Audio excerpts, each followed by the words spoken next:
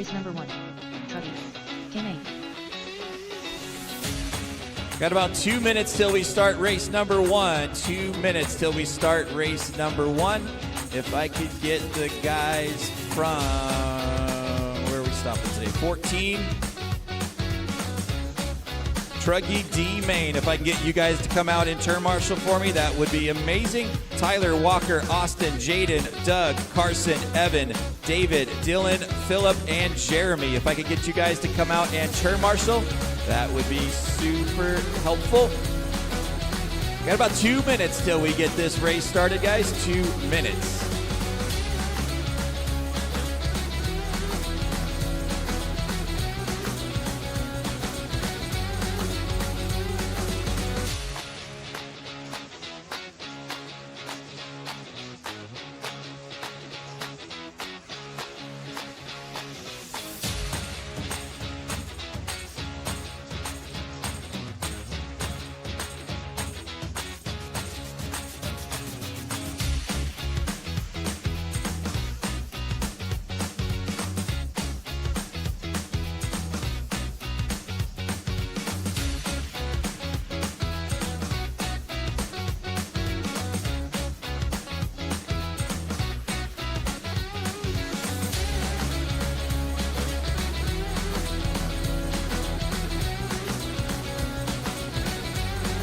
Waiting on Kevin to finish up a couple little touches here, and we'll get you guys fired off.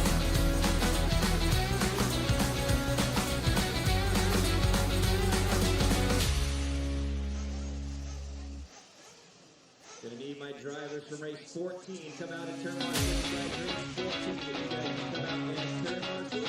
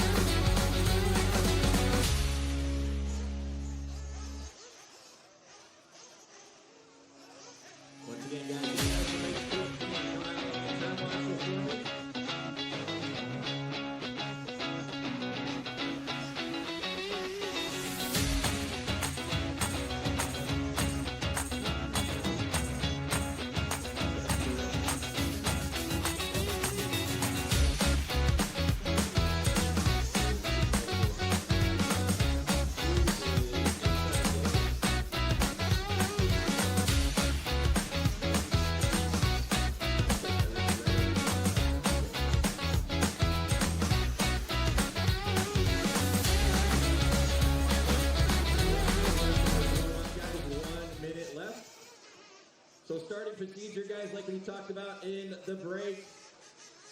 Clayton's going to raise his hands up. And we are back. Good afternoon, everybody. It is a beautiful day here at the 2023 Raw 1/8 scale off-road fuel nationals at the Silver Dollar RC Raceway here in Chico, California. We are about to start our lower mains here. We're going to start out with oh, hold on. Race 1. Sorry. But thank you all for joining in. I hope you guys enjoyed all this excellent qualifying that we had here near the end. It's been a fun and exciting weekend of racing, and we still have a lot more to go. Remember, we have plenty of racing left for you guys tomorrow, as we're just going to, I'm not sure, I have to find out how far we're going. Thank you to everybody out there in the chat. You guys have been keeping me entertained here, and it's definitely been a great 2 days of chatting with you guys. Feels like I've been doing a 2-day podcast. You know I love RC. Hello, Matt Nelson. Good evening to you. Okay, so I was wondering where they're going to start. Okay, so there they are, out in the Talladega Oval. As you see, Mr. President Clayton Young out there. If you guys are watching this on the Facebook, we did start a new stream, so you can check that out as well. Thank you to all of the people out there in the chat that have been with us all day. We greatly appreciate it. Thank you to Live RC for bringing us this great coverage.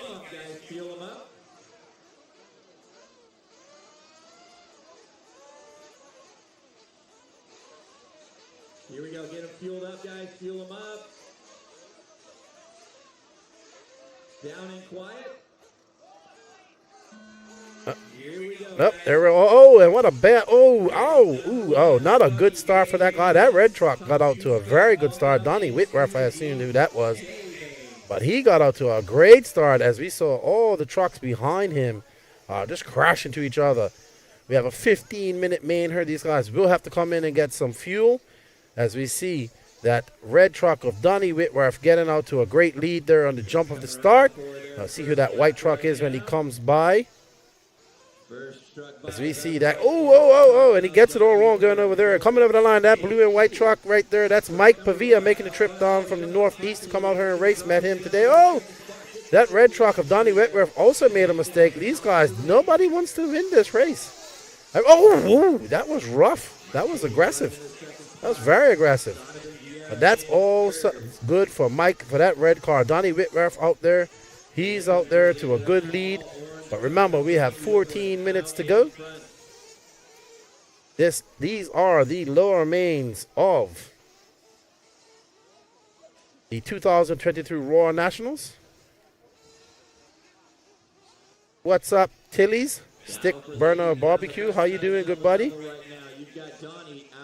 Hope you guys are enjoying the coverage brought to you by A-Main Hobbies, Absolute Hobbies, Beach RC, Tekin Racing, Techno RC, and Team Associated. Live RC working everything, getting it done for you guys. Don't forget to hit that, smash that like button, that share button. Let's get this out into the algorithm.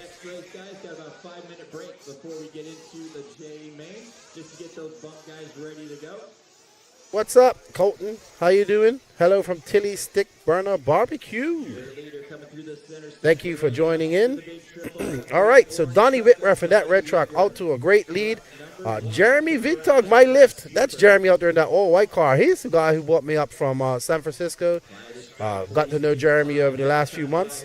He's looking in second to bump up.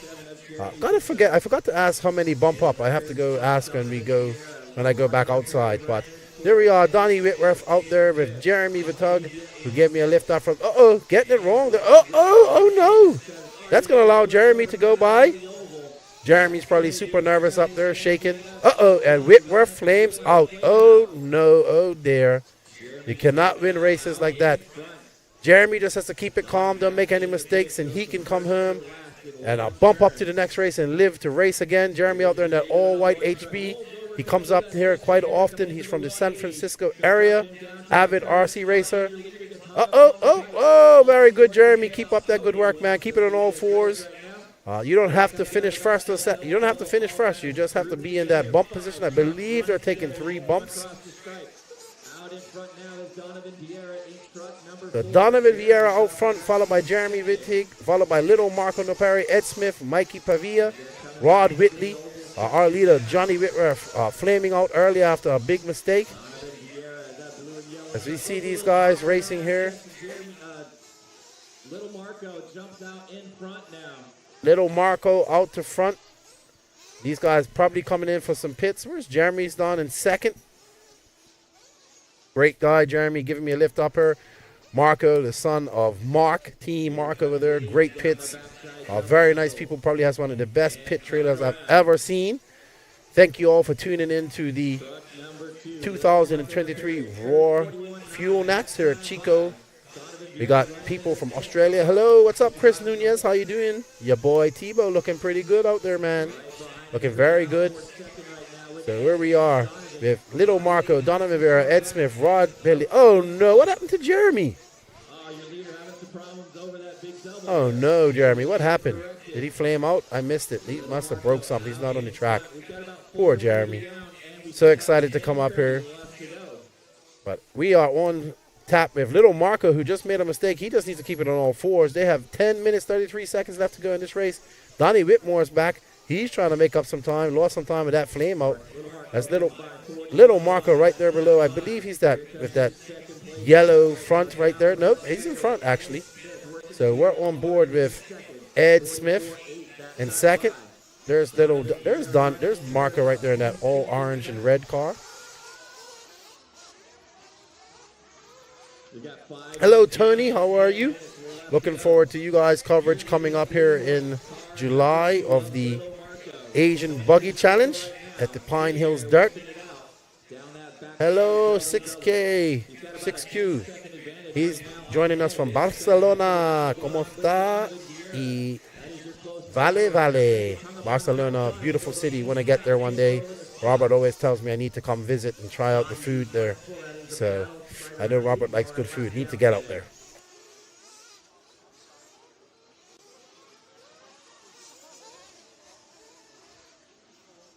So we got little Marco Nopari out front, followed by Donovan Vera, Ed Smith, and Mike Pavia.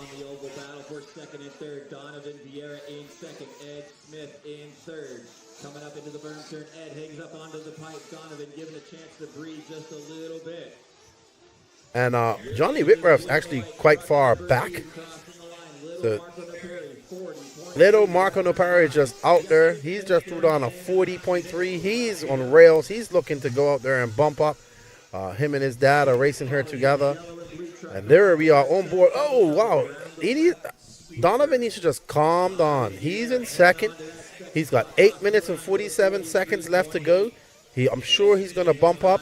There we see somebody running off the track there as Donovan Vera comes back. Ed Smith in third. And that is that red car who had the lead and gave it up earlier on. I believe this is little Marco Nopari. I don't know. No, I think that's Marco right out there front there. You'll see him going over the dragon back. There's Marco. Young Marco racing with his dad. There we go. He comes across that line. He's going pretty smooth. Just taking his time. He knows he's in a bump spot. He's got 8 minutes and 12 seconds left to go. Getting up there. Oh, giving a little front wheel wiggle. I like that. Going into the Talladega Bowl. You can see that's where the starting position's up. Up over the double. Around that wall ride. Giving a little rear end out there. Keeping it under control. Getting on that double. Still young. Lots to go in his racing career. His father and son both racing. Mark over there and his wife. A whole racing family. They were playing PlayStation earlier. I almost went in and played FIFA with him. Keep it smooth, Jeremy. There we go, Marco. Very good. Going up over that dragon's back. Gets a little endo action. Keeps it on all fours. Comes around. Coming in for a pit. Getting a little bit wrong there. Let's see who's doing the pit action. This is his dad. There's his mom and dad doing the pit action there. Old school fuel bottle. Mom and dad doing the pit action. Good to see. Always great to see a family that races together, stays together. Up there, over, makes a little bit of mistake. Come on, Marco, keep it on all fours. Great hustle by the marshal there to get him back on all four. Running the Mugen car. I was watching his mom. She was dremeling out the holes for the engine and fuel cutout earlier on Thursday when we got her. So the whole family involved in this process. Sorry, Wednesday when we got her. But he's looking pretty solid. He just needs to keep it on all fours, and he will get the bump up to the next main. Oh, gets it up there. A little endo just behind that yellow car. I'm guessing that is Rod Whitley. Jumping over the big triple and into the backside double right now. Marco just chilling. He's out on a Sunday ride. He's got 6 minutes and 36 seconds left to left. He just needs to keep it on all fours. Don't make any mistakes, and he'll be all right. Donovan Vieira is his nearest competition, and he's like 15, 20 seconds, 20 plus seconds behind you guys. No, I'm not good at math. Up and over the double, over the wall right, coming through the ripple section to the big double. Going over to the crooked humpback right here. Keeping it smooth, not taking any chances. He doesn't need to take any chances. Young Marco looking to bump up. Mom and Dad down there doing the pits. I believe this is Rob Whitley. Let's see. Car number 6. Yep, that's him. Got my numbers laid out on the table now, making it a lot easier for me. Car number 6. There's Marco Nopari. Young Marco playing some PlayStation, getting in the zone early on in his camper. They have one of the best trailers out here. If you saw it here, I saw it at DNC, and it's just awesome. Got swamp coolers, best pit setup right out here right now. Very cool, very nice. It's hottest part of the day here at Silver Dollar RC Raceway. Donovan Vieira still hanging on to that second spot. Donovan just crossing the line right now. 49.6 that time by for Donovan. So Donovan, looks like that's Donovan in that car with the front yellow. That's his Rob Whitley, who's currently in 5th. Mike Pavia, that would be Mike Pavia in 4th. And that is that Donovan in front, or is that Marco? I believe that is Mike Pavia in front. So it's Rod Whitley, Donnie, and it's Mike Pavia, Rod Whitley. Where is Donovan? There's little Marco right there. He's not worried about anything. He's cruising.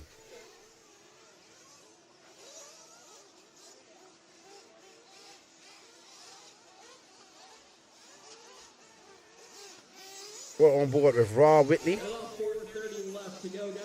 Rocking that all fluorescent yellow. Car number 6. That is Donnie Whitworth. Ooh. Man, these guys are rough. These guys are rough. Donnie Whitworth getting past Rod Whitley. Having a long lap he is. As we can hear the Nitro cars revving up behind us. Warming up, going into staging.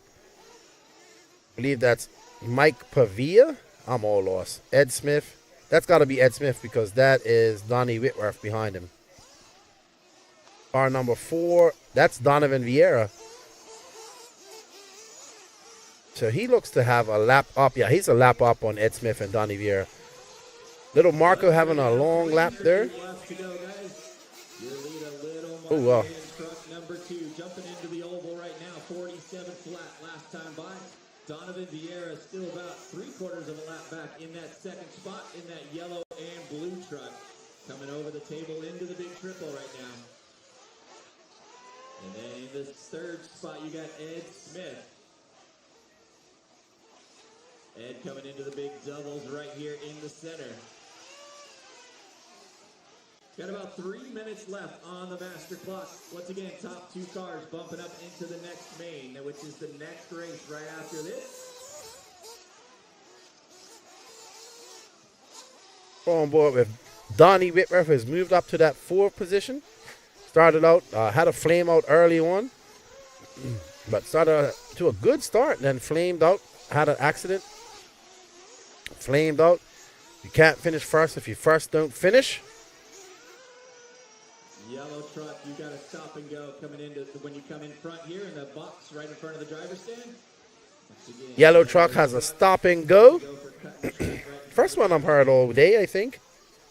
Also was told that you'll get a penalty if your fuel gun or fuel bottle is still in the tank as the wheels touch the ground. So gotta have that full in fuel before it touches the pit.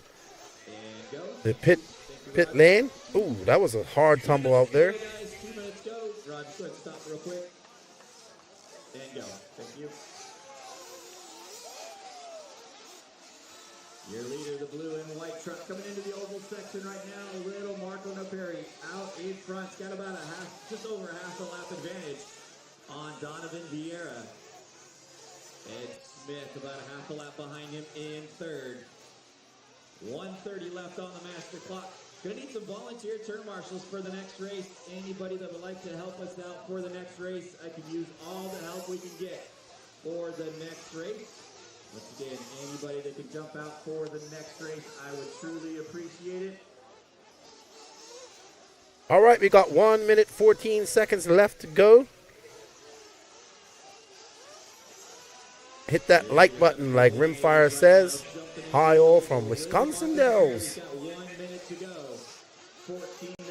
1 minute to go. Little Marco Napari's out front. Mom and Pops will be happy about this. They're Pitterman, Donna and Vieira behind him. Ed Smith in third. Donnie Whitworth making that comeback after a flame out in fourth. Still need to find out how many bump up. Not sure. Just message the... Okay, so we have 2 bumping up from Truggy and 3 from Buggy. So that's what's going to be. 2 bump up. So Little Marco and Donovan will bump up if it stays like this with 28 seconds left to go. Little Marco down there keeping it smooth, getting over those jitters. I'm pretty sure his mother and father are more nervous than him down in pit lane. Great family racing together. Team Mark. And there is the battle. No battle right there. Donovan Vieira's out front. Ed Smith is a lap behind. And these guys are going to be your 2 bump ups. Well done to Little Marco for bumping up. And Donovan Vieira, second place. These guys will go up and live to race another main. As we are doing the lower mains here at the 2023 Roar 1/8 scale off-road Fuel Nationals at the Silver Dollar RC Raceway. As you can see, it's an absolutely beautiful day outside. There we see his father Mark and his mom Missy. They'll be happy that he bumped up. Young Marco racing here with his dad. His dad's also racing as well. I'll be back real quick. Just going to ask a question. 15:04. So we'll take about a 5-minute break so that these guys can get their cars ready. And then we'll get right into it. I need all non-bump guys from this race to come out and turn marshal. But after this, all bump guys must have a turn marshal when they're done. All bump cars after this need to have a turn marshal.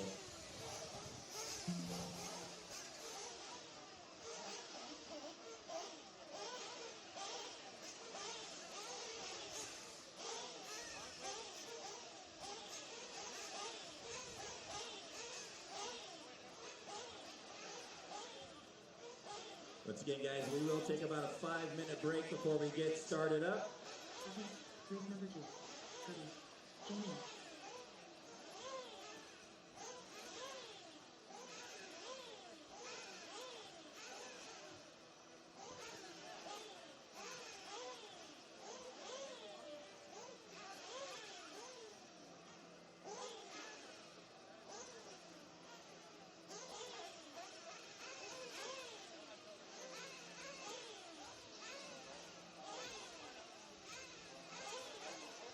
Once again, guys, anybody want to jump out and volunteer turn marshal for us, and I appreciate it. We need all volunteer turn marshals we can get for this next race.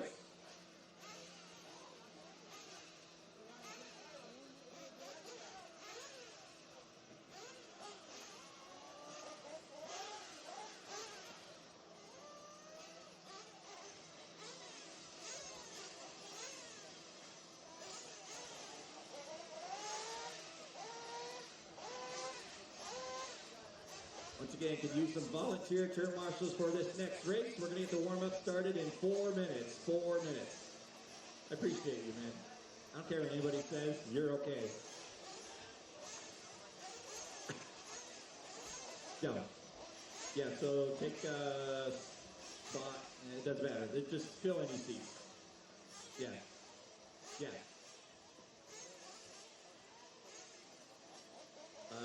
2 and 4 were the top 2 last race. 2 and 4.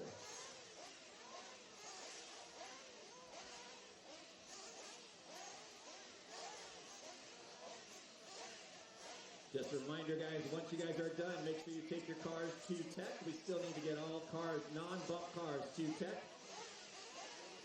And anybody want to volunteer turn marshal, I appreciate you guys. We get all volunteer turn marshals out this time. I would appreciate it. We got about 3 minutes till we get this race started. All volunteer turn marshals, anybody that can help us out, jump out, I would truly appreciate it.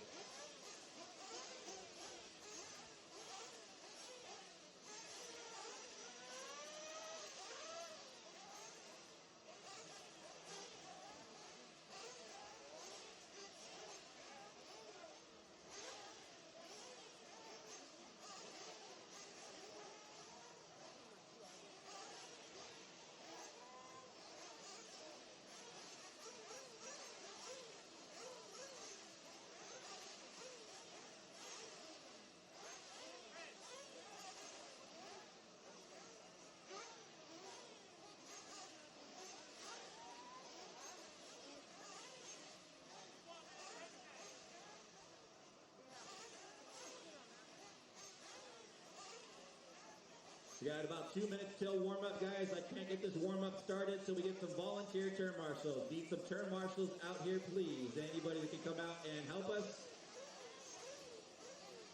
Once again, anybody want to jump out and help us, I do appreciate it. We're not going to be able to get this warm-up started till we get butts in seats. So I need some guys out here helping me out.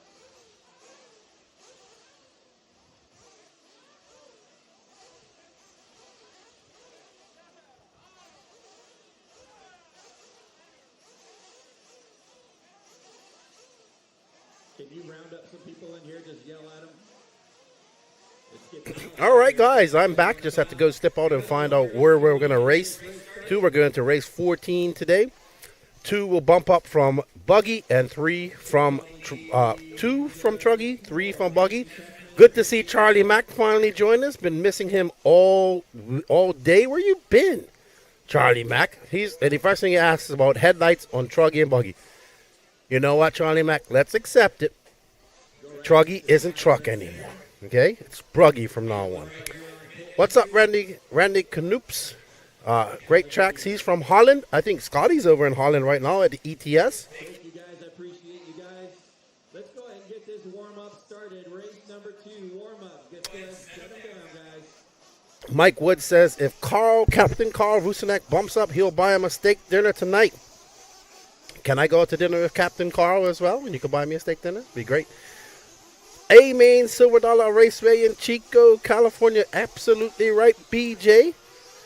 This is the 2023 1/8 scale Raw Off-Road Fuel Nationals, the most prestigious race in the Fuel Nats, I would say. As we learned from our statistician, BJ, the last person to sweep go back-to-back in Buggy was Ty Tessman, who's looking very racy. Can he mount a challenge to challenge Dakota Fan, who has been the creme of the creme, the toast of the town here this past weekend? Was talking to Barry Baker, and he's telling me these cars are good. Now I got to go rebuild them all. Oh, Charlie Mack says it's a dark day in RC. The official Truganeer, you're going to have to change your name to Bruganeer from now on. Charlie Mack, the Bruganeer. Thank you guys for tuning in to these lower men. This is going to be an interesting start right here. We only had about 5 trucks, and it was pretty bad. Let's see how this start goes.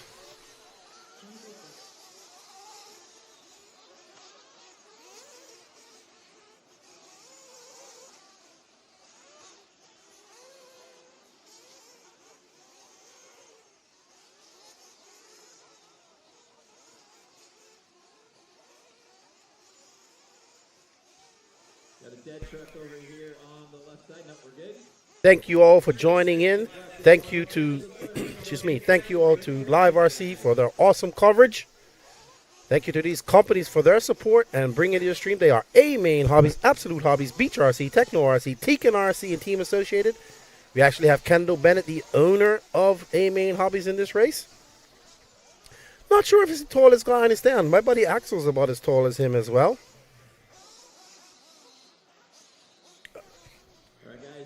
But someone told me I need to go see what? Is that a food place you're telling me to go see? And when you raise them When in Chico, try to go to the Beer and Panama's. What's that? Let me know. Is it a place to eat? Truggy for life. It's Bruggeneer. Charles Mack, the Bruggeneer. All right, let's get this race started. All right, guys, here we go. Drivers ready. Turn marshals, heads up. Let's go down and quiet. Oh. Bring it back. Oh, wow, that was a jump if I've ever seen one. Clayton, you need to move a little bit. Let's come back towards me a little bit more, Clayton. Bring it back. You good?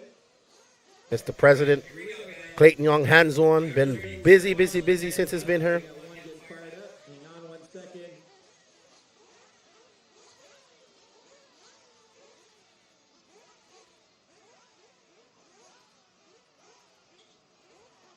Uh-oh.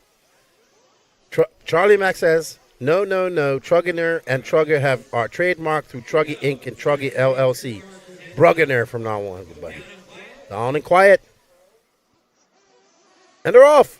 Oh, no. What happened to False start. Bring them on back, everybody.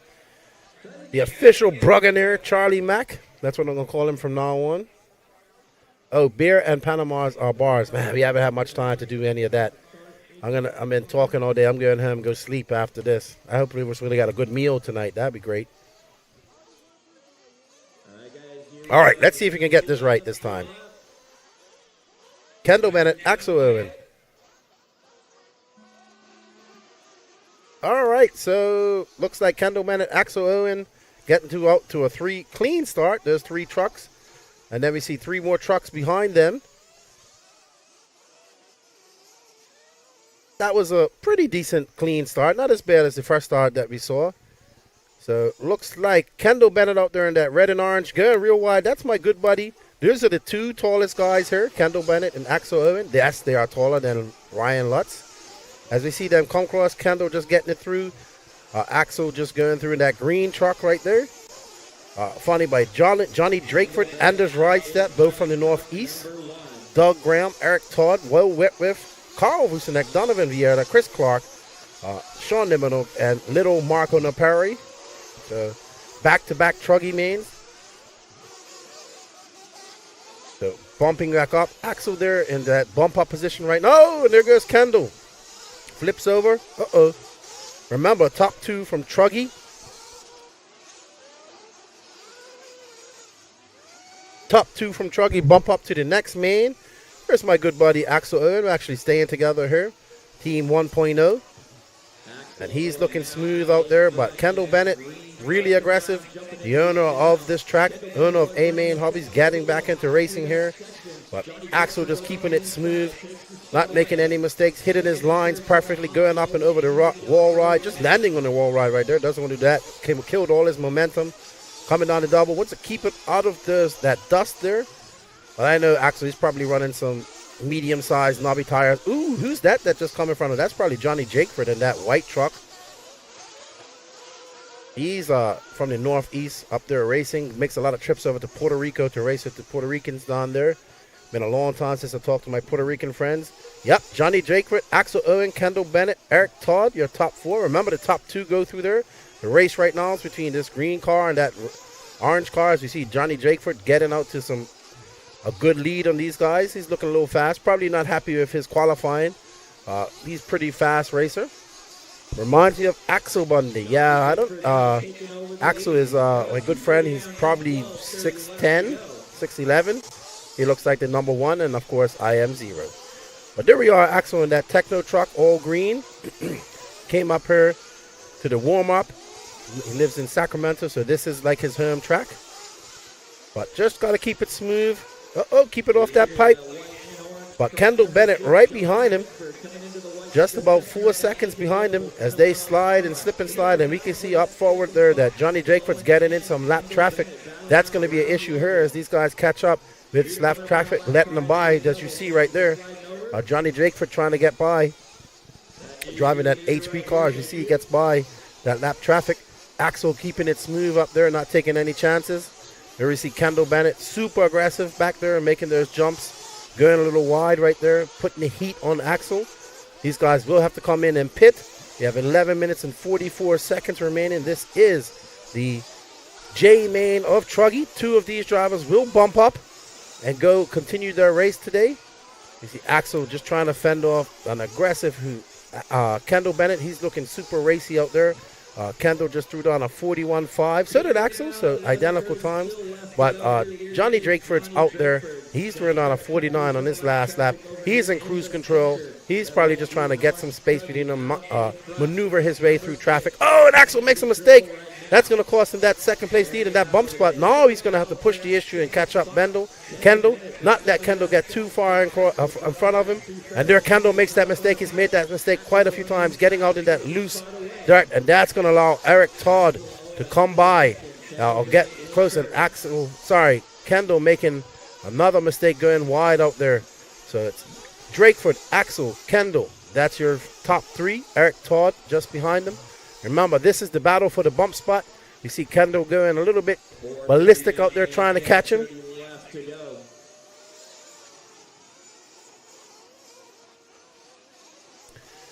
And Axel just keeping it smooth.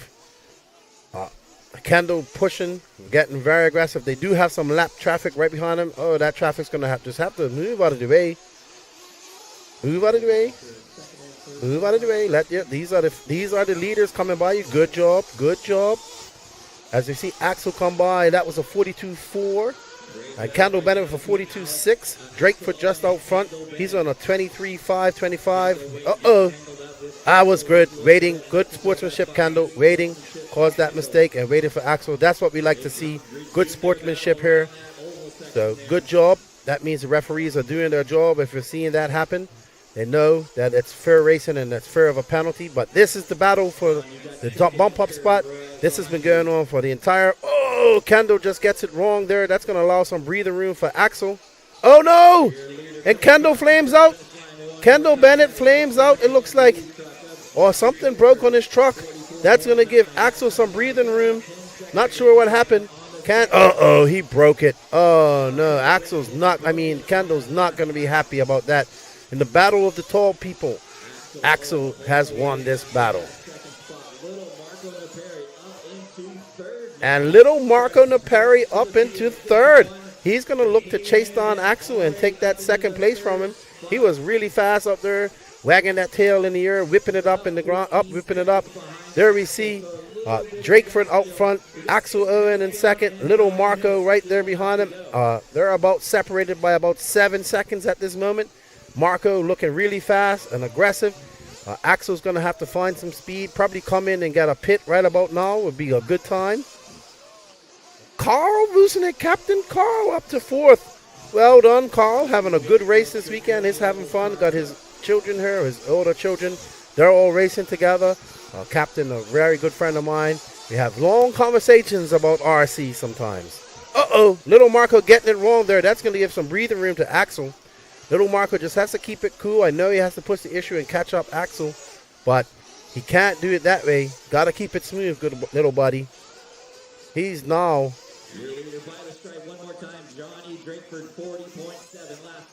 Drakeford out there on a Saturday afternoon drive. Kendall was using HB, I believe. He's been pitting in here with us, so I believe he has been using the HB chassis. Now living over on the East Coast in Charlotte, doing a lot of racing over there, talking about building a track in Charlotte. We see some pits happening right now. With Truggy, we're seeing a lot of people choosing to use the fuel bottles. We see Missy picking up little Marco's car. They got a full tank in there. There we go. Great pit stop with a fuel bottle. Mom and dad doing the pit duties. That's what we like to see. Families racing together. But Drakeford out in front on a 22:15:01 pace. Axel out in front in that second bump up position for 22:15:36 pace. And about a lot of time separating him and Marco at this point. So Marco just in third position. He needs to get up to that second position. Any mistake by Axel or any type of mishap. There we see Axel's pit guy coming in. Axel in for fuel as he goes out. This pit lane, I think we're going to see some issues with this as people are... You have to go so slow to go up the pit lane, right? So people are worried about their cars flaming out. But there's Marco. Let's see where he is now. That was a 53 out lap for him, pit and out. Let's see if he has 6 minutes and 36 seconds to put his head down and bumping up, going out wide in that Talladega oval, going up the wall ride, keeping it tight on the pipe, coming through. And there we are. There's Johnny Jakeford, our first place leader in that white truck. HB driver from the Northeast. Seen his name many times. Finally got to meet him here. Another one of these Northeast racers that's made the trip here to race. Ooh, that would have been nasty. Looking pretty smooth out there. Out to a commanding lead. He's got a 20-second lead over Axel right now. Axel has a almost 7-second lead over little Marco. Not impossible for Marco to make that up. He just needs to keep it smooth. As Johnny's looking smooth. He's out there getting a little wide there, but it's all right. He's got a 20-second lead up on second. Remember, the first and second cars, I don't know why, Rimfire. Maybe they just prefer that. That's a little easier. So I don't see too many people using the I don't know. Maybe they just prefer to use the fuel bottle, but we did see some people using the fuel sticks. Coming through the center section now, jumping over the big triples, coming up on some lap traffic on the back double. That's your leader, guys. Oh no, see, he's getting that's the problem with lap traffic right there. Trying to get through, these guys are racing, they gotta understand that this is the leader. Let him get by. I don't care what anybody says. When you're getting lapped like that, you gotta let him get by. You can mess up that leader's fresh racing. Good afternoon, Jeremy. How are you, good buddy? Jakeford getting through that quagmire of cars unscathed. Luckily, no breakage. Didn't lose too much time. Axel still out front. Axel having a long lap here. What's going on with Axel? There we see Axel having a 49-second lap. Now him and Marco, oh boy, him and Marco aren't too far away. Marco is hunting down Axel. There we go. There's Axel. There's Marco right behind him. They got lap traffic in between them. The race is on for second place. The race is on for second place as we see Axel in that green car. Little Marco, your bump up. He bumped up from the first man. He's hunting him down. Goes a little wide. Axel keeping it smooth. We got Young versus old there. Well, Axel's just a little bit younger than me. But Marco, probably about 10 years old, 11 years old, racing her with his father and his mother doing the pit duties. As we see him wiggling his wheels over the dragon back, coming around to the start finish, trying to keep it smooth. Axel now having the pressure of this young, fast racer, chasing him down for that bump up position. Remember, only two go through. Axel gets it a little wrong. That gives some breathe. Oh, let me see. Oh, what a save by Axel. An absolute great save by Axel as he enters down there, but that allows little Marco to go by him. And now we got a race. Axel in the lead in that second place for most of this race. Now has to push the issue and try to catch up Marco. Marco trying to push the issue and get away from him. Can't afford to make any mistakes. Any mistakes will allow Axel to capitalize on that. They don't have no threat from third. He's a lap down, 2 laps down. So it's all about Marco and Axel. Can Axel put the hammer down and chase him down? Right now, we see Marco pulling out to an impressive lead over Axel. He's been super fast. Where's Axel? Axel's still not coming by. Axel now about 4.3 seconds behind. He has a lot to make up. But little Marco doesn't have to win this. Let Drakeford win. Marco gets to bump up and race another race here as he bumps up from the last Truggy man up there racing with his father. Team Mark in the house. NorCal Racers. Nice family. Keeping it smooth over there. Good drive. Good driving, Marco. Very good little whippage over there. Wiggling those wheels. Always great to see these young drivers accomplishing things. I'd rather see these young guys, even though Axel's my buddy, I'd rather see these young guys get that bump up. But Axel just fell under the pressure, had that endo. Seems to be falling back even more now, just with a 46-second lap. Poor Axel. He can't, there you see, nope, Axel's still a little bit far behind there. Yep. We have 2 minutes, 12 seconds left to go. Only 2 bumping up. We see Axel bumping into that driver right there, probably getting in some lap traffic back there. And there we see young little Marco Nopari. I'm sure his dad and mom are nervous down there, probably talking to him on the mic. Get it back in order, Marco. Don't let it get away from you, good buddy. Keep it smooth. You got this in the bag. You got 1 minute and 47 seconds left to go. You got quite a lead over third place Axel Owen. He's got it's dropped now. It's 4 seconds, so Axel isn't too far behind. A few more mistakes by Marco, and Axel can capitalize on that. Marco keeping it tight around the pipe, going up around the wall, up and over the double, landing it all on, getting on the gas, just choosing to case that, not taking the chance of trying to triple it, keeping it smooth through there. We can see Axel there just behind him, losing some time. Another mistake by Marco will put Axel in great position. Axel got to put the pedal to the metal with 1 minute and 10 seconds left to go. There we see Marco coming by. That was a good lap for him, 40.3. Let's see how far Axel is back now. He's quite far back. Oh yeah, it's dropped on. He's now like just under 6 seconds behind him. So Axel not able to capitalize with only 49 seconds, but still anything can happen in a race with 49 seconds left to go. As we see, little Marco maneuvering, navigating his way through some lap traffic.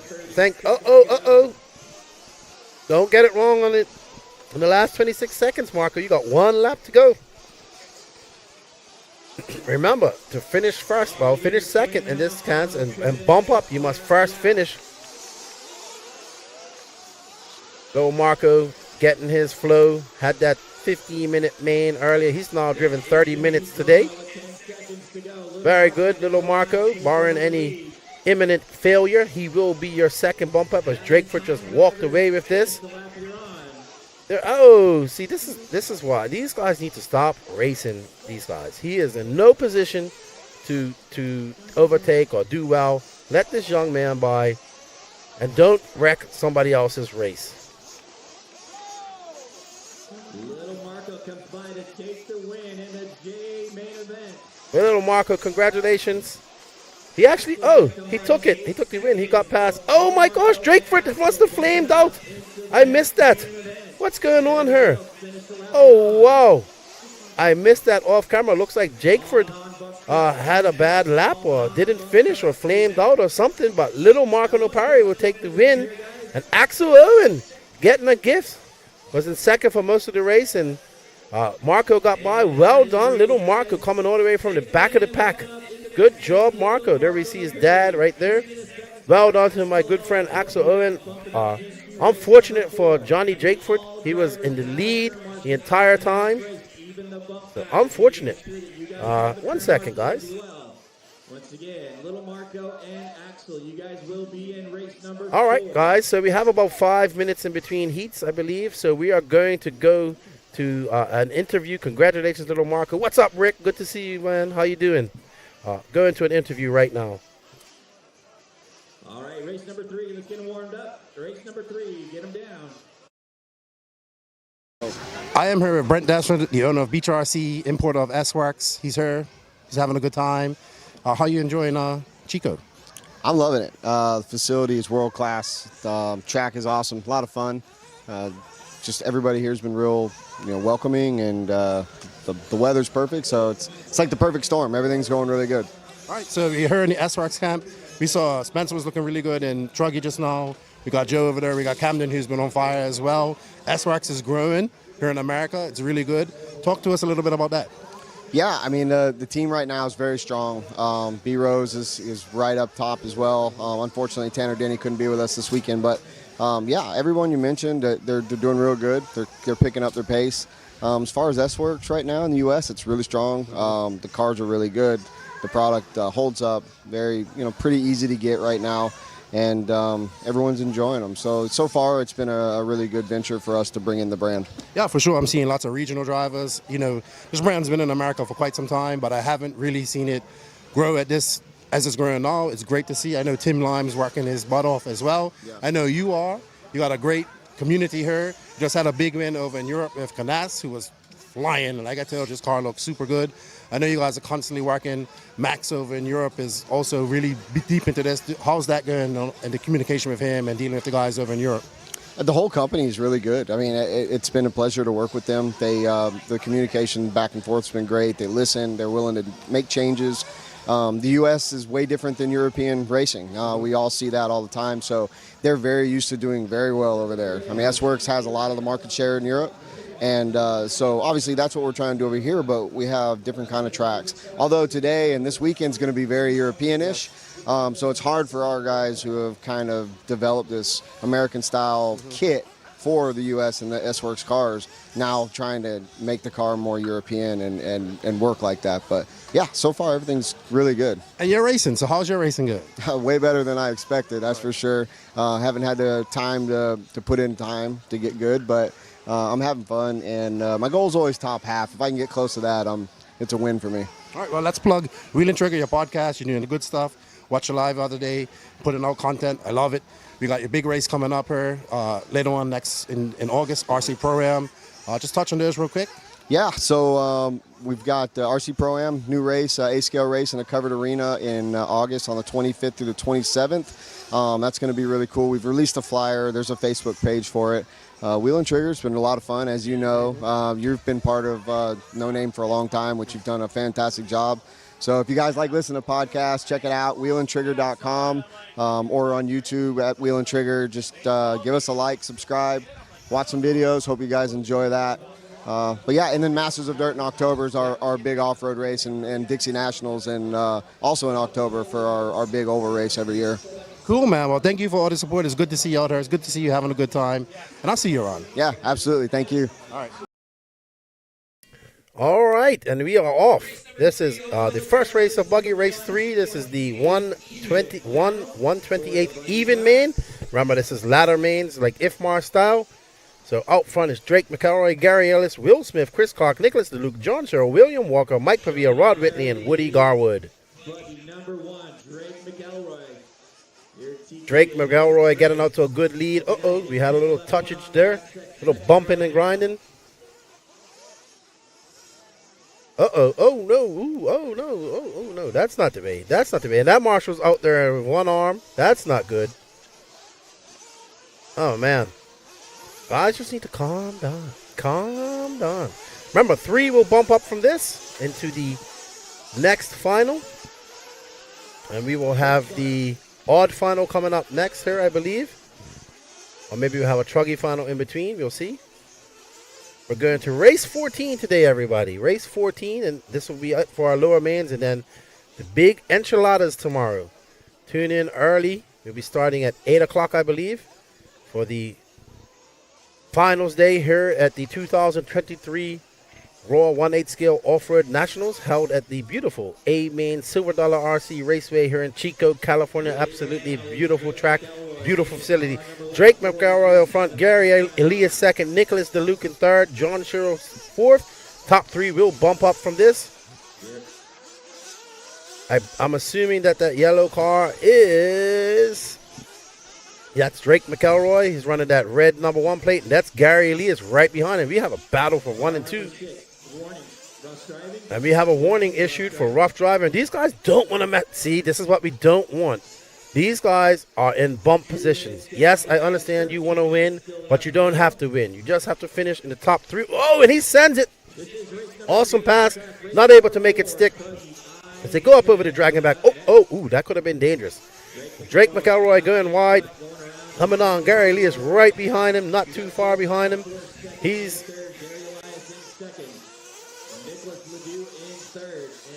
So as we're looking here at the number 1 plate on that car.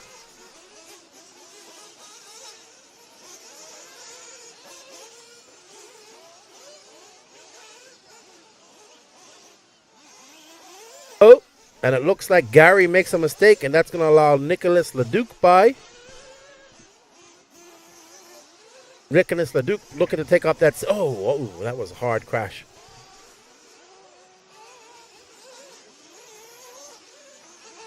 Yeah, so that's the battle between Drake McElroy is just out.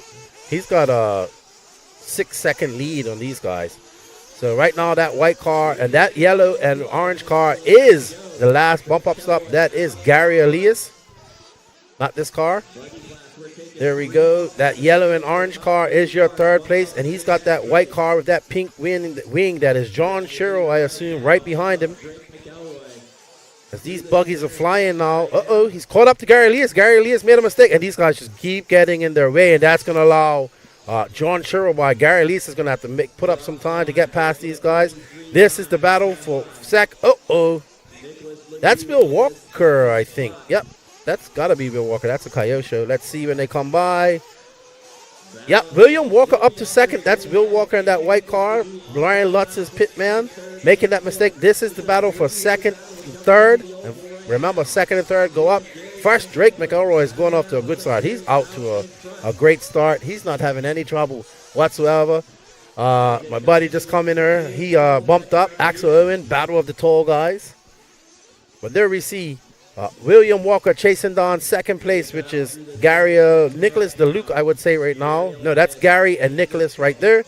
And Will is just behind him with that red wing. Lots of time. He can't let these guys get away from him. And we see Nicholas make a mistake. Is Will going to be able to capitalize on that? Doesn't look like Will makes a mistake himself. Nicholas DeLuke out front. Gary Elias behind him. William making a big mistake. That's Nicholas right there in that white car. And Gary is that yellow and blue car. But Will catching them back up. He's got that yellow and orange car of Gary in his sights. And behind them is Will Smith. Not Will Smith from the MIs or Fresh Prince of Bel-Air, but the real Will Smith from NorCal. There is Gary Elias out. Oh, Gary makes a big mistake. Uh-oh. And that's going to allow Will by. Will gets by. He's now in that bump-up spot. Will is probably nervous. He's got that white Coyote pink wing and another mistake for Gary. Will makes a mistake. I don't think anybody wants to bump up her. Everybody's making mistakes. Will coming through in that pink or orangey wing, coming through the chicane, the Chico chicane. He's in third. Gary Elias is now well behind him. Nicholas DeLuke out to a 7-ish second, 7.5 second lead over Will. Will has a 5 second, just under 5 second lead over Gary. So William just needs to keep it on all fours, bring it home. They do have to pit at some point with 9 minutes and 25 seconds left. We got the keen life cheering on Will. Which Will are you cheering on? Will Smith or William Walker? We have two Wills in this race. There we see Will taking it slow, taking it calm, going up over the Dragon's back, getting it down, getting a little sideways, getting a little rough landing there, losing momentum, hooking up there, keeping it on all fours. Oh, wow. Well, that could have been a lot worse for Will. Luckily, just bouncing off, doing a donut. But second place, Nicholas DeLuke has pulled off to an impressive lead. I assume this is Nicholas DeLuke here. The leader coming on the double doubles now through that left sweeper and comes across the line. Coming in for a pit. Actually, that's Mike Pavia we was following. Here's William Walker. Right here, that white car and orange wing. He's now in third. Let's see. Will should be coming in for pit soon. I'm sure Ryan Lutz is pitting for him. He's Ryan's travel pit guy. Will going for another lap, keeping it smooth through the Chico chicane. And there is Nicholas LeDuc. Not sure who's in front of him, but there's our second place. That white car, that black wing, just getting by, just pushing that driver right out. That is car number 3 of Will Smith that he's battling with. Nicholas right there. Oh no, actually that's 1 and 2 right there. So that's one out in front with the red number plate, the blue and orange car as he comes across, and that's Nicholas DeLuke coming in for fuel. So it looks like Drake came in for fuel. Here's Nicholas coming in, his pit, a decent pit. New rules here, the car cannot be touching the pit floor when you're putting fuel in it. So basically some guys are releasing as the car is touching the ground there. You have to get a full fuel tank, and then the car can be in the air, but it can't be touching the ground. As we see Drake McElroy out there, he's in the lead. He's on a 21.5, 23 pace. He's had his pit already. There we see Lucas pitting somebody, not sure who Lucas. It's pitting Will Smith. That's Will Smith's down in 5th position, but right now it's Drake McElroy, Nicholas DeLuke, William Walker here, top 3, getting ready to bump up to the next main, which will be the whatever 128 divided in half is. I'm sure that the people in the chat will figure that out for me. Okay, the Keen Life is cheering on Will Walker. Great dude, Will Walker. Nice guy. Following Ryan Lutz. So here we see Ryan Lutz getting ready. Not the tallest guy at this event. Oh, great catch by Ryan Lutz. Will came in there hot. Very hot.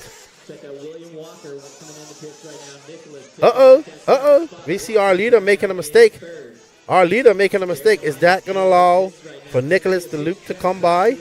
Nicholas in that all-white car. Where is Nicholas, by the way? There's Nicholas right there. No, he's got first place has got a pretty big lead on him. But we have 6 minutes, 14 seconds left to go. And there we see our first place winner. He's coming through that Chico chicane. Very smooth. Down through the dip. Up and back around that 180. Up through the dip. Jumping into the Talladega Bowl. Getting a little bit sideways. Getting a little bit squirrely. He wants to be a little bit smoother than that. Keeping it in the middle of the turn there. It is very high grip there. Going a little bit wide. Just needs to calm down a little bit and he'll be all right. William Walker out on his pit wet lap.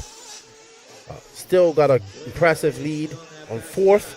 So no worries for Will right there, I would say, unless he flamed out. And there we are on our leader, Drake McElroy, as he's looking to bump up to the next main and continue his race here at the 2023 1/8 scale Off-Road Roar Nationals. Thank you all for joining us in the pits. In the chat. We greatly appreciate your support. Don't forget to hit that like button. Don't forget to share this. There we go. Uh-oh. Looks like he's having some issues. I don't know. His car is slamming on brakes. I don't know. Maybe a little bit nervous. Looks like it's very hard to drive. Looks like it's glitching. Something doesn't look right with his car. He has 5 minutes to go. We'll see. Let's see what happens here because he doesn't. Something looks very off with that car. We see Will Walker, who's now in third, just going by. He's going back over the Dragon back. Over there, we have 4 minutes, 52 seconds left to go. Lots of time for something bad to happen. It ain't over till the fat lady sings. Oh. But looking better now. Maybe just a little bit nervous up there and fighting some nerves. But Drake's looking pretty good. Followed by Nicholas DeLuke in second and William Walker in third. Will Smith in fourth and Chris Clark in fifth. Your top three will bump up to the next main. What's going on to all of the followers out there following the racing? I'm expecting this YouTube to be full tomorrow. I agree, Dale. Upper mains are going to be great. Are you coming up here? That's awesome. I'll see you tomorrow, man. Come in the booth and say what's up to me. I'm here in the dungeon underneath the driver's stand. So come say hello.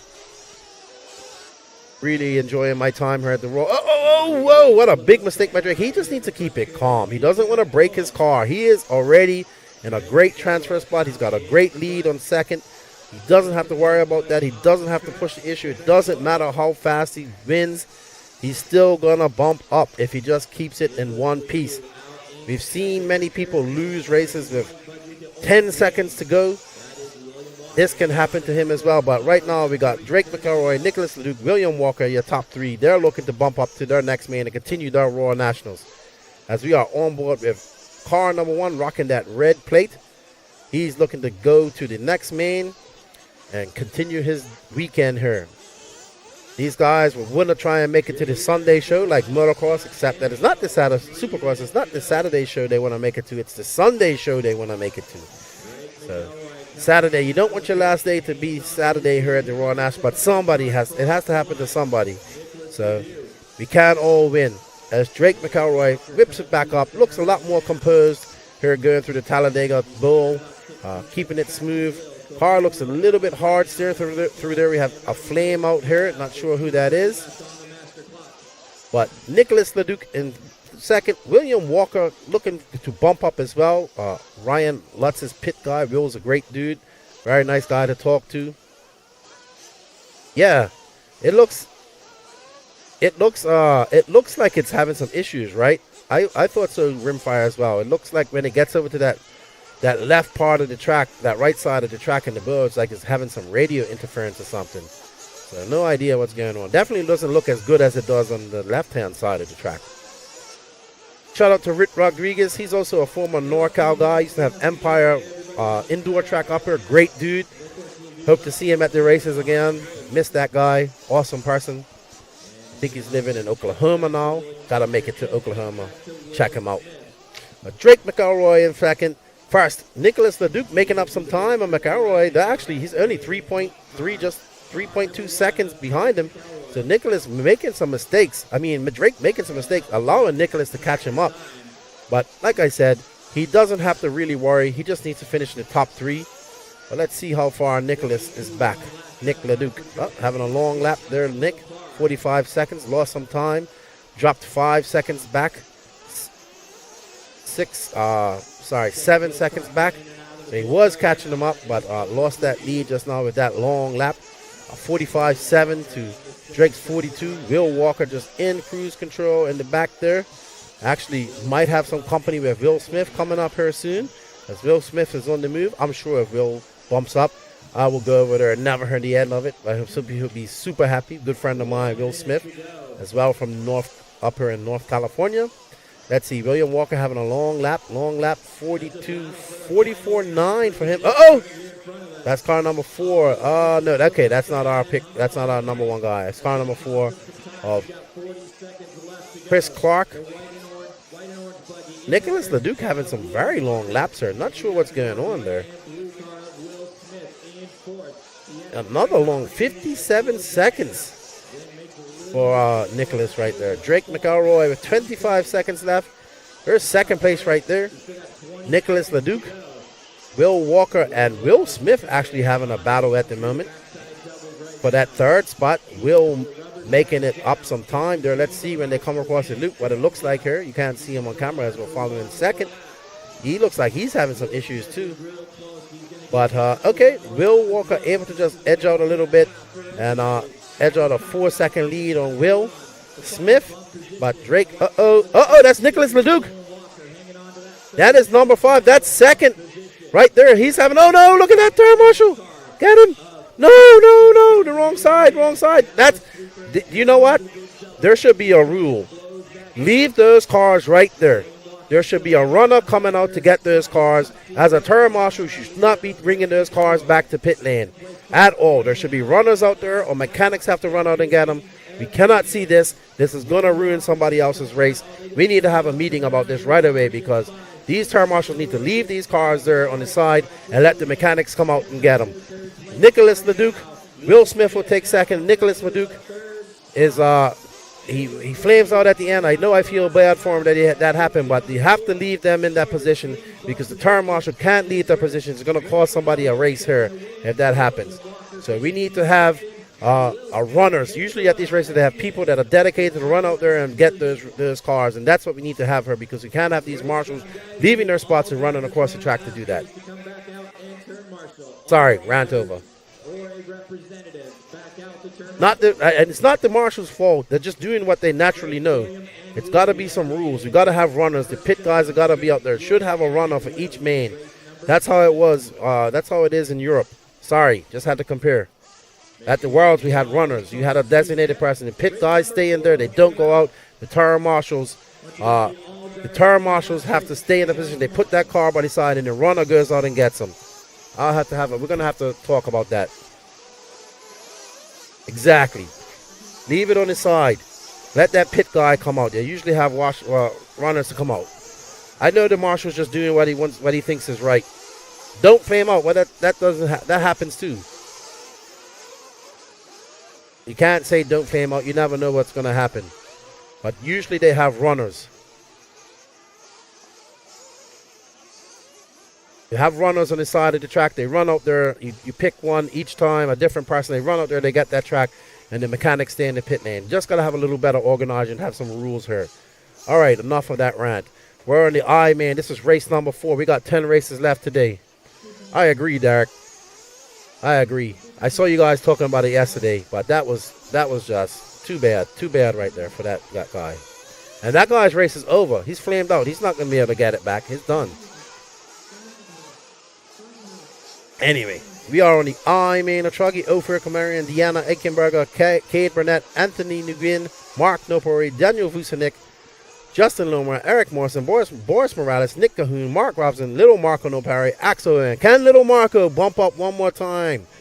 He's racing with his father in this race. Dan Water says we like that rant. No, it frustrates me when we see that. It's simple. It's a rule. Have runners. It's very easy. Very easy. It's just it comes down to lack of racing racing at races with rules like this. That's what it comes down to. You know, you set a set of rules and everybody does it at a race, then we won't have this issue. So I understand why it's come back. It's bred bad habits, not having those type of rules in effect. I know we do this at most races in America, but we need to have runners, I believe, or you know, just have 2 people, one on each side right there, one to run out that side, one to run out that side.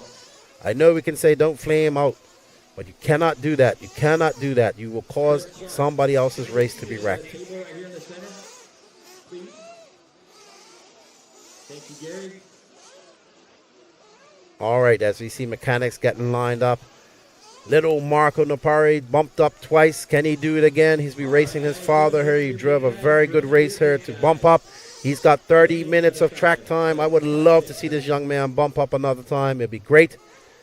Low is pushing the youth. Love to see them bump up and do well. Cade on the 3, Anthony on the 4, Mark on the 5, Daniel on the 6, Justin on the 7, Eric on the 8, Boris on the 9, Nick on the 10, Mark on the 11, Little Marco on the 12. We see Cooper. I know Cooper's pitting. We're going to go hands up, then we'll do hands down for down and quiet, and we're going on. It is a warm one here in Chico. This is not going to be the hottest day. Tomorrow will be the hottest day. Hello, Matt Nelson. How you doing? Yeah, I agree. Well, let's put that behind us, and hopefully we get that addressed here soon. Oh, someone late to the start. Who's that? Is that Mark? That probably is Mark. Looks like his car. Oh, Fair Camarian making that trip from the Northeast. Deanna Eichenberger, the only female racing here.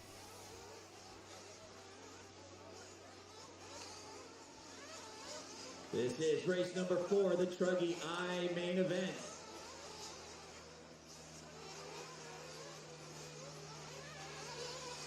Cade Burnett out in. Oh, we got Cade Burnett. Cade Burnett's fast. He shouldn't even be in this main. But he should be out there. Cade Burnett out there in that orange and yellow truck. Southeast race, a super fast young man. Probably just having bad luck in qualifying. He should win this. No problem, in my opinion. Followed by Ofer Camarion and Deanna Eichenberger in third. Cade Burnett, that orange and yellow truck coming over the big triple right now, out in front. Then you got a great battle for second and third. Cade here with his father, Brian. Brian used to be a racer back in the day. Around the left sweeper they come. And across the line you got. So it's Cade, Ophir, Deanna, Justin. Remember, only 2 will bump up from Truggy. Turn around, thank you. I agree, Chad. It starts at a club level. It has to. We have to fix the way we race, period. And we have to. That's from lack of having the governing body that the other tracks and countries have had. So hopefully, Raw with their new leadership can address that, and we have some rules and regulations here at a club level. Totally agree with you, Chad. Totally agree with you. Deanna in third. But anyway, back to this race, everybody. That's Cade Burnett getting out to a very good lead. He's out there throwing a 38.2. He's obviously the fastest truck out there. Deanna dropping down to 4th. Ofer Camarion is right there. I think it's that. Looks like a little mistake by Justin right there. That's going to allow Deanna to catch up with him and Ophir to get out to a little bit of lead. Raced with Ophir one time at AMS. He blasted me one time on the jump. I was so angry at him. But great dude. Oh no, Deanna makes a mistake. Oh no, Deanna. Come on, we want to see you bump up. We want to see more females racing in RC. We want to see her do good. I hear Little Marco's name. He's bumping up pretty far. Can Little Marco do it? He's got 12 minutes, 23 seconds left to go. Remember, only 2 people bump up from this.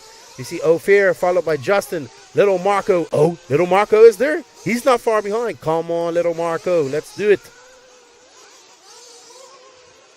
Yeah, Cade's probably not in the main that he wants to be. He's really fast.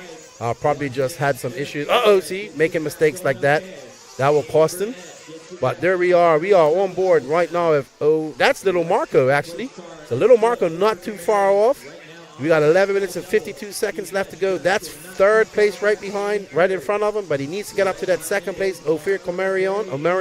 3rd making a mistake.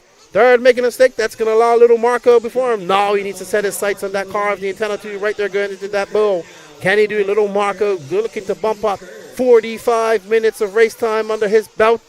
How many times can we see little Marco bump up as we're on board with second place? Ophir with that white antenna tube. Good to see antenna tubes on these cars. It helps you race. I agree. There we see that white antenna tube. Marco just there in the background. He's battling it out with Justin. Ophir cutting up some good lines. Getting a little huckabuck right there. But able to get it under control. He will have to come in for some pits. Ophir been racing for many, many, many years up there in the Northeast. Always see him at the Southeast races. Good to see him at the Nationals here. As he's looking pretty smooth, not too falter. But look at Marco. He is on the move. So is Justin. Uh-oh.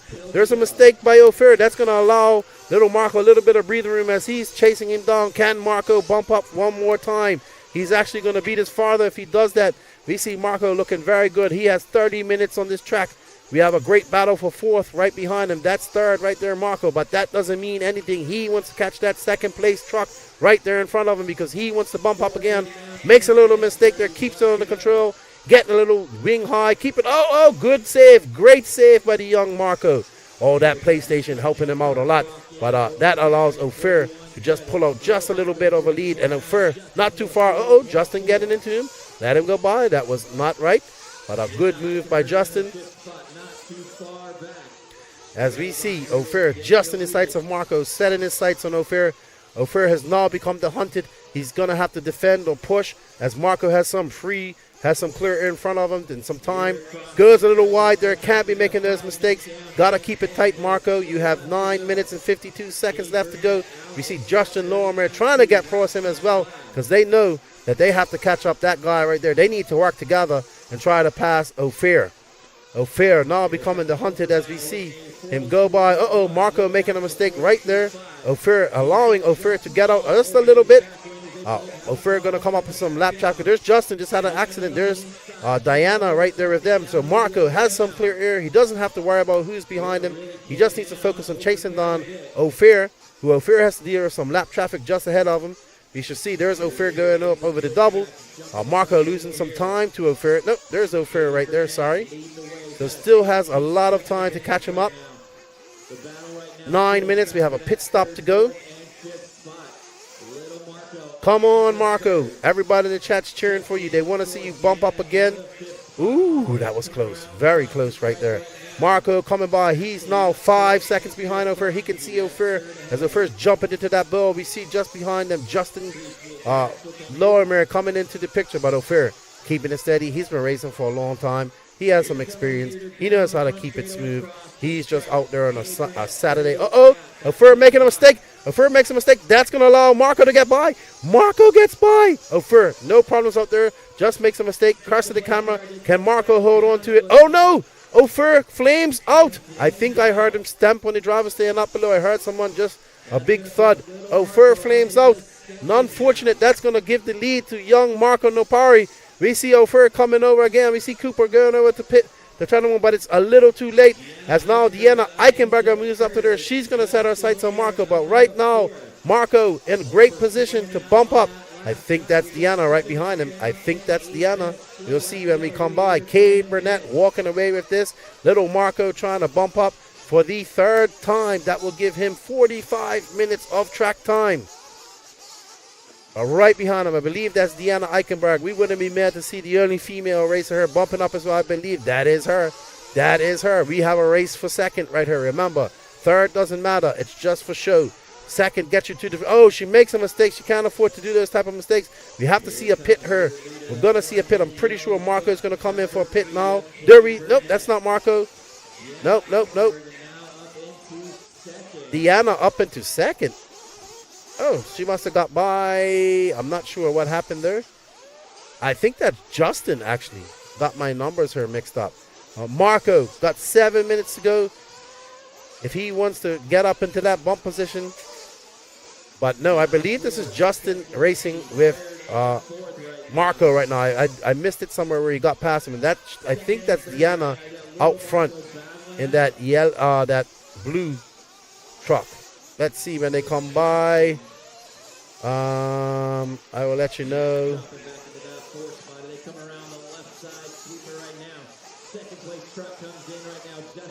Uh-oh, Justin Lemira's going up to second now. Little Marco in third, Deanna. Uh-oh. Oh, no, poor Marco. See his mom right there? He's got 6 minutes and 28 seconds to put his head on and catch up. Looks like Cade Burnett, we are with the associated driver from Georgia, playing football. His dad was telling me, about to take RC serious as soon as he finishes high school here, 16 years old. Out there rocking that yellow and orange. Associated, watch this young man at RCGP last year. He was exceptionally fast there at SMB. Saw him at the North Georgia Shootout as well. Get to know him and his father. Very good people. Great RC family. Cade Burnett out there on cruise control. We see Justin Lorimer must be coming in for his pit. Diana Eichenberger back up to that second place. Diana, I believe that's her right there, that pink and blue car. Looking to bump up and race on. Little Marco looking to bump as well, but oh no, having very long laps there. I think Diana still has to come in for fuel. I believe that's her right there. Keeping it smooth. Little Marco back into third. His dad coming in for fuel just now.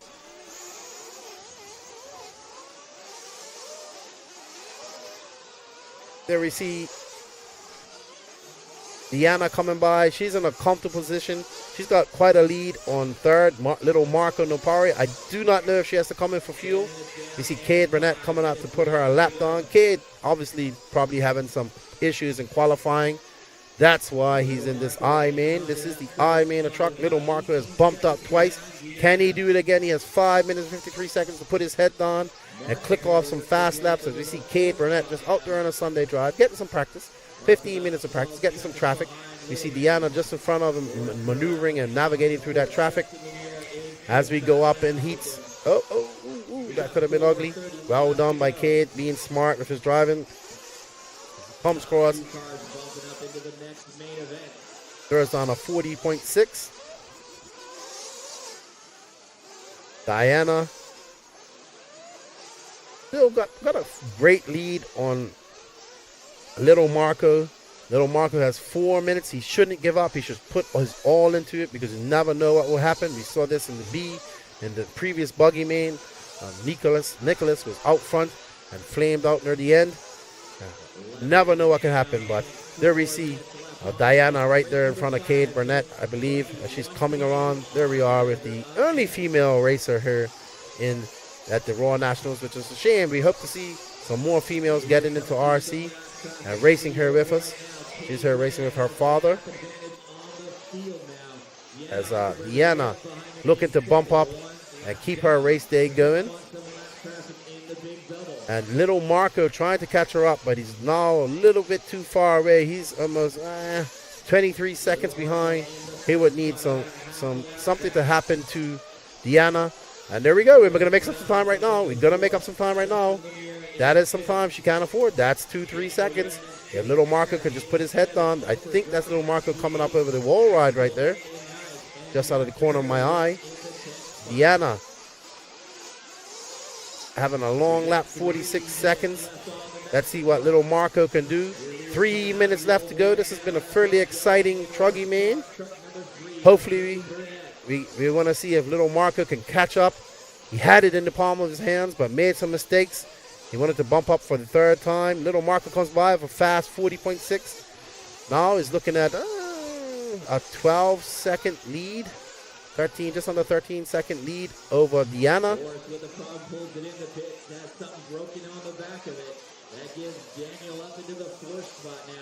So Boris, it's now Cade Burnett, Deanna Eichenberg, Little Marco Perry, Boris Morales, Diana making these mistakes. Oh, she can't afford to make these mistakes. I think that's her Mark, Little Marco's dad, right there. So Deanna making some small mistakes with 2 minutes and 13 seconds left to go. We still have a lot of time for things to go wrong. She can't afford to make any more mistakes. Every little mistake she makes allows Little Marco to gain some time on her. He just threw down a 42-second lap, and Deanna makes another mistake. And it's a long Marshall. It's a long Marshall. Let's see. Little Marco should be coming up soon, I would say. No, but she still got to go. Nope, that's not Marco. There's Marco right there. Can he do it? He's going to need some help from above. He's going to need Diana to make some mistakes if he wants to get up and go 45 minutes. Can we see this young man race for an hour today? Not like that. That person needs to let him go. Okay, another rant coming up here shortly. I can feel it. And that just fries. I think it's middle marker is just losing his cool now. That's allowing Diana to just pull away. Unfortunate for little Marco, but he still has 1 minute left here. Let's see if who's this? That's Ophir. Okay, Ophir was in the hunt earlier. That's his son coming out to pick up the car. But 1 minute left to go right now. Looking like Cade Burnett and Deanna Eichenberger bumping up there. We see Cade out there just getting some practice, I would say. Wouldn't be surprised to see him bump up another time here in Truggy. Very fast racer from the south. He's 16 years old. Out of his father, Brian Burnett, racing down there in Georgia. Dan Walter says, bring on the rant. It's coming. I'll wait till we get this race done. Little Marco Nopari, his Truggy day looks like it's going to end with 23 seconds left. What a valiant effort from him. Coming from the last place here to bumping up 2 times. He got 45 minutes of Truggy time today. I still think that's a win. Just needs to keep it calm. He's very young, got a long time to learn how to do things and keep his composure as we watch Cade Burnett just out there smooth. Just drive. If he drives like that the next round, he'll be all right. He'll be bumping up. Not having the best qualifier here, or seating, so putting him down.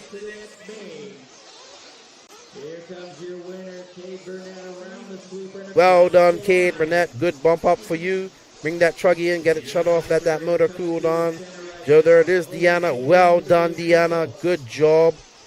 Great to see our female racers doing well. She's been racing for quite some time. High-tech driver as well. Well done, Deanna. Oh, no. But she's all right. She's fine. She's already bumped up. Good job. Always good to see our female racers doing well. Congratulations to Deanna. She bumps up. And here we see Cowboy Dan out there. I have no idea who that is, but I like his hat. There we see Cade celebrating with Jonah Wilson. All the Southeast guys giving him a high five. All these guys race against each other. Here's the rant, Dan Walters. I really wish we can call traffic. Call the traffic. Let them go. Have a referee up there calling the traffic. This is what we need. We know we have referees. Don't just look for penalties. Let them get that traffic by. We've seen traffic cause too many accidents. These races, I get it. As a racer, you probably don't know who's coming up behind you. You're so in the zone. But, man, we can't have this happening. I see it too much at races. This and the Marshall thing, you got to fix. You got to fix. All bad habits of racing.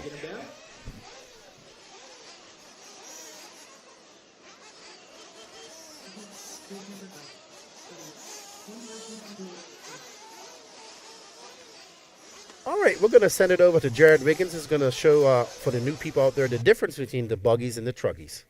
So this weekend here at the Nationals, we have 2 different classes, Buggy and Truggy. The Nitro Buggy is usually the kind of crown jewel class. That's what is our kind of main focus here. Both cars are similar in the centers of the cars with the power plants and the electronics, but the main differences are the wheelbase and the stance, longer suspension arms on the truck, bigger tires, longer chassis. A lot of the parts, translate between the two, but just kind of a different overall footprint between the 2 cars. And Truggy usually a little bit faster on most tracks, especially when it's fast and high grip. With the 2 different cars and the different tire sizes, both of them have the same tread, J-Concepts Relapse, that I've been liking here. But the truck has much bigger tires as well as the footprint to kind of be more proportional. And the Truggies are usually a little bit easier to drive. You can push them a little bit harder than the Buggies. The Buggies drive a little more precise and more like a razor blade. So it's a little bit easier to go around with these, but that's why we go a little bit faster with them. For a beginner, Truggy would definitely be the easiest class to get into as far as just learning how to drive. Buggy, I think you develop a little bit better habits and skills, but it's more difficult to learn and pick up right away. So Truggy's a little bit easier for the average person to kind of pick up and get around the track with. All right, thank you to the Wizard for Those of you who may be new to the hobby or to the sport, that is the difference between the Truggies and Buggies, or if Charlie Mac's in her, Bruggies now. Charlie Mac, the original Brugginaire. But thank you guys all tuning into the chat. We're having fun. We are going up to race 14. We have 9 races left today. So we are looking to do a lot more. We're seeing some good racing here in these lower mains too. It's getting excited. These guys really want to bump up. So next up is the 128th odd. We have Frank Columbia, Steve Rose, Donnie Whitworth, Will Whitworth, Carl Vusanek, Ed Smith, Elijah Only, Jeremy Vitog, Donovan Vieira, my son Only, and Oscar Painter. Remember, 3 will bump up to the next main here. Charlie Mac says he knows nothing about that Truggy life. Bruggy life, Charlie Mac. Bruggy life. Where's DeMarco? Why is DeMarco not in her? Huh? Is he looking like he did at Silver State last year? Just over there in the shadow, looking like a lost puppy, like he just realized that there was a race on or something? Interesting. Get DeMarco and her, Charlie Mac. We have to get on the podcast together and have a good laugh. What's up, Tyler Burton? Back in the house. Great to be back here. Share this on Facebook, everybody. We want to get this going. Tomorrow is the big day, as we got a lot of racing to go. I'm already. I'm getting excited. I'm jacked up on this nice natural energy drink. Ready to go. Ready to go. As we see him fueling up, you see Mr. President out there, been working tirelessly all week. Shout out to the Raw crew. They've been busting their behinds out here, as well as the Live RC guys doing a great job. Bringing you this awesome coverage. Let's see what type of start we get today. And we're off. We are off. We are off. Looks like a somewhat clean start. Obviously, that front, if you want to be on pole, because that's a really good point you want to be in. It's a great start. 15 minutes to go in this race. Looks like Frank Colombo. Oh, Frank making a mistake. Allowing that pink and white, that red, white. What looks like red. Red, white, and blue car to go by. Let's see. I think that's Steve Rose. We'll see when they come by. That's right. Steve Rose inheriting that first place position. Remember, everybody, these guys, 3 will bump up to the next main. We're doing IFMAR style ladder mains here. So if you don't see a ladder here, this is the 128th odd main. I'll explain how that all works after this race. But we are looking at Steve Rose out to a very good lead. These 2 guys right behind him are in positions for first and second and third. They're still, oh no! Steve Rose making a mistake out there all on his own. Now dropping down to third. Now he's going to have to push at the issue because fourth is right behind him. So it looks like Frank Columbia is going to inherit that first place. I mean, he started in first, but lost it. So there is, nope, that's not Frank Columbia. That is Will Whitworth out to first. From fourth to first. Frank Columbia second. Steve Rose, no, Elijah Only from seventh, moving up to third. So we have a race right there in the behind for third and fourth and third.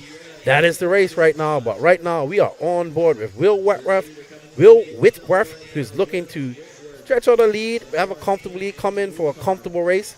Remember, he that finishes first lives to race another day. Thank you, everybody, for tuning in. We want to thank these awesome companies for their support. They're A-Main Hobbies, Absolute Hobbies, Beach RC, Techno RC, Tekin Racing, and Team Associated for their support bringing you this stream. Ooh, that could have been ugly for Will. He's just got to calm down. Might have missed that lap. Yep, that lap's not going to count for him, it looks like. Yeah, he's still in front. That lap just didn't count for him. He missed the loop, I think. Oh, no. Oh, no. Oh, no. That's actually 1 and 2. I heard her RD saying that they're going to give him back his lap. Yep, he missed that loop. Thought so. So Will Whitworth still in first, followed by Frank Columbia. Right now we are on board. Ooh, making a mistake there. That looks like Frank Columbia, Elijah Only. Only's going to inherit that lead after that mistake. But he goes way wide. He needs to calm down and just let the race come to him.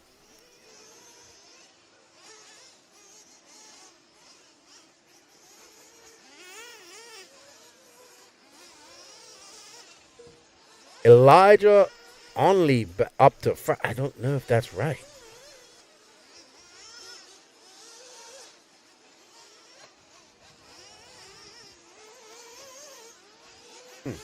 Okay, so they fixed Will Whitworth's missing lap, and now we are on board with Elijah Only, who's in second, Frank Columbia in third, and Steve Rose right behind him, and the captain Carl Vucinic up there in fifth.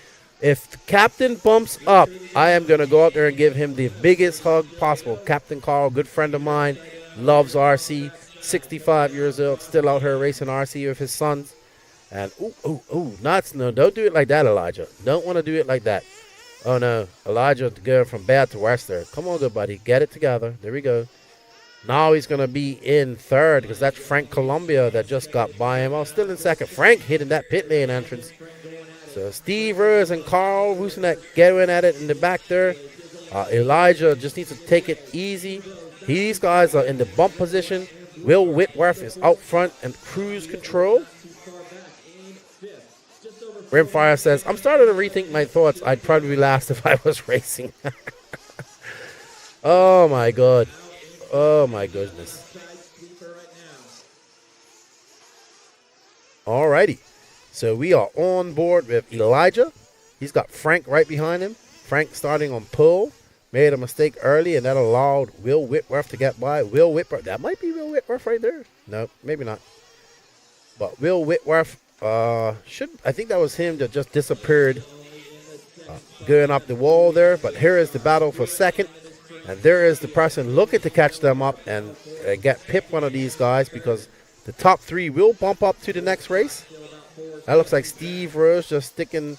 He's just behind there in that blue, red, and white car. As we look at Elijah, calming down a little bit of nerves. You know how it is when you start a main, you're a little bit nervous, and up there got the shakes. Same deal with Captain Carl, says Mike Woods. If Captain wins, he will buy him a steak dinner. Is it going to be one of those big tomahawk steaks that cost like $150? There we are with Elijah, calming down a lot, pulling out a little bit of a lead. Looks like, oh no, where is Frank? Did Frank come in for? Frank had a very long lap there, 47.6. That's going to allow, maybe Frank came in. Nope, that's not Frank. Maybe Frank came in, did not come in for fuel, but just had a long lap. 9 minutes, 18 seconds left to go. These are 15-minute mains here in the lower finals. I think as you get up higher, there'll be 20 minutes.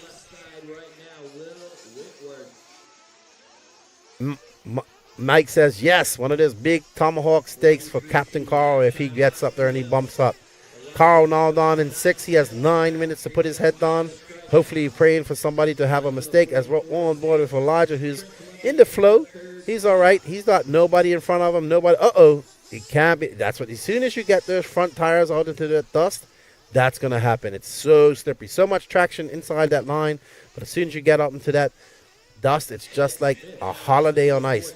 And Frank looks like he might have come in for fuel, but he's dropping like a stone in Lake Michigan. Never been to Lake Michigan.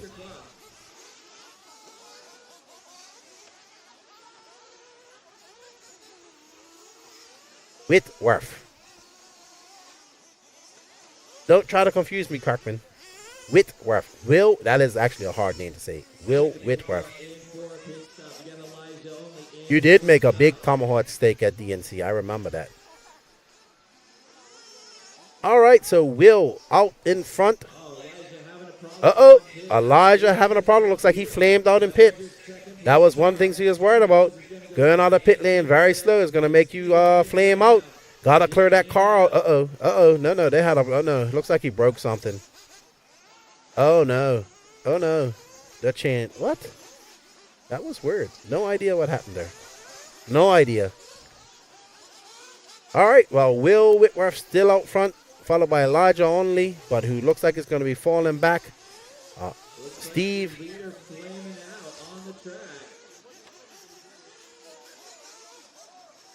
Elijah going to drop pretty far down. We have another person being run back. Will Whitworth just flamed out our leader. Ed Smith now will inherit that lead. Will Whitworth for flaming out. Elijah having issues.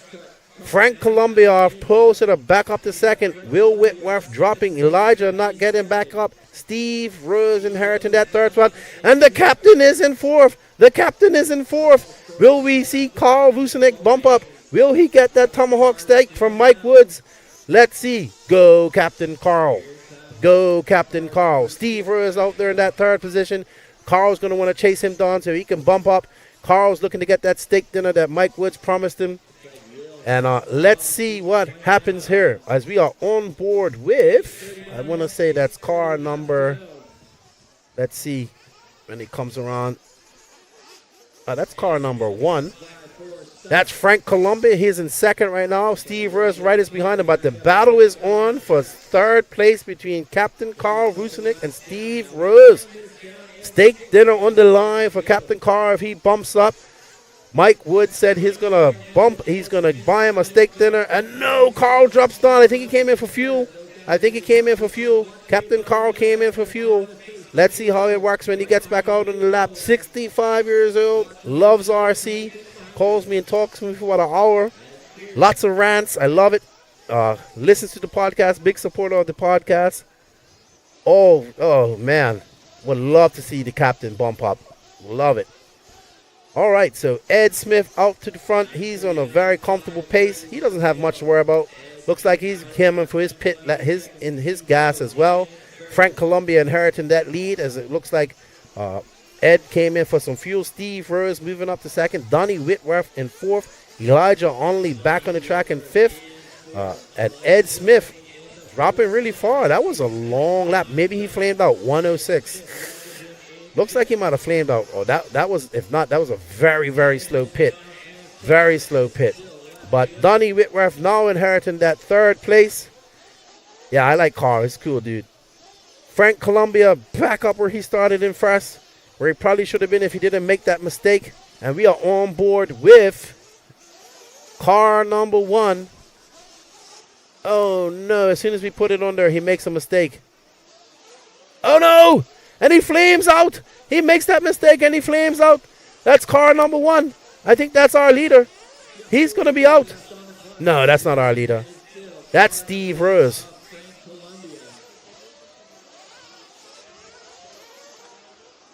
And Captain Carl is in third. Carl's in third. No pressure, Carl. 4 minutes and 17 seconds left on the clock. If you win, if you bump up, you got a steak dinner. Promised by Mike Woods. Captain Carl out there driving the Mugen. Great friend of mine. We've become great friends over the year. 65 years young out there. Oh, no. Come on, Captain. Keep it on all 4 wheels. Keep it all on all 4 wheels. Steve Rose out. This is Carl Vucinic. Carl Vucinic out there looking to bump up and continue racing on. He said he isn't coming last here. He is far from last at this moment. There 3. Oh, no. Come on, Carl. Keep it smooth. Keep it smooth. There we see the captain right there. Got his glasses on. Don't mess it up now, Carl. Don't let the camera curse get you. As Ed Smith is right behind Carl now. As Carl lost that third place, he now has to battle it back up. He's looking to battle it back up. Elijah only making up from that mistake that he made, or that error that he had. But Carl up in that 4th position, not too far behind. Don't give up, Captain. One mistake from Elijah, and you will have it. There's Elijah just in front of him right there. He did make a mistake, but also Carl makes a mistake. Come on, Carl. Get it up over that jump. Back around. That is for position right behind you, Carl. Do not let him by. That is Ed Smith. There's Elijah right there. I believe that is... Who's that? Let's see. Whew, this race is pretty rough. Car number 7 of Elijah. He had an issue earlier on, taking that wide line around the Dega Bowl. Up and around the wall ride as we see Donnie Whitworth out there battling with Frank Columbia for the first position. Them guys, I believe that's first and second right there. They just need to be chilled. They're already bumping up. Don't mess each other up. Donnie Whitworth in front. Frank Columbia in second, that orange and yellow car. Frank starting on pole. Ooh, that was close. That was very close. You see Donnie Whitworth making it by Elijah Onley. Now in third. One mistake by Elijah, and that's going to allow the captain to bump up and get that steak dinner tonight. I think we need to give him a steak dinner anyway, Mike. Anyway. Carl battling it out with Ed Smith. As we see Frank Columbia coming down through that wall ride, keeping it smooth over there. And here we see him get a little bit squirrely as he goes around that, back around, up to the techno step up. Ooh, keeps it smooth. Keeps it on the inside. Sets himself up for the dragon back. Losing some momentum. Oh, man. I thought his car cut out for a second there. Oh, no. Somebody's having some issues. Who's that? Let's see. Oh, no. Captain Carl's having a very long lap. This is not good. What happened to the captain? Oh, no. 1 minute left. Elijah's out as well. He's showing the red line of doom here on his scoring. So is captain. Oh, no. Ed Smith is inheriting that third place. Elijah not wanting to win this. Carl is dropping like a stone. Captain Carl looks to be out. Captain Carl Rusinek not going to bump up here, unfortunately, with 44 seconds left to go. He was in bump position. I think he'll be happy with his race, even though he doesn't finish. Elijah only out. Steve Rose in fifth. He's going to bump up to that fourth position. As we are on board with Frank Columbia, who's comfortably in second. In front of him, that's Donnie Whitworth, I believe. And Ed Smith inheriting that third place position. He's going to hold on, hopefully, with 20 seconds left to go and live to race another day. And fun fact, says Derek, Frank is not even like 6 months into RC racing. Is he running S-Works, Frank? Derek? Where is he from? It's Ed Smith, Steve Rose, Elijah Only, poor Captain Carl. Looks like he's going to settle for 6th here. But I think he'll be happy with his performance. Must have had a terminal break at the end of his race there. Oh, man. I'm worn out cheering on for Captain Carl. No steak dinner for you, Captain. Your winner, Donnie Whitworth. Bump to the next round, along with Frank Columbia and Ed Smith. So, good job to those three guys. They live to race another day. Steve Rose down to Oscar Painter. Their race is over for the weekend. Well done, Ed Smith. Good job on bumping up. Oh, man. These guys making me sweat over here. They don't wanna bump up. Oh, I like those wheels. Look at those wheels. They got stickers on them. I like that. Whoa. He's calmed down a little bit. His fuel guy's trying to put fuel in his car. Oh, that's Frank. That's Frank who's pitting with us. Okay, I didn't realize that was his second name. I know Frank. Yeah, he just got into RC 6 months ago. Just got into Nitro a couple of weeks ago.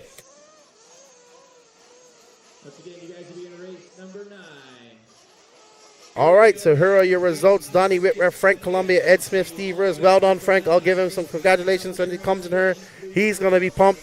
Just started running Nitro about 2 weeks ago, I believe. He's an excellent helicopter pilot. So, RC helicopter pilot. Yeah, I just didn't know his last name. Now I think of it, that's his car because it's orange and yellow. Well done, Derek. Well done. I forget so much. I'm getting old. We had Rick turning on Carl. Oh, man, I felt so bad for Carl.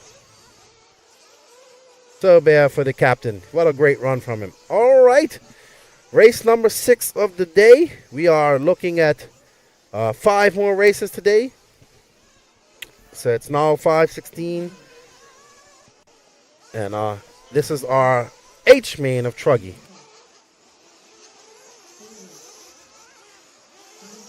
We're going to send it over and give you a quick Mason Fuller interview.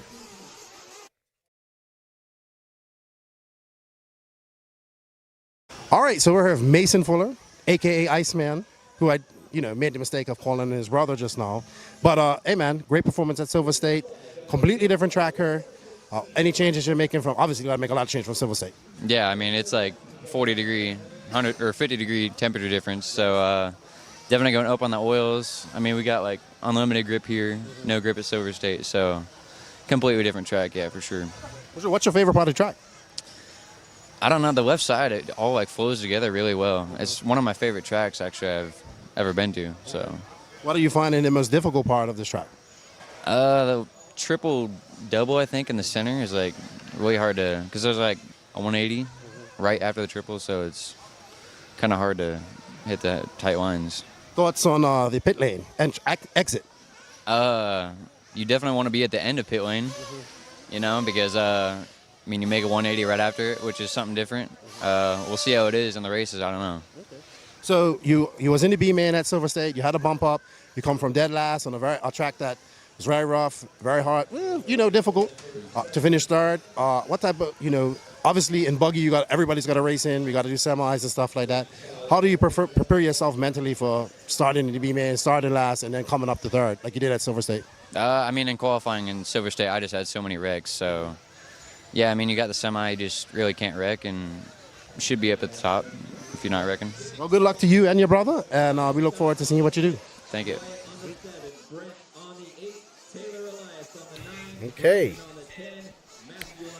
We are ready for the H main. Chance McCall, Jeffrey Collindick, Benny Comarian, Nicholas Leduc, Shane Simmons from Bermuda, Scott Brewer, Wyatt Wilson, Brett Densford for Beach RC, Taylor Elias, Brendan Corrin, Matthew Cadalado, Cade Burnett, and Deanna Eichenberg. Cade Burnett, let's see, he should be able to bump up out of this. He's super fast. Poor Carl. I'm going to go up and give him a big hug. Captain Carl, good friend of mine. But yeah, well done to Frank. I don't think he's in her yet. He's going out to do his turn marshal duties. He'll be pumped about that. Him and Drew. Now we need to get Drew running some Nitro, I'd say. He's over there thinking Truggy is going to be a world championship at some time soon. But he's highly confused about that.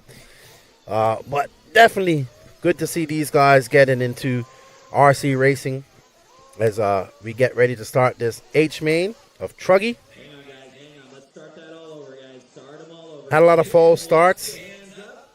Is Charlie McInher? I think he's in her for every Truggy race. Here we go, guys.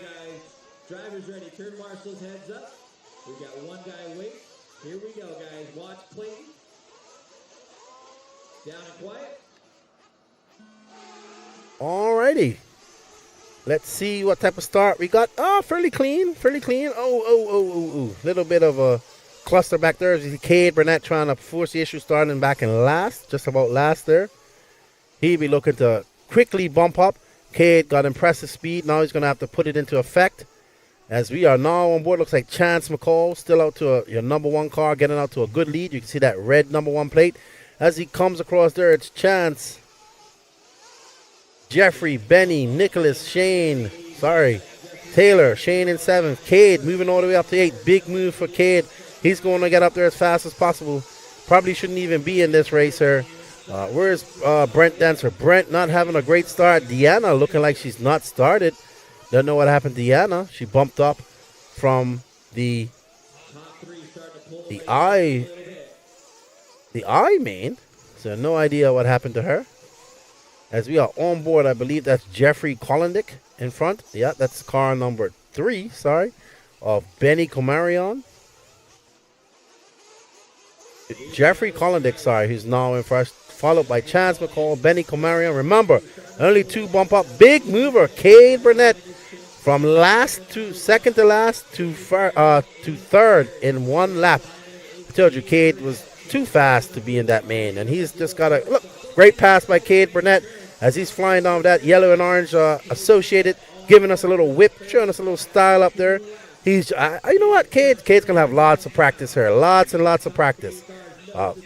13 minutes, 20 seconds ago, he's already in a bump position. He's going to be overtaking these guys. Cade's super fast. Shouldn't have even been in her. Well done. That second place letting him by. And Cade Burnett coming through a 38.8, flying. There we go. Look, 3 laps, he's already up to first. Well done, Cade. Well, not first yet. So let's see what happens. We got Wyatt Wilson, grandmother and grandfather cheering him on. There we go. Good move by Cade. Great pass by Cade. Come on, Cade. Put the afterburners on. And let's get going. Let's secure that bump up to the next main. Alrighty then. Cade Burnett already up into first. Coming from second to last. Throwing on another 38.6 flamer. Yeah, he should be up there in the C-Man. I would agree if you there, Derek. And then I would say that Jeffrey and Chance just need to chill out and fight for second and third. Because Benny Comarion's just behind Chance. Oh, gets it up on two wheels there. Great control from Cade. Doesn't let it get over. Could have easily tipped over. And then he would have to fight his way back up to first once again. We got Rick Rodriguez turning on Jeffrey. I'm assuming he is a NorCal guy. Maybe Oklahoma. Ooh, woo. Cade getting on the binders there because he almost went into the pipe. Just missed it just in time. He doesn't have to push too hard. He wants to build up a good lead and just keep it out there, keep it steady. Cade Burnett making the trip from Georgia as we are now on board. We have Chance McCall in that all-white car. Oh, no, that would be... Yep, that's Chance right there, the all-white car. And behind him would be Benny Comarion in that number 3 car. Scotty Brewer, Sasquatch, making the trip over from Amarillo. Come race. Oh, Chance, you can't do many things like that. Don't do things like that. Because right behind you is the bump up, is Ophir's son, Benny. And he's looking to get up to second because, remember, only 2 will bump up from this main to the next one. Looks like BRC Brent Densford having not a good race. He is way down in 12th and not scoring. He's got the red light of doom. Red line of doom. RC Car Addict, what's going on, dude? How are you? Toot said, let's go, Cade. Rimfire says he's going to be able to drive this track blindfolded after all these bumps. Yeah, he's doing pretty good. I think he'll bump up pretty far, barring any DNFs.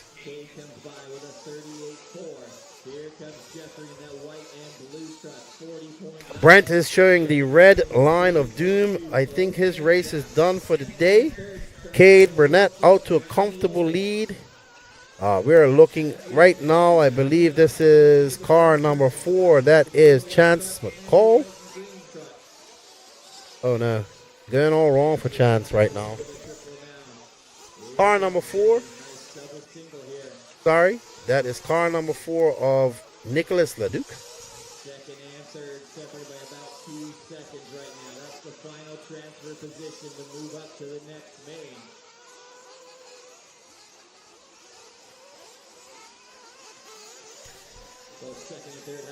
What's up, Marlo? How you doing? There we are with Cade Burnett. How's Carter doing? You guys racing this weekend? There is Cade Burnett representing the great state of Georgia in that yellow and orange associated car. Ooh, don't do that, Cade. Keep it smooth. You don't want to break. You do not want to break. And you could easily break your Truggy doing that type of stuff. We are on board. That looks like Jeffrey Collendick right behind him. Or that would be Benny Comarion, sorry, with the antenna tube. He's right on the rear end of Jeffrey Collendick. This is for bump position as we look at the young Benny Comarion making his way through the Chico chicane, getting a little whip. And there is the position right in front of him. There is Jeffrey Collendick right in front of him, I believe.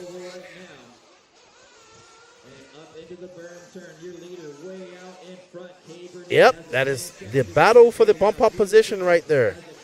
Jeffrey Collendick and Benny Comarion right there. Young Benny, the son of Ophir. We have 8 minutes, 33 seconds left to go. This is the battle for the second position. He is. Something doesn't look right with that car. You see his dad down there worried. Ophir talking to Chad. Up there, and he's going to run in. So something happened. He's going to go run, get a tire. It looks like our car number 2 is having some issues too. Jeffrey flaming out in pit lane.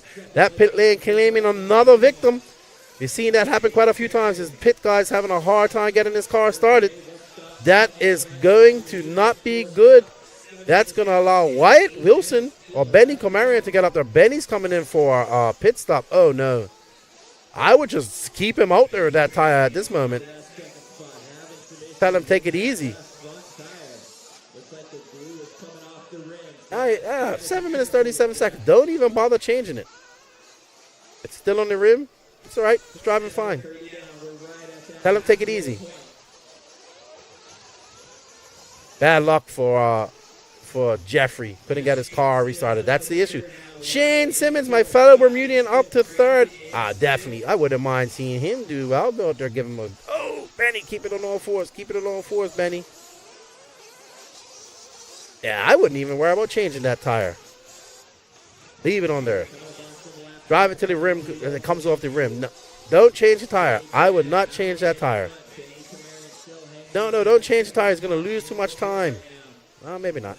That's actually a pretty fast pit. It's not too bad. Make sure it's tight. Make sure it's cleared out. We're seeing people flame out there. That's pretty good. That's a pretty good tire change if you ask me. Pretty good right there.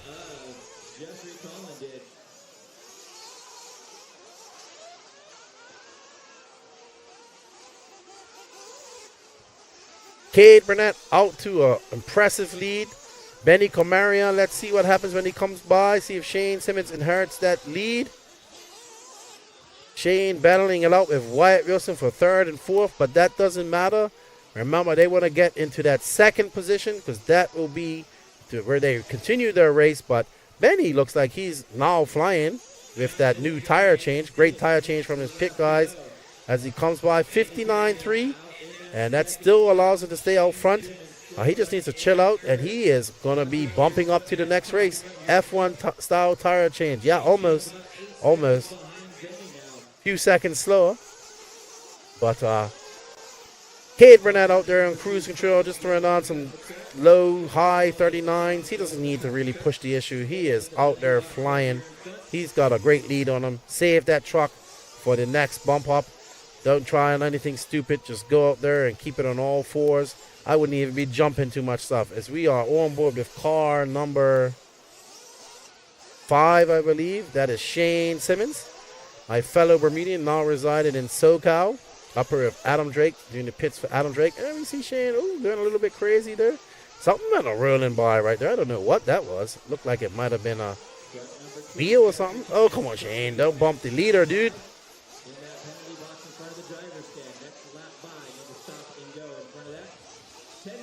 Somebody got a stop and go. Didn't hear who that was. Not sure who that was who got a stop and go. But somebody has gotten a stop and go.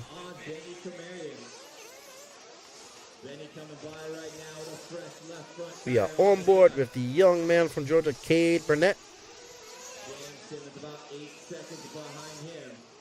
Cade coming in for some fuel. There we see Tyler Fenster and his dad, Brian Burnett. But there's big shades. Well, I'm going to have to get myself a pair of those big shades, I think, so I can look cool at the track. Scotty Brewer moving up to 5th. I just saw his American flag Truggy right there.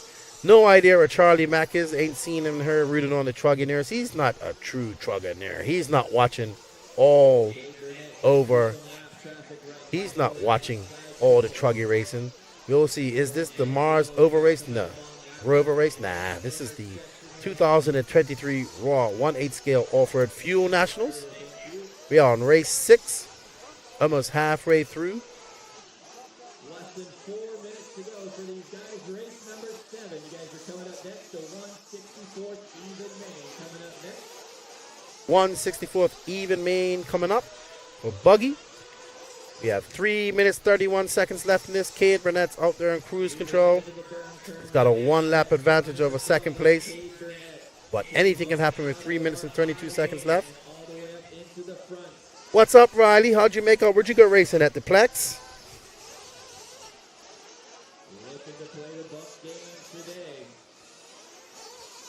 We'll see laughs. It's just the Mars Rover race. Good one, good one.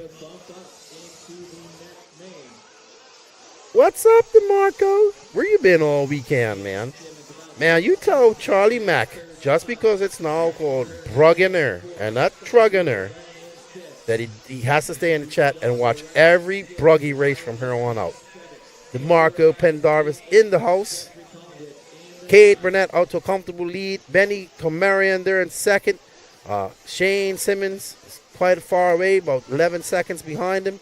Battling it out with Brandon Corrin as well. Not real race fan, says Riley. That's right.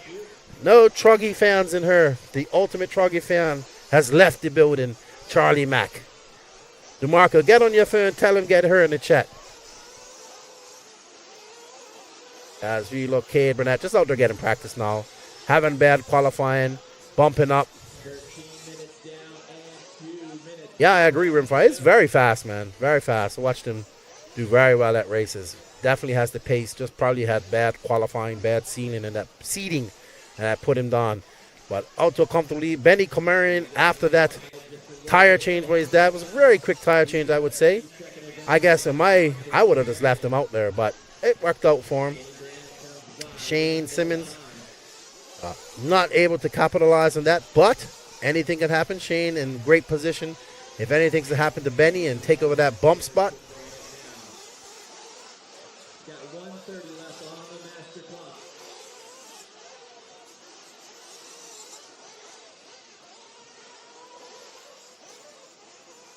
Benny rocking that air antenna tube. Always good to see an antenna tube on a car. I find that it makes it easier to follow as a driver, as a commentator as well. You look for that antenna tube, and actually it's easy to see than the numbers. Believe it or not. So it looks like, is that Cade Burnett behind him? 1 minute left to go. Yeah, BJ. Benny Comarian had a wheel coming on, tire coming unglued, and he came into the pits, and his dad changed it pretty fast. Pretty fast pit change, and made sure he got there doing extra tight, gave it that extra grunt. So it didn't come off, and he's still in second. Brandon Corrin bumping up to that third place. He's actually racing with a clavicle injury as well in a sling. No pro mains being run today, Ethan Martinez. We are going up to race 14. You'll have to tune in tomorrow. Riley says, yes, sir. Our last club race before the second round of the summer series. Really dialed in my cars today and had some heater runs. Good stuff, good stuff. We'll see you in Florida later on this year at the Carpet Championships. Had a great time there. Looking forward to going back.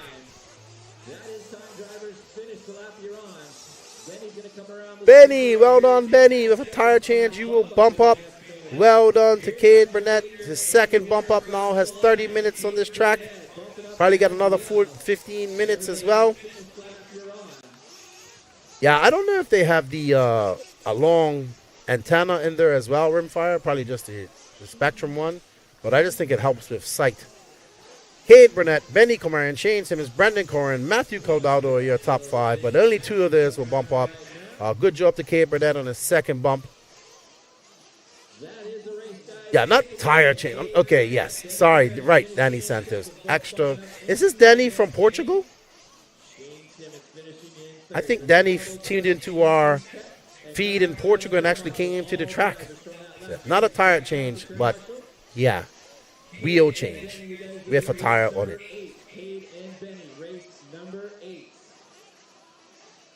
Once again, I need all drivers from that last race, bump or not. If you bumped, you need to have a representative out in your seat. Race number 7, let's head down. Race 7, let's go.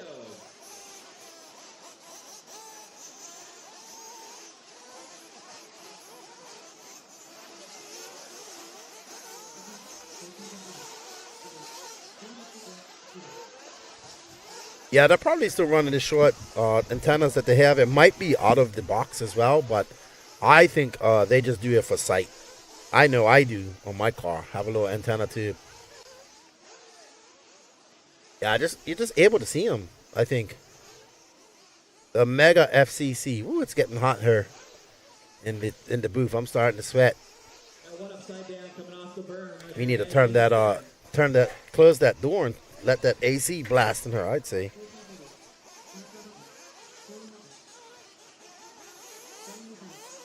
All right, we are on the 164th even. We have Brian Lukovic, Benny Comarian, Sean Nibbling. Sean Benny's doing back-to-back. Steven Smith, Nick Cahoon, Daniel Vucinic, Kenneth Morrison, Mark Robinson, Ross Stanich, Eric Morrison, Drake McElroy, William Walker, and Will Smith. What's up, Polo? How are you? James, yeah. Let me see if I can pronounce that. Mikolazik. Says, looks like a fun track layout. KJ and the crew did a fine job. Absolutely. And this track is, the surface is hurling up exceptionally well. So well done to the track crew here. Got about 1 minute left in warm-up, guys. 1 minute left.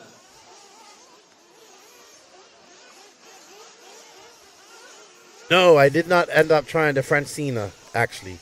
I never did. But I think I will be back next year. I'm pretty sure I'll be back next year. Hopefully, if I'm not dead, I'll be there. And I will definitely be trying the Francina as soon as I get there. Famous rapper, actor, and slapper Will Smith. All right, so Brian Lukovic, Benny Komarian, Sean Nibblelink, Steven Smith, Nick Cahoon, Daniel Vucinic, Kenneth Morrison, Mark Robinson, Ross Stanek, Eric Morrison, Drake McElroy, William Walker, and Will Smith are your 3 bump ups from the previous main. Will there any of these guys be able to bump up? Ooh, it's going to be hard. Going to be hard as we go up. The level of competition rises and everybody gets better. And cue in the Will Smith jokes in the chat. Looks like we see Lutz running across. Don't know what happened to Will. What race was it? Come in here real quick. Hang on, guys. Hang on 1 second real quick.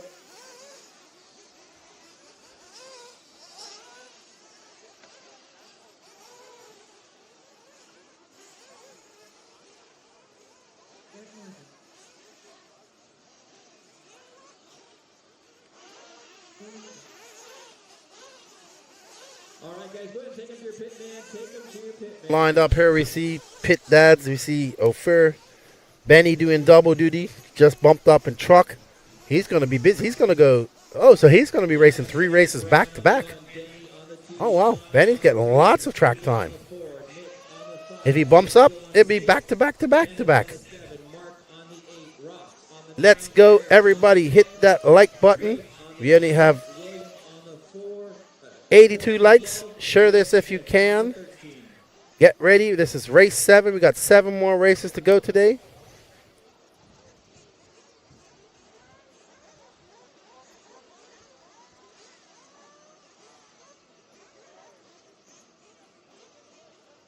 All right, guys, looks like we're ready to go. Get them fueled up. Fuel them up, guys. Here we go. Fuel them up, guys. Here we go. Watch Clayton. Here we go. Here we go. Coming with the Don and Quiet. There we go. And on the turn. Let's see what type of start we get here. Is it going to be clean? Oh, fairly clean. Oh, no, really. That was nasty. That was not clean. But, ooh, that was pretty hard. Let's see who we got. I think that's Brian. Yep, that's our number 1 plate. Brian Lukovic out to the lead right here. Oh, no, just as I say that, he makes a mistake. And Benny Komarian, who just did 15 minutes on this track, will inherit this lead. Looking to go back to back to back to back. Having all that practice in Truggy. Had a wheel tire change in that heat. Antenna tubes for the win. As he goes up and runs on the backstretch of Talladega. Going wide out there, pushing a little wide. His car's got a little push. Probably going to have to take some wedge out. No idea what I'm talking about there. Just heard that on Days of Thunder. Benny Komarian, Brian Lukovic, Nick Cahoon. That Kenneth Morrison, Daniel Vucinic are your top 5. Ooh, we got a little 50-50 grind right there.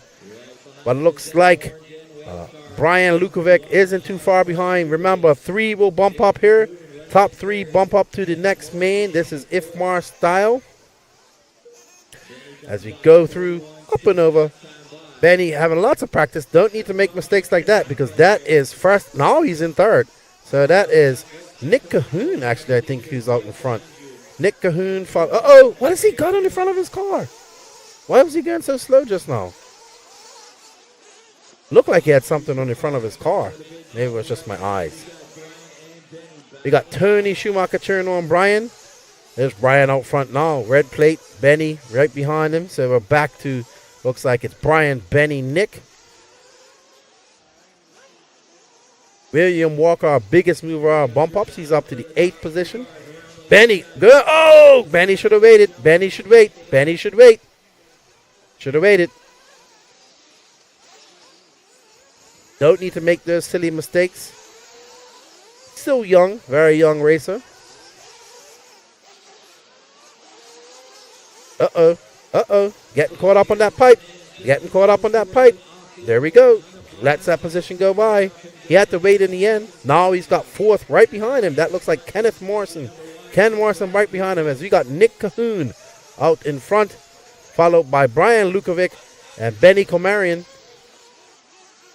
Nick Cahoon from the North Cal Racers as well.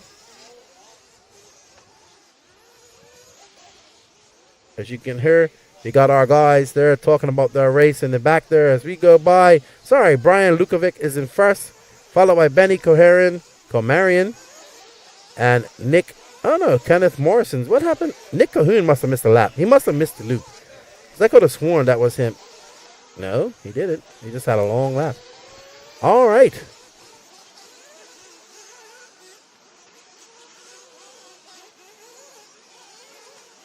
That is our number one driver, Brian Lukovic, followed by Benny Komarian in second, right behind him. Kenneth Morrison in third. Mark Robinson, the big mover, up to fourth from eighth. His son Jermaine having a very good day today, qualifying right into that semis.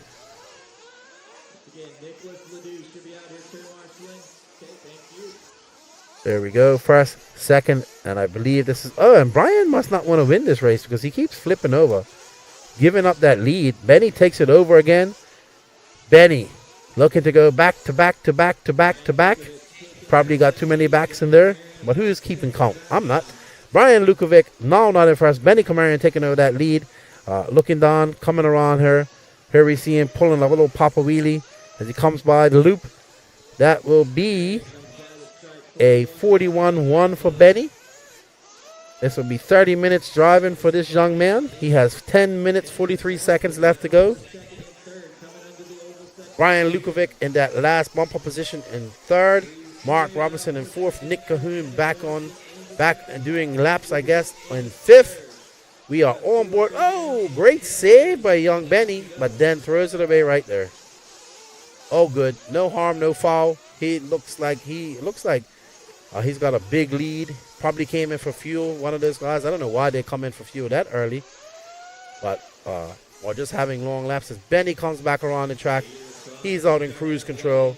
He just threw down a 43 flat with that mistake. Kenneth Morris in second. Brian Lukovic in third. Mark Robinson. Daniel Vucinic up to fifth after a long lap by Mark. William Walker of the bump ups. Your biggest mover, looking to bump up some more. Oh no, that went from bad to worse for that car. Grab that car, kill it, guys, kill it. Looks like we had a runaway there.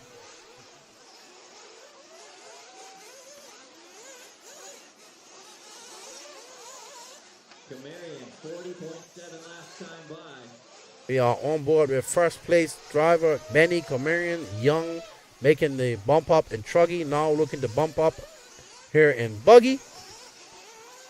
In a great position to do that, barring any disaster. Just need to keep it smooth. Don't have any mistakes. What's up, Lorenzo? How you doing? Fast Moves RC TV. Yeah, I don't think many people run fail safes, to be honest, Danny. I know, I don't think I even run one in my car. I'm going to run one in my boat. Oh, whew, I thought he made a mistake. So something happened just now. His car just stopped. All right. So, Benny out to a comfortable lead of a second. Going to come in for fuel here probably in the next couple of laps. It's Benny, Daniel, Nick, as Brian and Kenneth come in for fuel.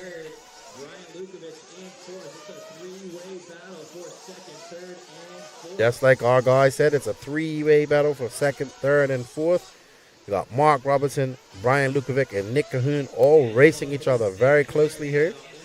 But Daniel Vucinic inheriting that lead, our second place, and Benny Komarian just out to a very comfortable lead out there as we are on board with Brian Lukovic, started on pole, made so many mistakes and gave it away. Yeah, I thought so too, but I thought something happened to his lap too, Rick, but I'm a little lost that I don't really know what his car, the color of his car was. When it came by, it said 50 seconds, so it looks like he just had a long lap.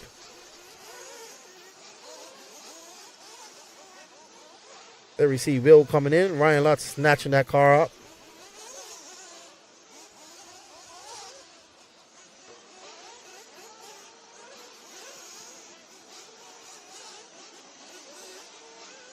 Brian Lukovic making that move up to third, and we see Benny coming in for fuel down there. His dad encouraging him to rev it up, clear out that engine. So we've seen some of these cars cutting out in pit lane as he's out to a very commanding lead. Wants to keep that lead and bump up to the next race. See Nick Cahoon making his way back up to third, hoping to stay in that position. I'm not sure. I thought that something happened to his lap as well, but when I saw him come out, it was 50 seconds. We have 6 minutes 44 seconds left to go in this race. Benny out to a great lead, followed by Brian Lukovic, Nick Cahoon, Mark Robinson.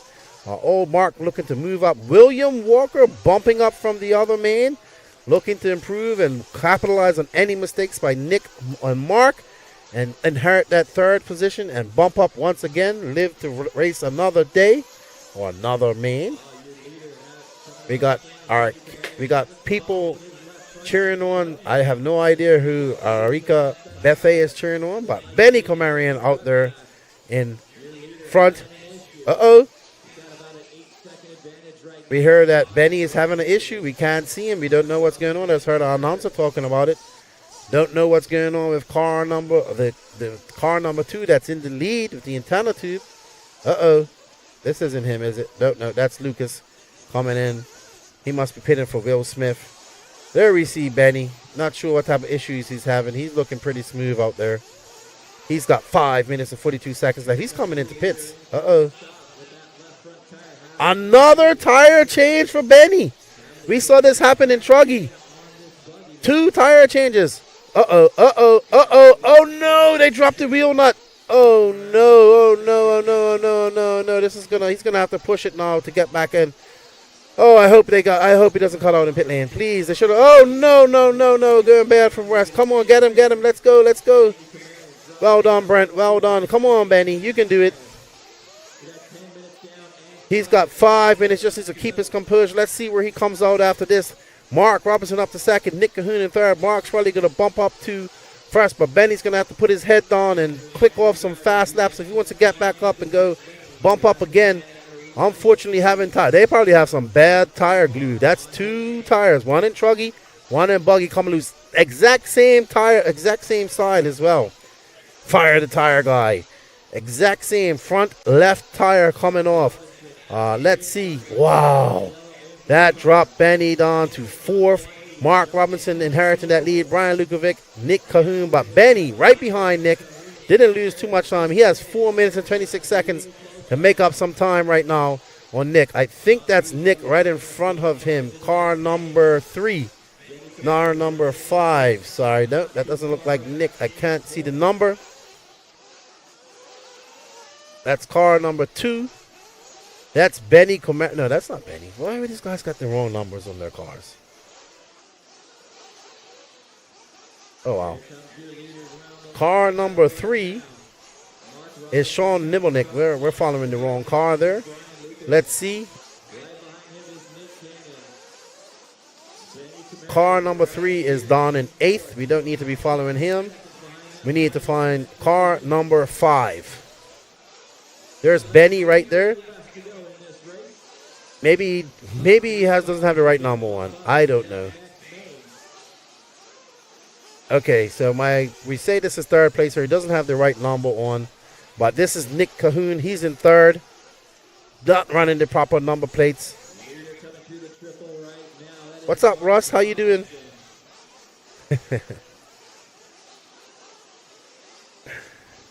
Yeah, I saw the socks, Roddy. All right, so that is Nick coming by right there. He isn't running his numbers that it's supposed to be. Sorry, I didn't know his paint job. But Nick out there in third. Benny right behind him, 3 seconds back, just under 3 seconds back. Nick cannot relax. There's Benny right there. Benny coming in for a tire change. Second time he's getting a tire change. I'll be checking all those tires when we go back. I'll be gluing up new tires right away. But he can't. He doesn't have much time. Benny has a mistake there. He's got 2 minutes and 40 seconds left to go. Right now, this is second and third right here. I believe that's Mark right in front of him. Nick coming back from an early mistake or a missed lap. Not sure which one. There we see Mark come by. Nick come by. They are neck and neck, separated by just under a second. And Nick gets, is that Nick? Nick gets by, I think. Not sure who I am on par with. That's car number 4. 2 minutes to go. Benny making too many mistakes. Oh, wow. What a great move by Nick to get that second place position. But gonna give it back after making that mistake to Mark. So these guys obviously do not want to bump up. They're giving away positions here. As you see Nick make another mistake, that's going to allow Mark some breathing room as he comes around and goes across the loop. And Mark back up to first as we see Brian Lukovic not. Brian Lukovic losing that lead. He's lost that lead more times than I've lost my wallet. Nick Cahoon in third. Benny Kamarian right behind him, but with 1 minute and 23 seconds left to go, he's going to have to push it hard to chase down Nick. We see Nick right there. There's Benny. There's the race right there. There is the race right there for third place. We see Nick. There's Benny sliding over there. That's that antenna tube. That's Nick right in front of him. Can Benny, the young Benny, after overcoming a tire change. There we go. There we go. The race is on. The race is on. Come on, Benny. And Nick makes a mistake, and that gives Benny the lead. Well done, Benny, driving out there in smooth composure for your young age. As he comes across, going through the Chico chicane, up and over. There we see the young Benny rocking that antenna tube. Antenna tubes for the win. As he goes up over the Talladega, jumping into the Talladega. This is going to be an exciting race with 41 seconds left to go. They are going to get 2 more laps here. As we see Benny looking to go back to back to back to back. He's on the bump machine, even with these tire changes. Let's go, Benny. Everybody in the crowd is cheering him on here on the online. Benny, Benny, Benny. I don't know how old he is, but he's very young. His father's also here racing. You saw his father changing his tires, no fear, for quite some time. Benny looking cool and calm out there. He's got 18 seconds left to go. Can't make any mistakes. Woo, 1 more lap. Come on, Benny. Keep it smooth. You are now in third. Got a good lead on Nick. Brian Lukovic, Mark Robinson, Benny Kamarian, year 3 that will bump up if everything goes well. Benny having to overcome a tire change for the second time. Had to do it in Truggy, bumped up in Truggy. Had to overcome a tire change on that front left again in Buggy. Still overcoming that. Come on, Benny, you can do it. Keep it smooth. You have a decent lead, but any little mistake will allow Nick to capitalize on that. As we see him almost catching up to... No, sorry, I thought that was first. Oh, no! No, Benny, big... Oh, whew. Sorry. I almost had a heart attack just now. Whew. Benny actually won that. Oh, my gosh. Well done, Benny. Ends up winning that. Wow, that was a great race. Benny Kamarian, Brian Lukovic, Mark Robinson will bump up. Nick Cahoon and William Walker are bumping up, and he will have to settle for 5th. Great race there to Benny, bumping up once again. Antenna tubes for the win. Steve Woodard, what's up, Lefty? You should show up at the Tilted Words and Tilted in August. Got to figure out how to get me there, man. I'll go anywhere if you guys get me there. Mark Robinson bumping up. Jermaine, his son, having a great race today. What a great, great day.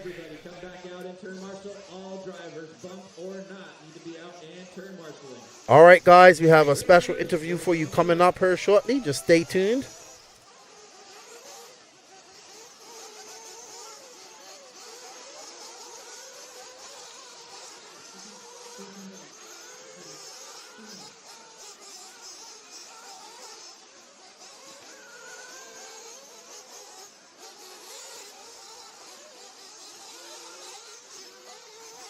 All right, guys, we have an interview with Kevin Jellick, the man who designed this awesome piece of dirt art. We're going to roll it on right now.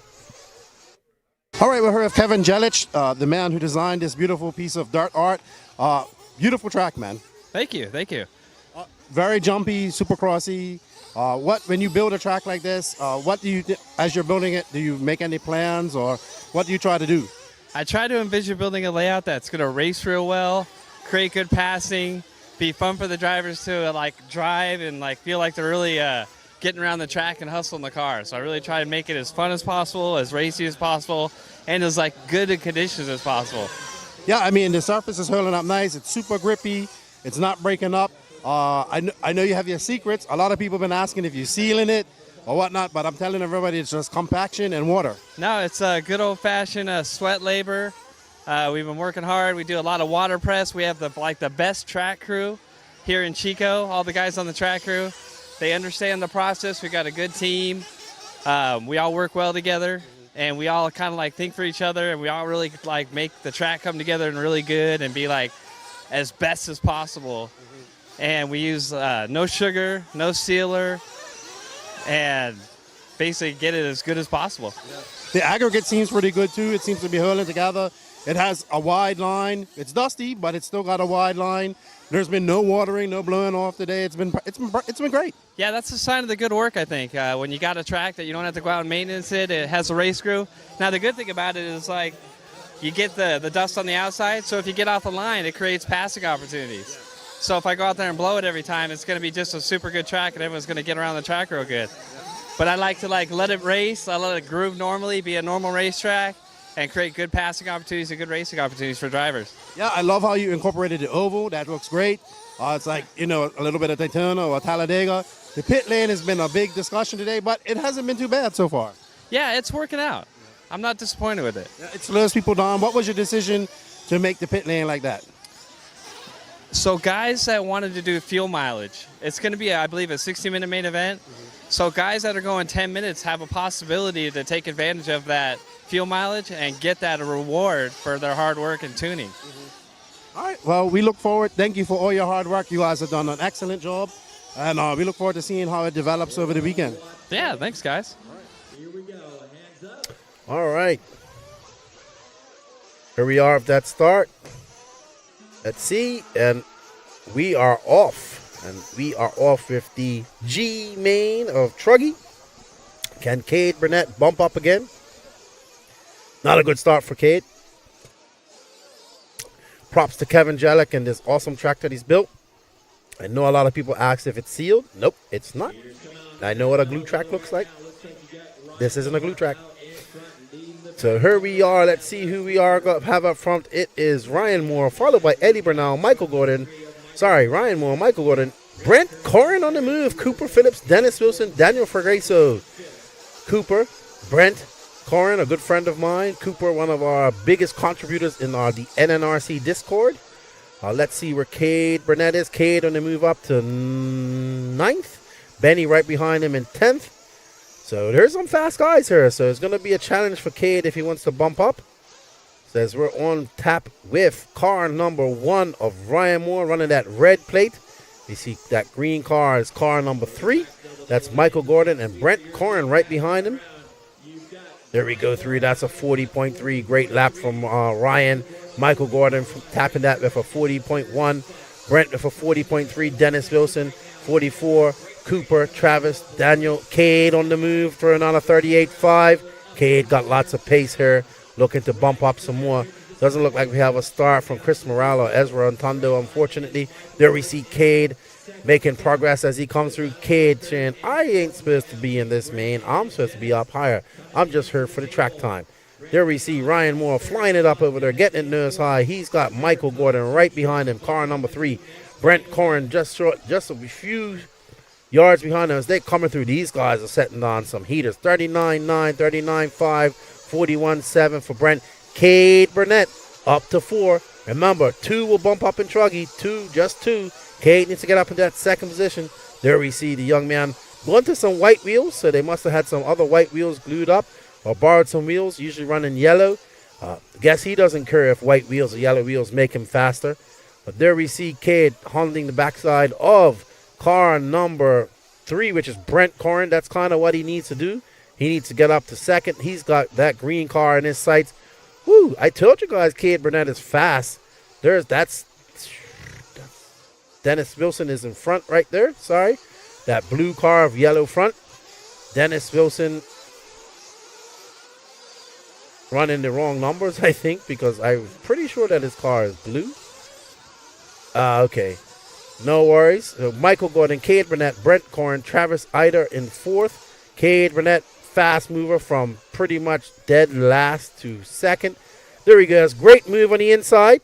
And, oh, just a little bump. There he goes. Still gets that first position. Cade Burnett on fire. Says, see you guys later. Starting in that 11th position, 12th. And look at him. Already up to the front with 11 minutes and 47 seconds left. Cade just needs to chill and just now make up a little gap and let those guys battle it out behind him for a second. Because remember, only 2 bump up. What's up, Brendan Malinowski? Shout out to all the boys out there in Pennsylvania. Hope you guys are enjoying the coverage. We're glad you joined us in. I know it's like 9 o'clock in the evening there. Shout out to all the Pennsylvania racers. As we are looking at the battle for second here, there is Michael Gordon with Brent Corrin right behind him. Let's follow this as Cade Burnett just checks out. Try and refresh if you can, Rim. If you're having some lagging issues, try shut it down and refresh it. There you go. Probably somebody uploading a video on the internet or something here. Who knows? We see Turn Marshal hauling out there to do his Turn Marshal duties. We are on board with Michael Gordon. Brent Corrin, my good buddy, right behind him. He needs to push the issue, and I'll get in front of him. As we see Cade Burnett just out there on a good lead. Brent got 4th right behind him. Travis Eider from HRCR. There we are. Michael Gordon sending it over there with that lime green and black paint job. He is now looking at a 39.5 to Brent's. Long lap for Brent, 42. Travis Eider dropping as Daniel Ferroso takes up that 4th position. Michael Gordon looking pretty comfortable out there. Got a good lead on 3rd now. Remember, these guys do have to come in and be fuel up. So we see Rick Rodriguez tearing on Brent. Yeah, I want to see Brent do well too, man. Very good family, the Corrins. I got to meet them at DNC this year. But there we see Brent. He lost the position there to Ryan Moore, it looks like. What is that? Dennis Wilson. Nope, that's Ryan Moore, number 1, who looks like he goes off the track there. Brent gets that lead back, gets that race back, but he needs to put the pedal to the metal and get up there and chase down. Oh, no, did Cade come in for fuel? Or did he have a mistake? It looks like he came in for fuel. Okay, he got in an accident. Now Cade and these guys are back together. There we see Brent right behind him. Don't know what happened to Cade, but I think him and Michael got tangled up. As you see Michael going nose high over there. And Brent is right behind him. Cade about to pull away her. He's just really fast. He shouldn't even have been in these lower mains, but probably had some bad qualifying. You see Brent right behind Michael. Michael in that green car. Brent in that white and pink car right behind him. Cade just chilling out there. He knows he has the pace. But here is the race. Brent would want to get around Michael as he goes wide up the Talladega Bowl, guns it down that back straight, keeping it tight on the pipe. As Michael goes a little wide, up and around the wall right, Brent has the pace. Can he keep it up and make that pass? He's hounding, and that is allowing Cade to just pull away. As you see, Michael going nose high over that jump, gaining just a little bit of speed over Brent as they go up and over. Woo! Keeping it smooth there, Brent. Going up over the Dragon's Back as they come along. Brent really fast through that Dragon's Back compared to Michael. And you know who's out front? Cade Burnett just pulling out a bigger lead as he just threw down a 39 flat. Both Michael and Gordon throwing down 39s as well.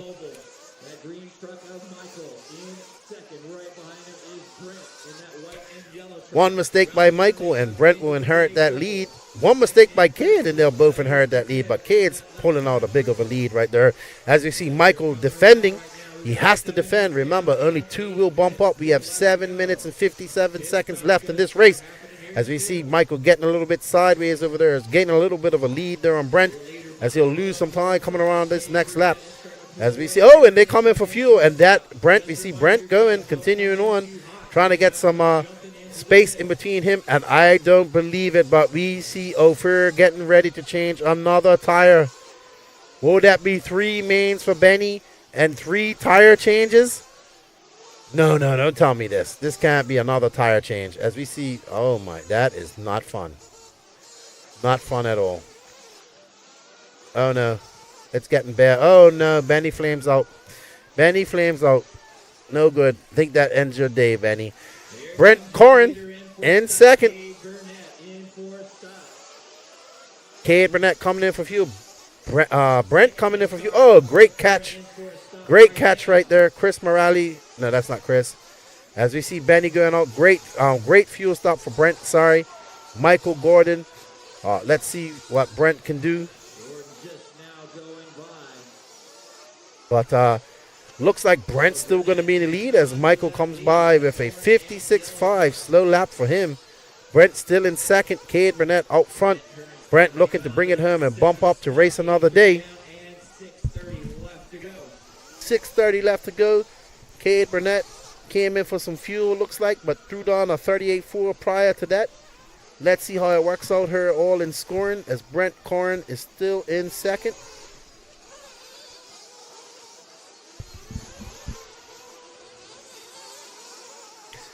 Brent Corrin will still stay in second. He is about 10 seconds behind Cade. Cade probably not pushing the issue, probably trying to save that truck here for the next bump up. There we see Benny Comarium back on the track. He's still showing in 6th. So, I mean, anything can happen between now and 5 minutes and 50 seconds left to go. Brent getting by there, rocking that white and pink Mayako driver. Come on, let him go by, Benny. That is not for position. That is not for position. And you get the wrong end of the stick right there. As we see Brent Corrin keeping it calm and collective, out in a good lead over third. He is about 5 seconds out. Got a 5-second lead on third. Michael Gordon. And Cade Burnett out there on cruise control. Getting ready to bump again. This will be a third bump for Cade.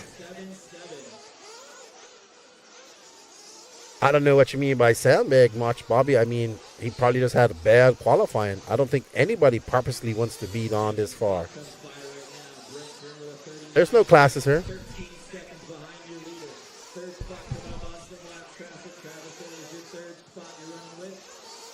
We are on camera with Brent. He's looking to bump up to the next main, which will be the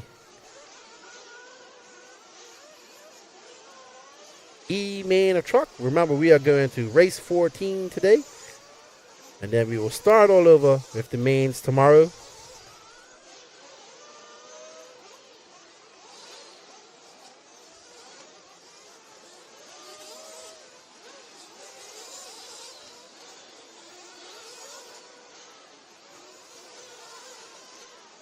Benny, that is your third place right behind you. Thank you. All right. So not really much going on. It's Cade Burnett, as we kind of figured, starting in 11th. Crushing it, getting up to front in the front first. And we have somebody rooting on Sugar Shane Cruikshed. He's pretty far down. I'd agree, Rimfire. Just save his truck, I would say. Them diff oils are probably cooked. All that heat, no time to change in between. But hey, that's what happens when you don't qualify as good, eh? There's Axel Owen getting out of the way for Shane.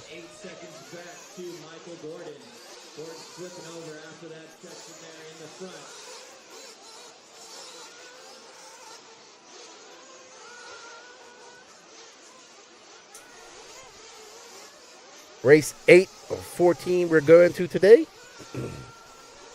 Cade Burnett looks like he might have come in for fuel. Or no, just had a very long lap. Probably went off the track. No, that looks like a fuel lap. Fuel coming in for fuel. Maybe just being safe. There we see Cade out there.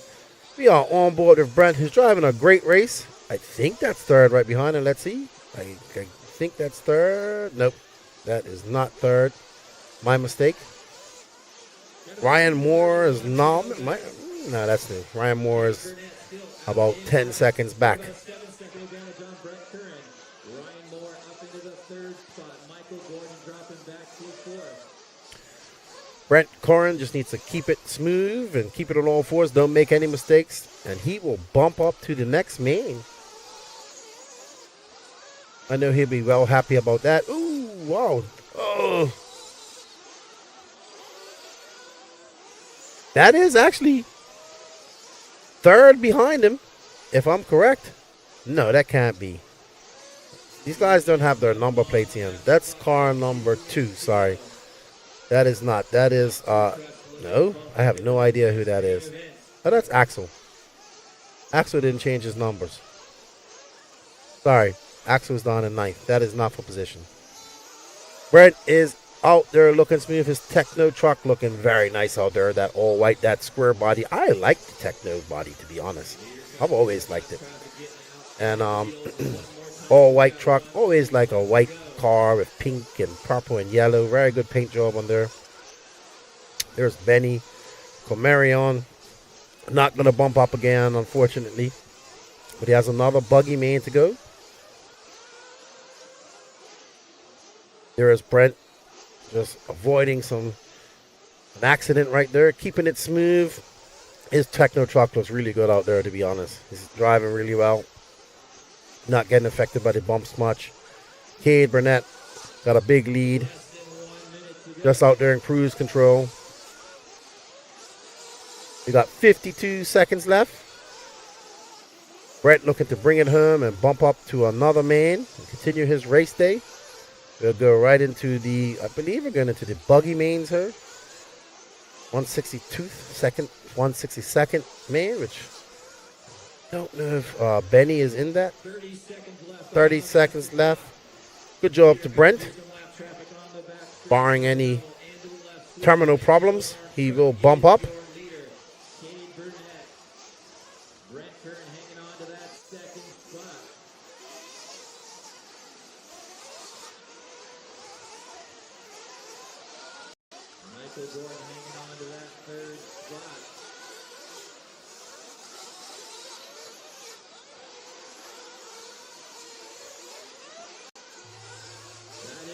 Drivers, finish the lap you're on.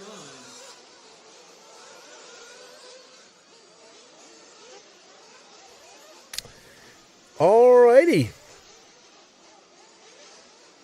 Looks like we got a dead truck over there. Looks like Mariah Moore possibly. Here comes their leader and winner, Cade Burnett. Drivers, finish the lap you're on. Well done to Cade Burnett. Third bump or second bump. No, I don't know. Maybe he'll figure it out in chat. I think that's his third bump. I'm confused. Oh, okay. I get it now. Chris was driving Axel's car, because that's Axel right there. So something must happen to Chris's car. There we go. I thought Axel was out. I was wondering how he bumped up there. Cade Burnett, Brent Corrin, Michael Gordon, Ryan Moore, Dennis Wilson, your top 5. Cade Burnett and Brent Corrin going on to race again. There we see Kendall Bennett getting ready for his buggy main. The owner and proprietor of this beautiful facility in A-Main Hobbies. Look at that. We see a Mugen shirt fueling up a Kyosho car. We would have never seen that back in the day. It was Kyosho versus Mugen. Fights to the death. Not really. Just RC guys in the Gladiator. The RC gladiators of our time fighting in the arena. The Coliseum, that is. The beautiful $silver RC raceway here in A-Main Hobbies. I want to say thank you to A-Main Hobbies, Beach RC, Absolute Hobbies, Tekin Racing, Techno RC, and Team Associated for bringing you this awesome stream. Also to the hard-working guys here at Live RC. Our cameraman out here braving this hot weather. All I'm doing is sitting down and looking at a screen and talking to you guys, but the real hard work is done by the Live RC guys here. Great coverage. All these great camera angles, they bring it all to you. They set it all up. And shout out and give them a big thanks. I'm sure they appreciate it. They appreciate you guys' support.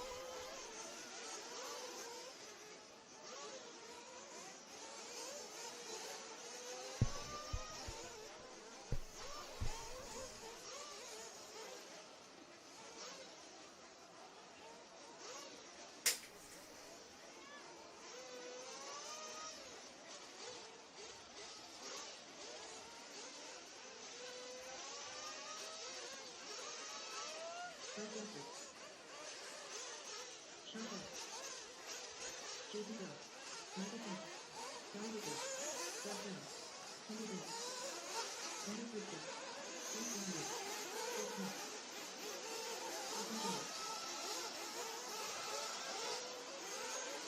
Phillips needs you in seat number 8. Make sure you guys take your seat. Cooper should be right here in front of me.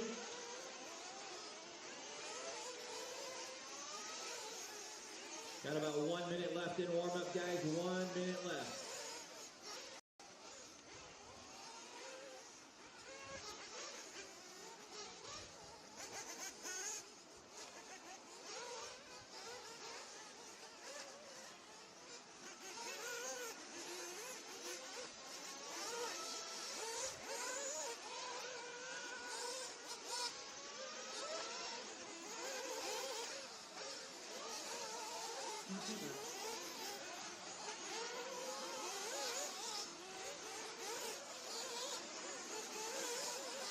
Benny Kamarian to the back left corner. Somebody for Benny Kamarian in that back left corner, please.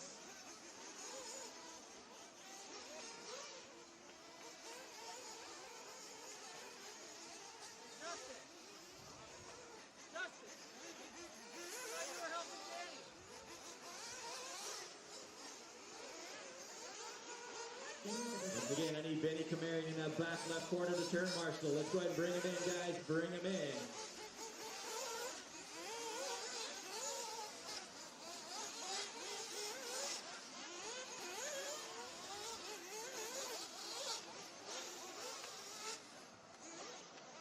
Once again, I need Benny Kamarian in that back left corner to turn marshal.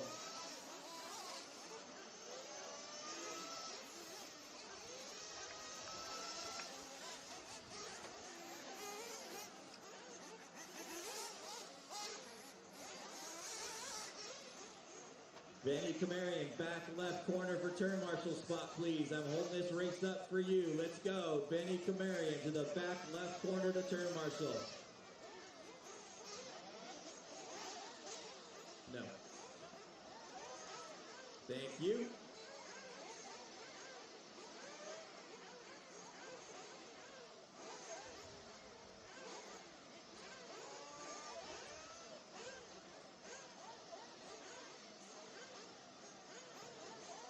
All right, guys, here we go. Get them fueled up, guys. Fuel them up. Here we go. Drivers ready. Turn marshals, heads up. Down and quiet. Oh, no, that was a bad start for that number one. Austin Jones won't be too happy about that.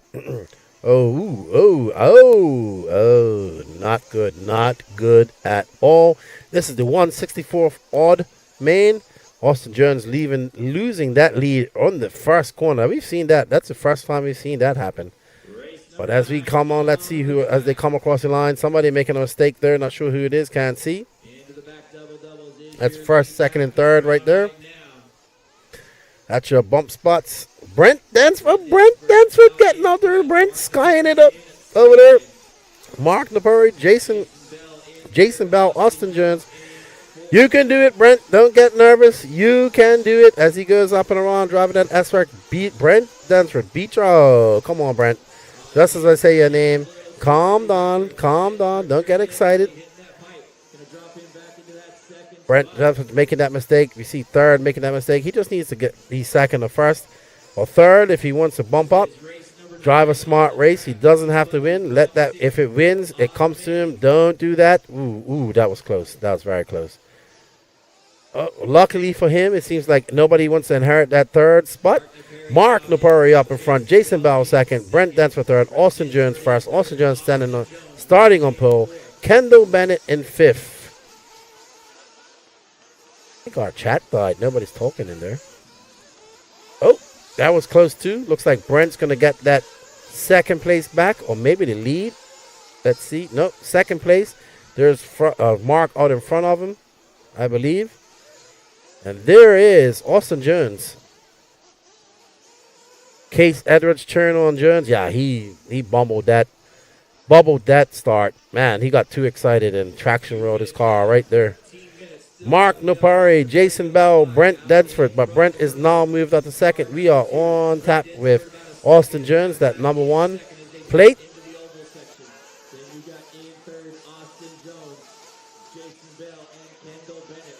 Hello, Avel McFarlane.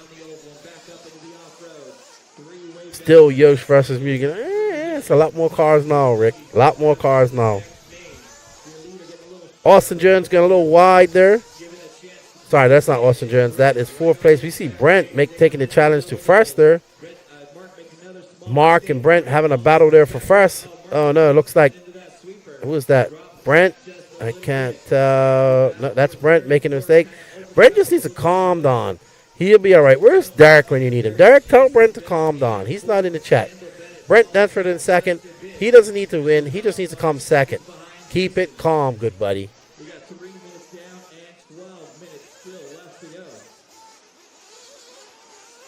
Up and over the double, back down around, up and over this crooked hump.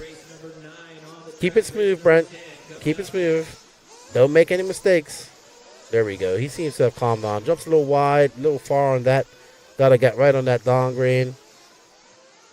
There we go. High line through there.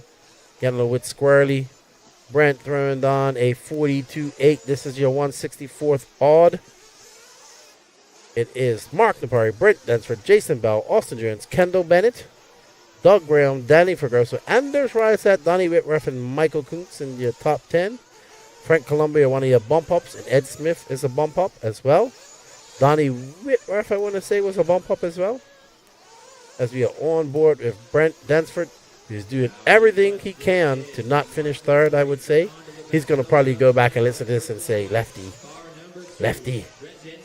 Yeah, he is driving wild, Derek. We got to calm him down. Got to calm him down. Make a phone call to Lucas and tell Brent, calm down, man.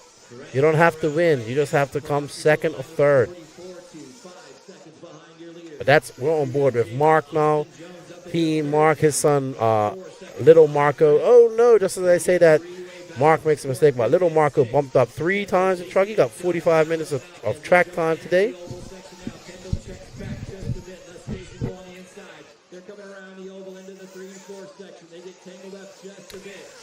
Alrighty then. Mark sending it over that double. He's probably nervous. We have 10 minutes and 17 seconds left to go. As you see Mark come by, that's a 41.7 for Mark. Let's see what Brent does here on his next lap. I think Brent is a 41.2. There we see Brent sending it. S-Works, Beach RC, owner, S-Works distributor, forcing that guy wide. Making him go wide so he can get that position. Right, it's not a position, but track position, so he can line it up. Looks like it's calmed down a little bit. There we go. Cases that jump a little bit. Probably scrubbed off enough speed to make that corner better for him as he's coming up on traffic. That's Mark right in front of him. So Mark right in front of him. So he's right on the rear end of first. As you see him going through the dragon back, Mark goes a little wide, gets out in that dust, but keeps it under control. Goes inside. Mark, Brent, right there. They are separated by 1.3 seconds.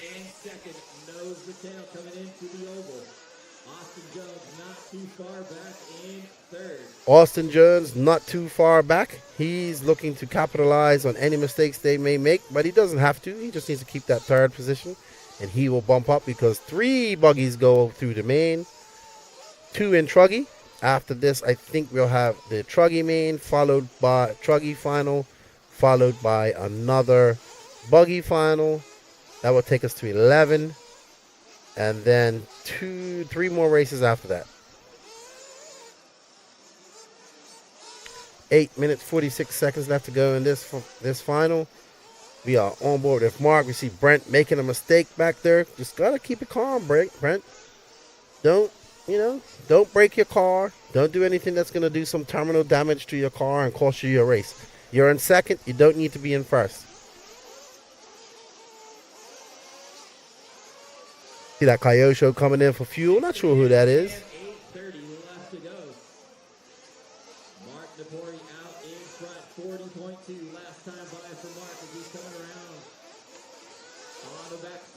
We're looking at Mark, looking pretty smooth and composed there. He's looking to bump up, driving pretty good in that Mugen MBX8. Brent right behind him now. These guys should be coming in for fuel shortly.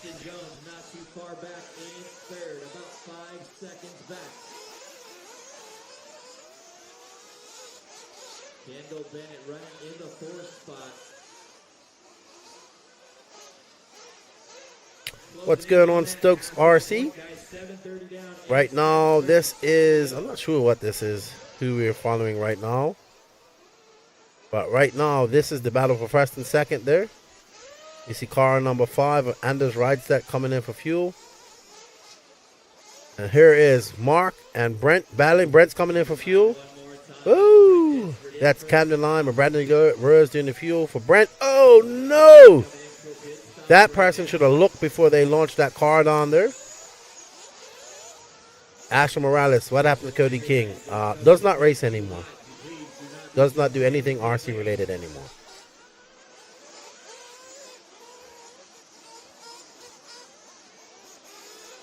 I'll leave it at that. Mark DePurry out in front. Brent Densford in second. Austin Jones in third. Kendall Bennett in fourth. Kendall looking to bump up as well here, or his Nationals bid is over. He wants to make it to Sunday. Well, he might make it to Sunday. I think we're going to the next Buggy mains.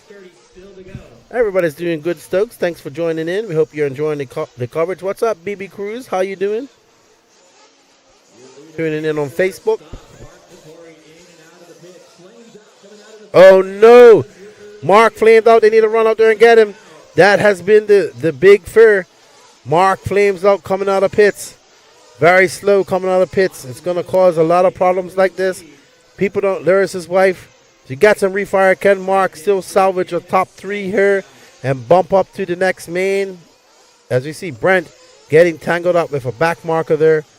As Brent will now inherit, I'm sure he inherits the lead, or Austin Jones, one of those two. Looks like Austin Jones is in front. Brent, just keep it smooth, good buddy. You stopped racing a long time ago, Asher.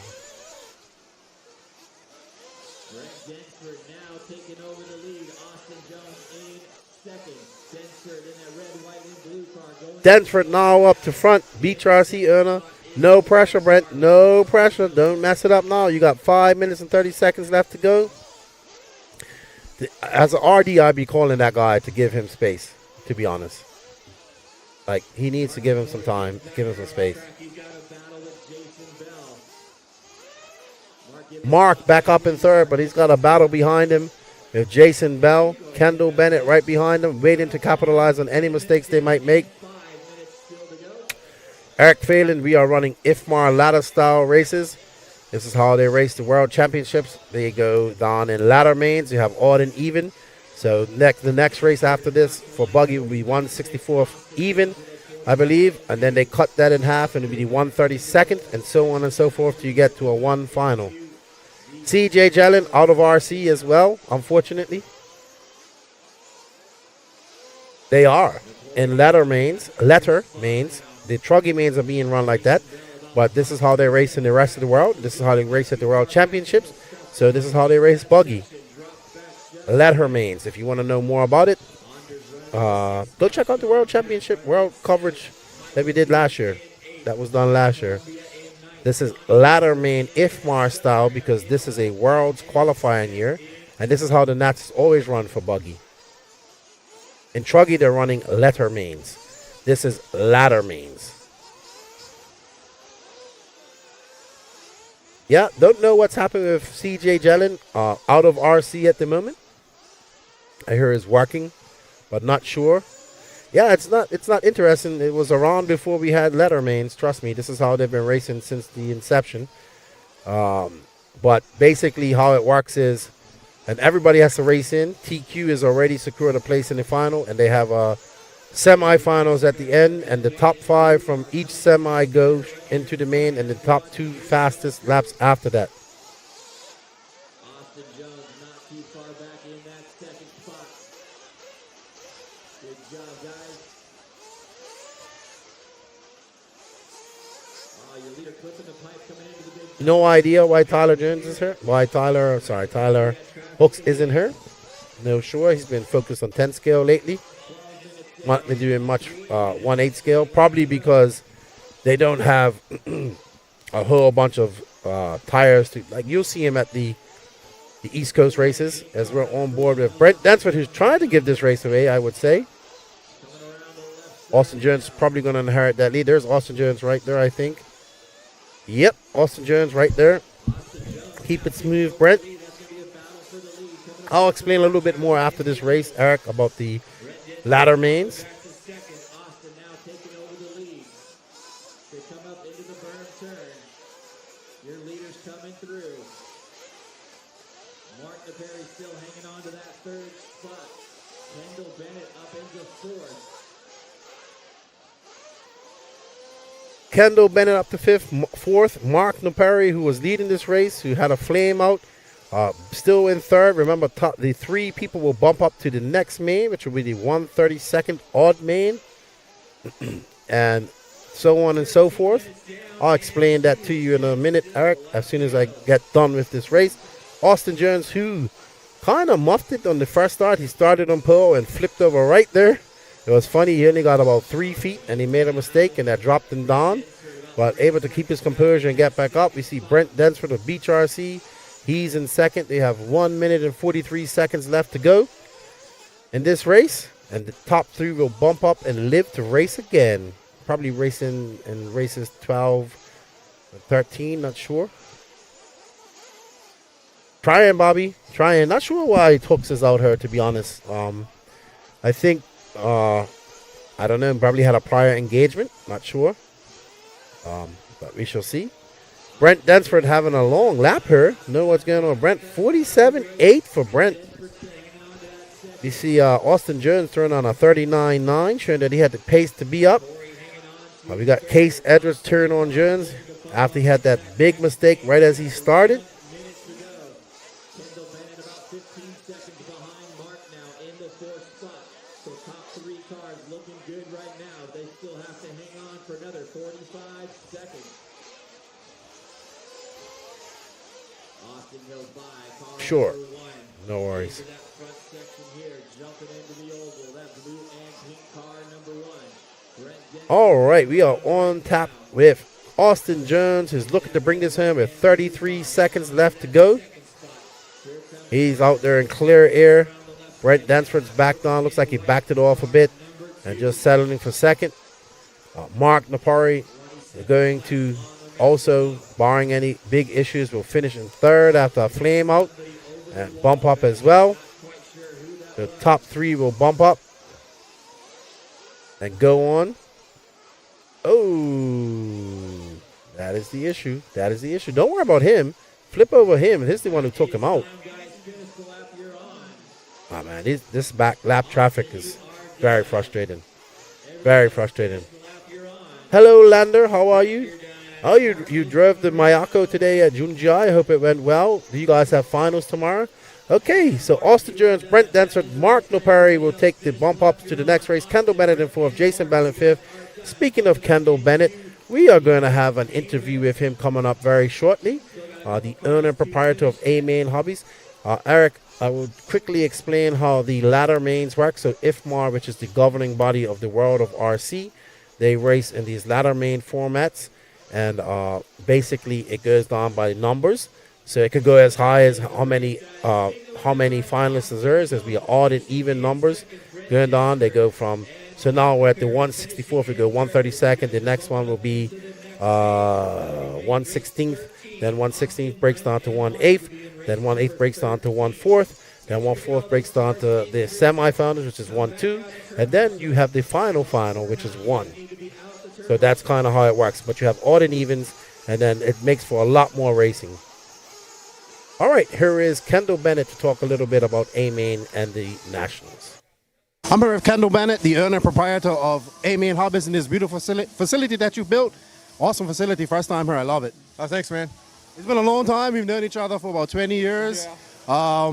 It's amazing what A-Main's become. I went out. I did a little tour of the Charlotte facility a few months ago. Impressed. I know you're moving into a new facility. Tell us a little bit about that.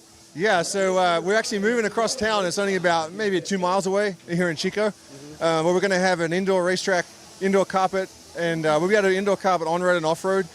But there's also an outdoor overhang section. We'll have an oval track on there, but I think Kevin's actually planning to do some off-road on there as well.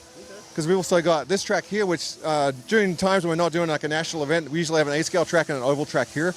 So they'll still have a great oval track they can run outside as well. So our store is actually moving across town as well. The store is going to end up in that same facility. So we'll have the store, the track, and the whole distribution center all in one. Yeah, when I'm talking to you, I remember back in the day, 20 years ago, Buggy Creek days when you was racing that. I remember when I first met you, I think it was Silver State 05. You was dremeling out that Thunder Tiger chassis. So many old memories. I remember when you first started, and now A-Main's to like the #1 hobby shop in the world. It's amazing.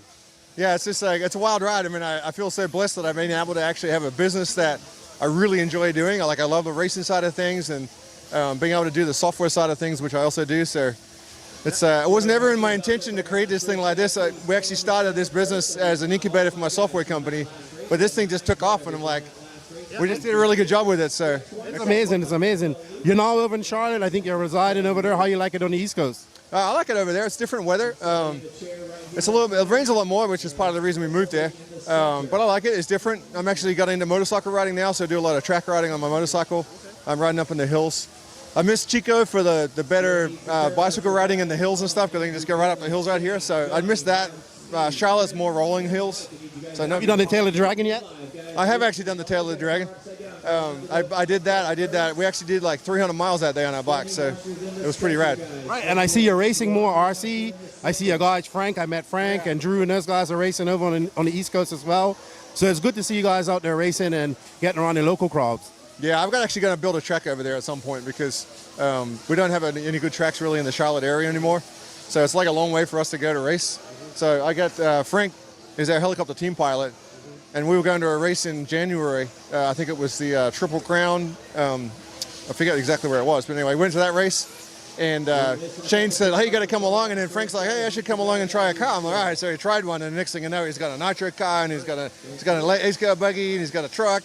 He's hooked, line and sinker. But it's awesome to see, man, your progression. As I got to, we knew each other from many years ago. That's just amazing.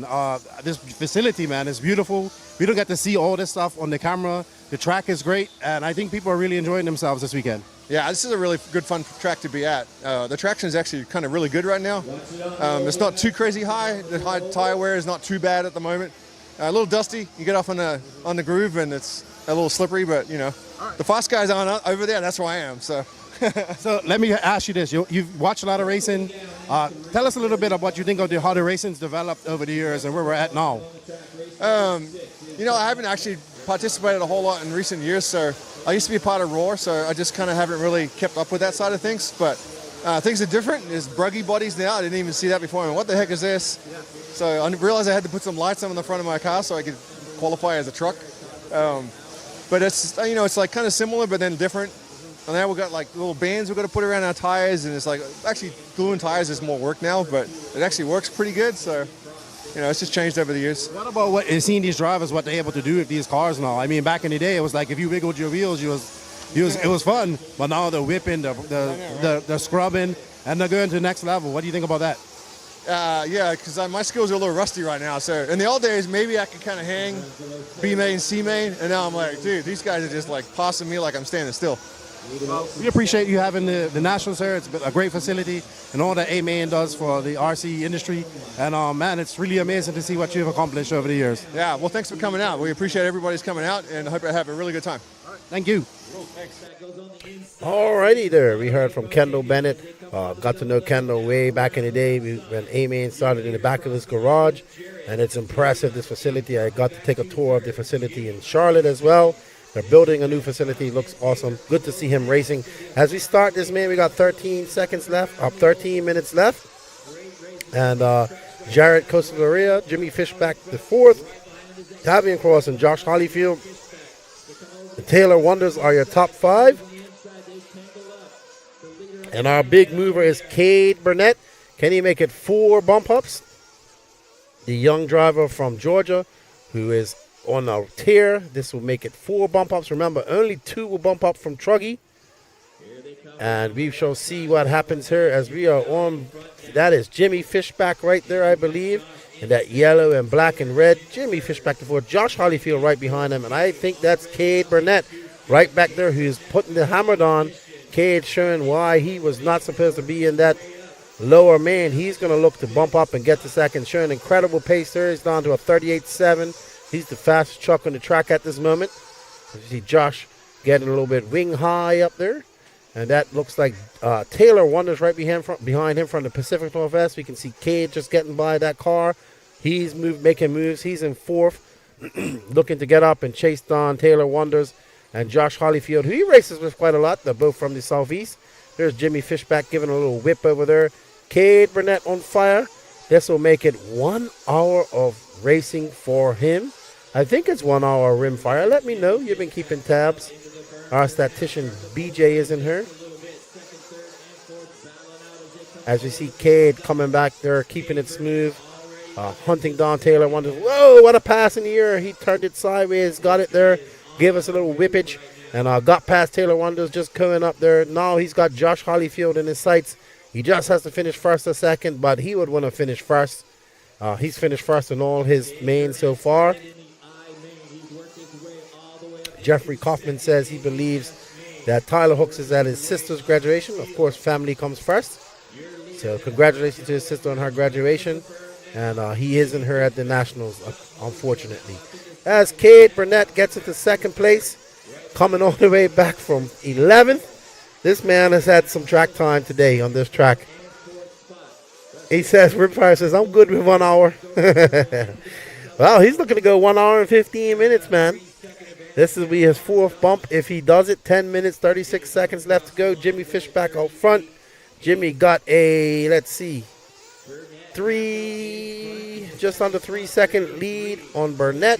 Burnett has him in his sights there as they go down the Talladega Bull. Chasing down Jimmy Fishback, looking to get in lead. We see somebody clapping for somebody there, not sure who. But Jimmy Fishback, Cade Burnett, Josh Hollyfield, Taylor Wonders, Nate Clark are your top 5. 2 will bump up from here.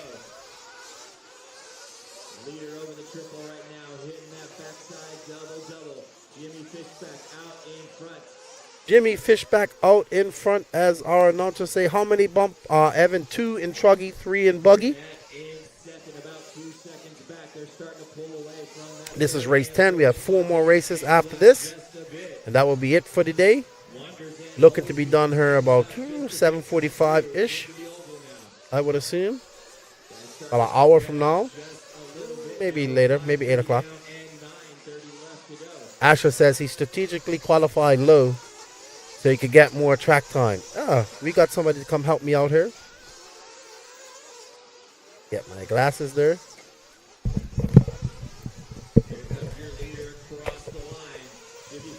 What's up? What's going on? We got Camden Line in here joining us, who has had a very great day in the semis tomorrow, right into the A main. What do you think about Cade Burnett? He's having an hour's worth of track time here, man. Dude, it's awesome. How about BD getting that bump in the last I know. He did everything possible to throw it away, though. B-Rose on the gun? I did see you and Rose giving him a great pit. Yeah, we got to come over a little bit, good buddy.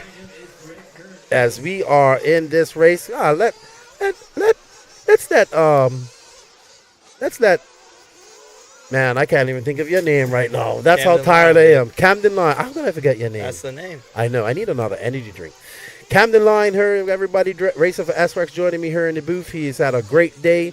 He has qualified 6th in Truggy.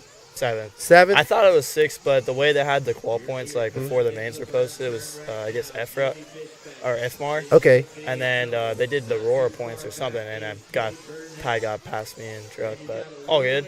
Oh, I'm good. just happy to be in the main. There you are. It was good to qualify straight in, and then to be in the semifinal after that.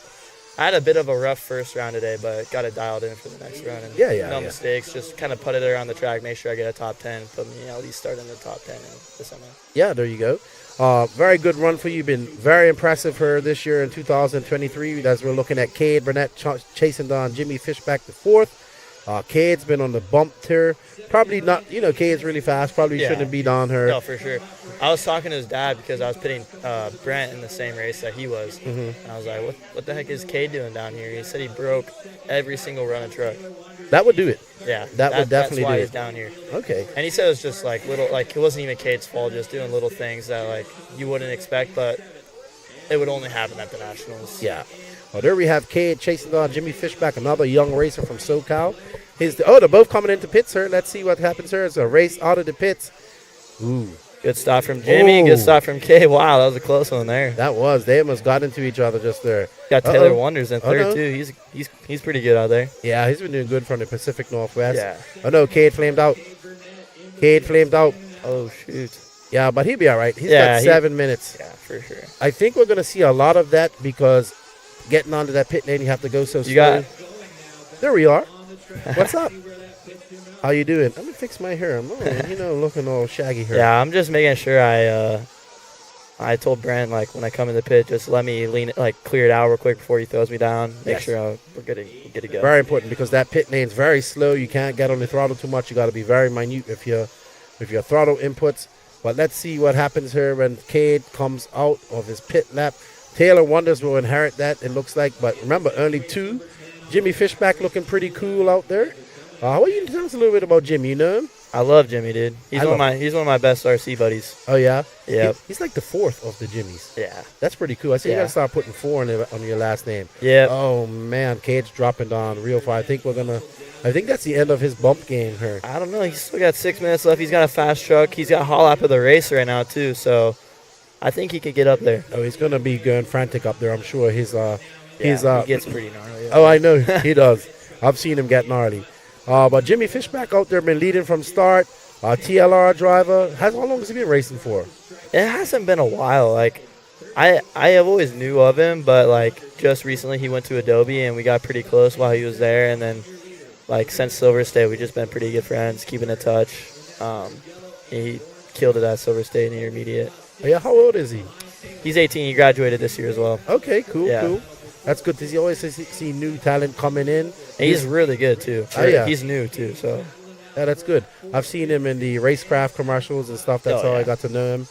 He's right in the hotbed of 1/8 scale down there in SoCal to improve. Tell us a little bit. We're seeing a lot of the 10 scale guys coming over and racing 8 scale now. Right. Even see Kyle Go, who's predominantly stock racer. He's running. He isn't here this weekend. Davey Batta's here. Missing one person who races 10 scale who isn't racing. I'm guessing it's Dustin Evans. Matty G. I'm thinking Dustin Evans too. I'm surprised he doesn't race 8 scale.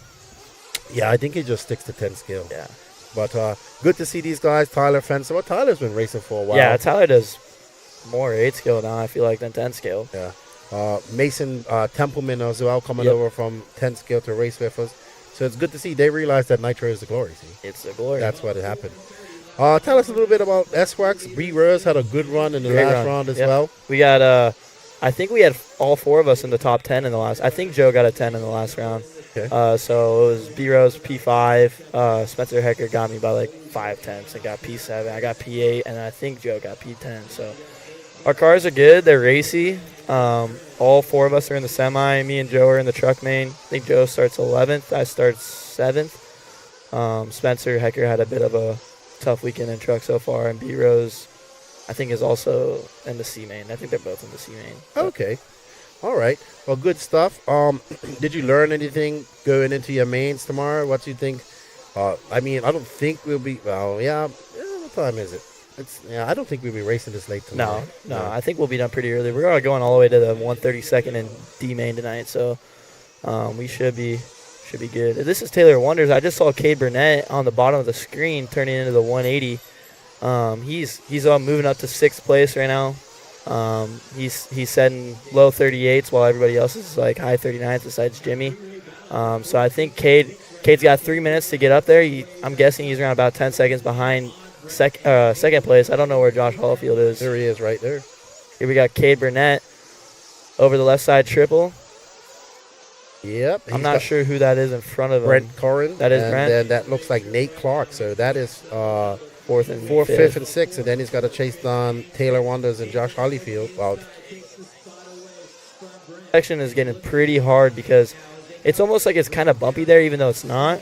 So you can't really carry a lot of speed and send it into that jump like we were able to in practice. But we'll see what the main. Man, Cade is on a mission. Look at him. He's going to go. Oh, that was a great defensive move by Nate Clark. But Cade is flying. Nate Clark is blocking the door very nicely here, but Cade, I think, is going to get around him as long as it's clean. It's pretty good to see Roar calling traffic and also calling rough driving, which is pretty nice to see because we never had that here before, really. Oh, yeah. Very. It's different when we have rules here. We still need to get some of these rules straightened out. Like, we need to have runners. Yeah. Because we see in Marshall. Oh, here we go. Cade on the inside. Nice move there. Now he's got to move up to Josh Hallfield. I don't know where Josh Hallfield is. I'll let you know. I know the colors of his car. It's orange and it's like a red, orange, and yellow. I'm not seeing him in the screen, so that means he's still got at least 5 seconds. There he is on the triple. So he's got a little bit of time. Josh Hallfield's just running 38.5. He just ran his almost hot lap of the race there. Yeah, but he needs to chase Don Taylor because only 2 bump up. Oh, is it only 2 Nitro? Yep. Oh, shoot. I did not know that. So he's got to it's got 1 minute and 40 seconds. And Buggy is 3? Yeah, Buggy's going up to 3. But unfortunate for Cade, barring any issues from Josh and Taylor. But there they are. He's not too far behind. If he had a few more minutes, it would be feasible. I think Josh is pretty close to Taylor, unless that's not his truck. No, that's Josh up there right next to Taylor. You'll see Taylor right there. No. Where is Taylor? There's Taylor, I think, and there's Josh. So the battle's going on to the back double-double. There we go. There we are. There's Josh. I think that's Josh Hallfield right there, yeah. But Cade just running out of time here. Unfortunately, there's Josh Hallfield. Oh, Josh is in second now. Oh, is Taylor Wanders is dropping off down to 10th spot. Oh. So that does mean Cade Burnett has a chance to get up there. I don't know if he missed a lap or what, but I don't see Taylor Wanders in front of him, so he must be off the track. And there's Cade. Nope, there's Cade. And Josh Hallfield's got a comfortable position with 45 seconds left to go in this race. He's on a 23:15.16, and Cade's on a 23:15.25, so it's looking to be Cade finishing around 10 seconds behind Josh. Therefore, it's looking like Josh has got a comfortable lead, just got to putt it around for this one last lap. 26 seconds to go for Josh Hallfield. See how he ends up here. Yeah, keeping it nice and smooth, making sure he doesn't wreck. Cade's right behind him, though. Cade is right there. Cade's right there. Oh, man, I'm getting it confused. I was getting excited. Josh, a veteran. He's from the Southeast. Him and Cade have raced plenty of times. He's going to keep it smooth and looking to bump up. Unfortunate for Cade. Yeah, tough luck. Yeah, with that flame out coming out of pit lane, I think that's going to come into play tomorrow as well. For sure. We've seen a lot of that happen. It'll be interesting to see if Drake goes 10 minutes in the semi. It will be. So what's the secret going out of the pit lane with it being so slow? I know you got to clear your car out, but you got to keep on the throttle slightly and just keep those revs up. Yeah, I mainly just told Brandon, or my dad, because he's throwing me down. Sorry. When he throws me down, just to hold it up, lean it out, and then throw me down. Yeah. Just to keep the engine hot and make sure it doesn't get too rich and it loads up. Yep. All right, so Jimmy Fishback will bump up. Here's Jimmy right there. Good job, boy, Jimmy. For the Racecraft boys right there. There that's what we are. Jimmy Fishback the 4th. Josh Hallfield holding on for 2nd. Unfortunately, that ends Cade Burnett's mission to bump up. Obviously, he was faster than his result, and he could have done. That is the race, guys. Taking the win, Jimmy Fishback finishing in 2nd. Josh Hallfield. Fire him back up. Yeah. Tough luck there. That's racing. Shout out to Jimmy for the Racecraft boys. I know Chasen's probably watching. I can't say Chasen. I'm sorry, Chase. It's supposed to be Chase. Oh, we can't say Chasen? No Chasen. Just Chase. I've never called him Chasen anyway, I don't think. I just call him that because that's one of my dogs. He's one of my favorite people in RC. He's doing big things for Racecraft, and I'm super proud and super excited to be a part of it. Yeah, I remember when Racecraft first came out. They were a sponsor of the podcast for a long time. They really pushed out those command modules. Yeah. I really love their out-of-the-box thinking, skateboard-style advertising. I really like that. Chase is a good dude. He makes me laugh. There we are. I'm just got my arm draped over her. What's up, Chase? I know you're watching there. What's up, Chase? How you doing? He's probably all pumped about Jimmy. I just love that guy's name. Jimmy Fishback. What's up, Danny? How you doing? Danny's in the house. Finally made it her after many, many delays. Danny Paz up here taking pictures for Raw. But we have Camden Lime in studio with us here. He's probably going to stay with us till we got 3 more races left here. So we got about 45 minutes worth of racing. I got to leave race right after race 12 because I got to pit BD. One more time. Brent Densford, Beach RC, baby. Oh, yeah. BRC 4.0. He was driving so crazy. Yeah, he got my heart pumping a couple of times. Oh, I could see it. He's like, and he was just sending it. And I was like, Brent, calm down. I'm saying it to myself here. Calm down, Brent. You're going to throw this race away. We had B-Rose on the gun. I was catching, and Spencer Hecker was on the headset. We had the dream team. Dream team, because somebody needs to tell him to calm down. I mean, you know what? He probably needs a beer helmet or something like that. We can't have a beer helmet on this. Well, they were out till like 2:30 last night. That's why he missed his main this morning. On the horse, they were riding the bull, the mechanical bull. Not surprised. Not surprised. 1 minute. Next up, we have the 132nd even main. We have Dennis Wilson, Justin Larimer, Travis Eider, Chance McCall, Chet Miller, Troy Church, Weston Wilson, Little Marco Nopari, Anthony Nogin, Frank Tavares, Benny Komarian, Brian Lukovic, and Mark Robinson. Man, that kid Benny Komarian has been just having tires come unglued. The same tire, front, left. He had it happen in truck. He had it happen in buggy. I saw his dad change it 2 times. Oh, that's Ophir's kid. Okay. Yeah. He's been making progress, man. He's going good. Shout out to Brian Lukovic as well. That's one of my really close buddies from back home. Mark Robinson, Jermaine Robinson's dad, who made a semifinal this weekend. I know. Jermaine was really good. He had a top 10 run. He's kind of like in the same boat as I was about a year ago. Kind of just like he always has the speed, but just can't always put it together every now and then. But this weekend he's putting it together. He's driving really well, keeping it smooth, consistent. He still drives hard like I do, but he's not making stupid mistakes, and he's getting it done.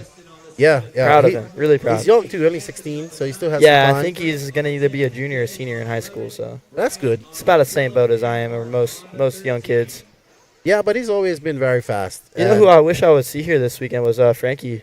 Yeah, but I think his dad had to go to a wedding. Yeah. So unfortunate. I talked to Frankie a lot too. He's one of my close buddies. Yeah, as well. I talked to his dad a lot. His dad messaged He's me. awesome, dude. Yeah, he is awesome. So apparently his dad doesn't like Max too much. I saw that on the podcast. I don't know what that's what JQ said. I don't know. Whatever. Max says some things sometimes. Probably did. Max don't know what he said. Yeah. But his dad messages me all the time, and it's good to see. I really want to see. That's one drive I want to see get out of California, get to some more races. Is Max racing still? Yeah, he didn't do well at the Finnish Nationals here recently. Okay. But he's in school. He's got a girlfriend. You know how that goes. He's 24. He thought he was going to beat Pecco. I told him he ain't beating Pecco. Pecco's good. I was in at Worlds. I was always in his race. I feel like every race I was in his race. Wow, what a weird start there. That was. It's almost like first place didn't go. Yeah, Dennis Wilson right there.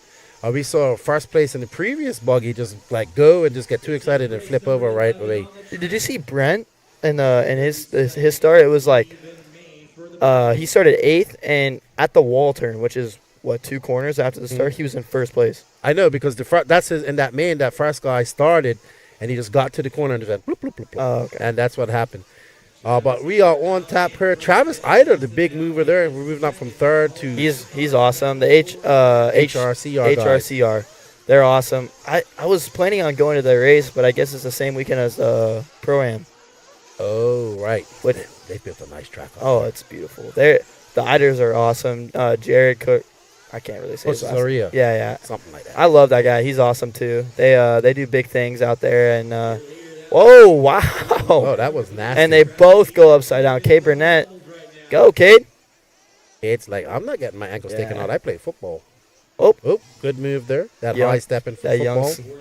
Young knees. Young jump right there. That man's 18, talking about young. Is this Brian Lukovic up there? Looks like his car. But he's not in first. Brian Lukovic up to the 3 from the 12 on the second lap. What a drive there from Brian. I would love to see Brian get this bump, dude. Is he from Arizona? Yeah, he's from Arizona. Okay. He drives at our local track. Does every race out there. Supports everybody. Makes sure everybody's good at the track. Feeds them. Everything. He's awesome. That's good.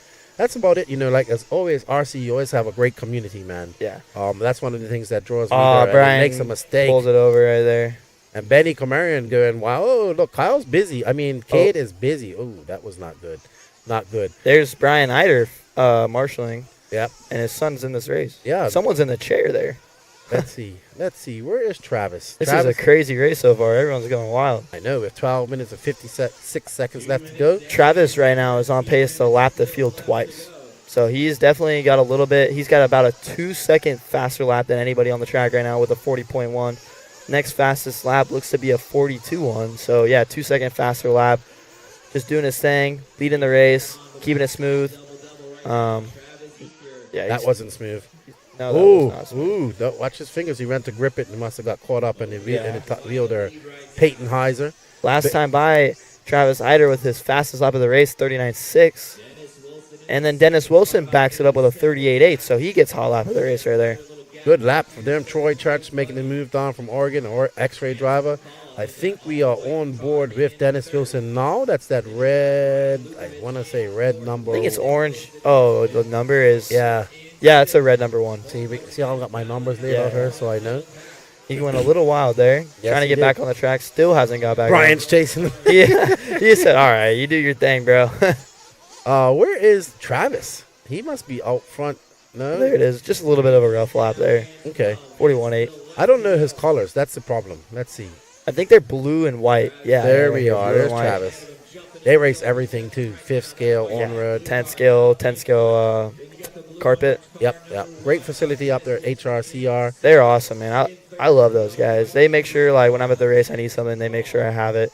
Nice people. They come and support Adobe all the time. Shout out to the Arizona guys. Miss you guys. See you guys. There you go. There we go. Brian cheering on his son. That's awesome, man.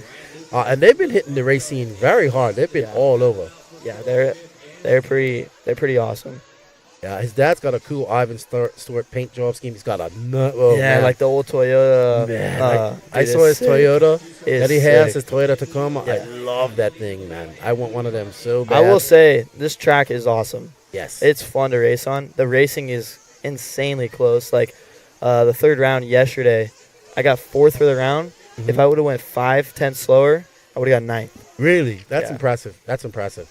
We're seeing a lot of good racing as well. We're seeing, I think, the biggest thing, what you was telling me yesterday, is timing. You're trying to get the timing right on the jumps.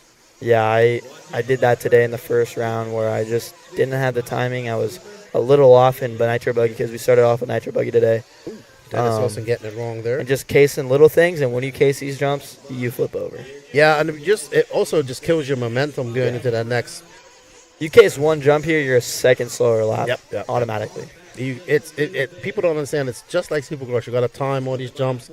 You got to be in the flow. 100%. Yeah, and if you just go off a little bit, you lose time, and you can't afford to lose time here because everybody's so close, right? Yep.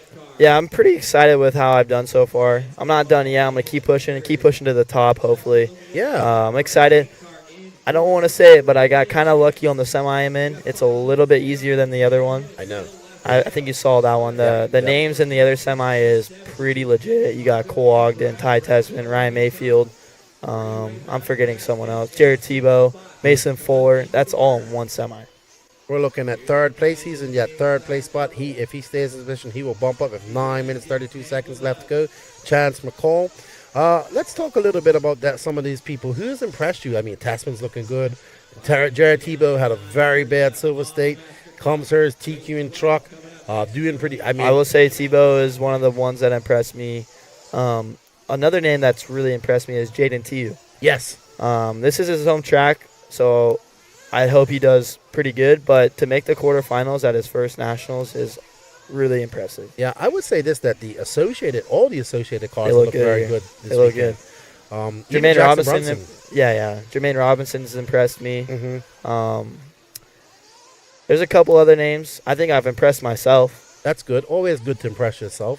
Because I knew I had the speed, but I was thinking I would be like. I mean, at Silver State I qualified 5th, so I knew I'm there, and I had the consistency to be there. And when I got here after the practice day, I was a little bit bummed out with how off pace I was and how I was driving. And I came the next day and qualifying and just with new head, fresh start, and killed it. So I'm pretty impressed with myself. Another name I'm impressed with is Brandon Rose. He's starting 2nd in one of the semis, or maybe 3rd, which is impressive with a brand new ride. I mean, he is just on a tear right now. I think anybody can say we got one of the biggest pickups, if not the biggest pickup of 2023. B-Rez kind of underrated, but they shouldn't be because he's been had a B-Rez is one of those guys who doesn't get what he deserves just because he doesn't have that full name yet. Mm-hmm. whereas he's beating all these people who get a lot of money and a lot of support. And that's why I'm excited he joined S-Works, because even like at DNC, I was helping him out, making sure like I'm there for B-Rose, because he's one of those guys, you give him just a little bit of support, a little bit of help, and he is one of the best drivers on the track. Yeah, unfortunately, I got to see a lot of heartache for him last year. Yeah. A lot of DNFs and whatnot. And man, I was upset for him because he is very fast.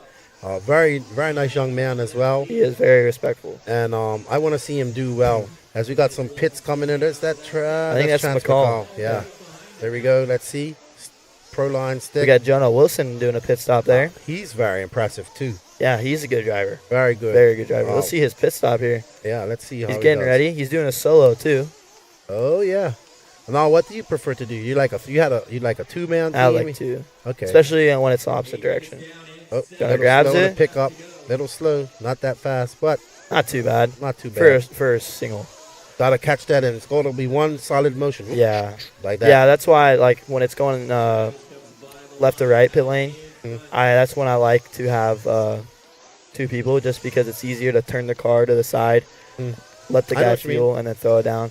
Whereas it's the opposite way. I feel like for the pit guy, it's easier just to do a solo, because he can do it all in one motion, because it's on the fuel tank is on the left side. Right. We was talking about Adam Drake going 10 minutes, so I asked Adam earlier, I said, dude, when are you going to run out of fuel? He goes, I can go 12. He can. I went over there, and I was like, bro, yeah, what are you doing? How are you going 10 minutes right now? I'm barely getting 7:30, if not 8. And I'm marshalling. So I was in the B-Sore after the two reseating. I'm marshalling at the end of the oval, cone 3. And every time his car comes by, it's just pinging because it's so lean. But he drives it amazing. I bet you he's just touching. It's not even that. He's still like on the gas. Yeah. Wow. It's impressive. Very. But yeah, it'll be interesting to see if he goes 10 minutes in the semi. Like for the third stop, you don't know how hot your engine is. If it's running too lean, it'll start bogging. You know. It'll be impressive. What's up, Fran? Here's Fran. He's all excited. Jaden having a good weekend. All right, so Travis Ida still out front with 5 minutes and 16 seconds left to go. Dennis Wilson in second. Chance McCall to 3 bump ups. If it stays like this, Travis Ida are doing really well. We're following Chance McCall at the moment. That white car. Ooh, who's that? Oh, having some accidents over there.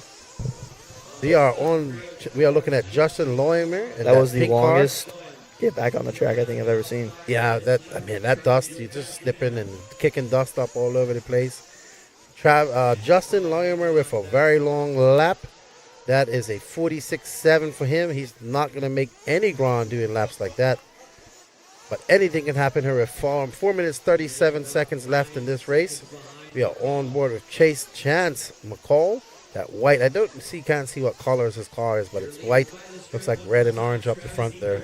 Travis Ider's having a pretty good run. Looks like he's about 10 seconds up on second place, which is Dennis Wilson, who still holds hot lap of the race of a 38.8. Only 3 drivers have broken into the 39s or 38s, as Dennis is the only one in the 38s, which is a very good lap on this track. You think we're going to see some buggies do 35s in the mains coming up in the semis tomorrow? It's going to be hard. I don't know. It's tough. We always say that, and then we see somebody do it in the 60-minute final. I think when it's a race environment, people just turn up a different notch. Yeah. Like 55 minutes to go, and Dakota Fenn throws his hot lap or the fastest lap of the race. Not surprised. His Nitro Buggy run in the last run was insane. Oh, yeah. 17-lap run with a pit stop. Yeah, he wanted to make up for that DNF. Yeah, so basically I was talking to Brent, and basically he wrecked on the first lap. Yep. So they wanted just to see what they could do without pitting. Yeah. That's what he told us as well in the interview. Okay. So, very good. I mean, it's going to be hard, man. We haven't seen a back-to-back Nitro Buggy champion since Ty Tesson did it in 2014, 2015. Yep. Yeah, I mean... going to be impressive to see if he can do it. That 14 race was one of the best races I've ever seen in person. Yeah, I'm trying to... So here we got, I'm pretty sure this is still McCall. I could be wrong. Yep, we're still on McCall. I recognize that paint scheme. We've been watching him for quite some time now. as we're going to have our chat, see if they have any questions He's for about you. 7.3 seconds away from the bump.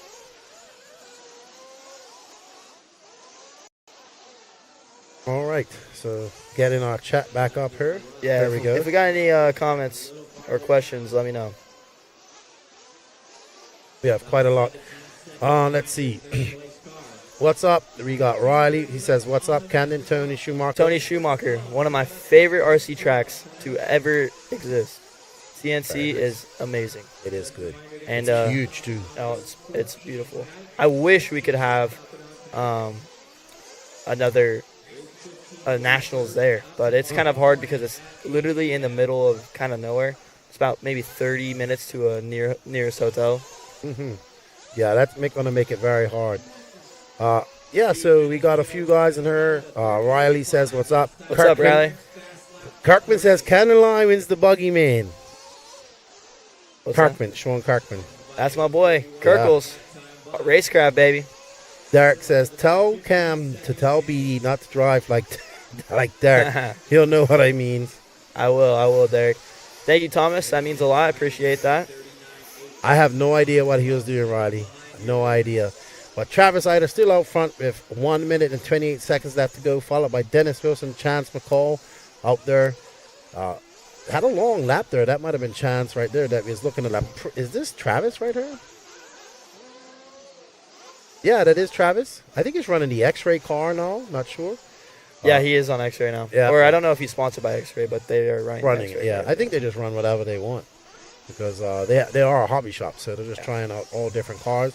Travis going through there pretty smooth. They were HB for the longest time. Yeah. And I know they got a lot of people in this chat right now that enjoy the Eiders and their facility. So shout out to HRCR. I know it's hard to say. Yeah, it's hard to roll it off. It gets a little confusing, but that's Hayden RC Racing. Raceway. Yeah. So Hayden RC Raceway, I think it is. So I was a little bummed out that I couldn't go there in August, but I have Brent Densford's Pro-Am to race. But I will for sure be there for whatever event they have, next big event they have, to meet all you guys out there in Hayden, Idaho. Yep. I like to get out there too. I really was telling him, I was watching all the videos they've been doing. He's a builder, right? Yeah. He does construction. Yep. So he really put a lot of thought into building the driver stand, 100%. like giving you space. And their 10-scale track is also insane. Yep. Nice. And they have that asphalt on-road track too that they want to run. I mean, they're into everything. What's up, Adam Peters? What's going on? That's another local air track, a very fast local air track. He runs pro with me. It's usually like around 4 cars, me, Adam Peters, Chris Wheeler, Tom Stober, and it used to be Charles Hicks. I know you probably know that name. Charles Hicks. I know Tom Stober too. Tom Stober, yeah. Hino RC right there. Yeah, Tom Stober ran 100 miles an hour in the Animal Cat. I have the same boat. I'm trying to do 100 plus miles an hour too in it. Yeah. Great run there from Travis Eider. It looks to be Dennis Wilson also getting the bump. That's 2 good runs there. Travis Eider will be bumping up to the what race is this? So 132nd. So they'll be bumping up to the 116th, which is also later tonight, or is that tomorrow? Yeah, we see Christy Wilson all excited, happy that our husband bumped up. Is it 116 tomorrow? Yeah. Well, yeah, I think it is. Well, hold on. So this is race 12. We have 2 more races after this. It has to be. Has to be. Yeah. Well, they must be. I think it goes to the 132nd and the Pro Truck D main, which is awesome. After I pit Brent, I probably will come back in there for that main because that main is going to be awesome. I think we got a Walker spinner out in that one. There's some other names. I know for sure Walker's in that, and he's killer. So, okay. What's up, Chemo RC? Tuning in from Bermuda. Hope everything's well. It's late over there in Bermuda, huh? Yeah, it's 11:15 over there. Rick Rodriguez, what's up, Rick? How you doing? This used to be. We're up in your old stomping ground up here. Cheering for Dennis Wilson there. Yep. D-Dub. DW. We got Cody Turner. Oh, this is a good one. Yeah, Cody Turner, Dylan Bartlett, Brendan Bartlett. Wow, Cody back to England. back. Yeah. The Bartletts. Nick Watlett, Clayton Saxon, Cole Troyer, Jonathan Hernandez, Bryce Beaver, Jackson Wilson, McCoy Starkey, Jimmy Fishback, and Josh Hollyfield. 15 minutes. I think this is going to be a good main here.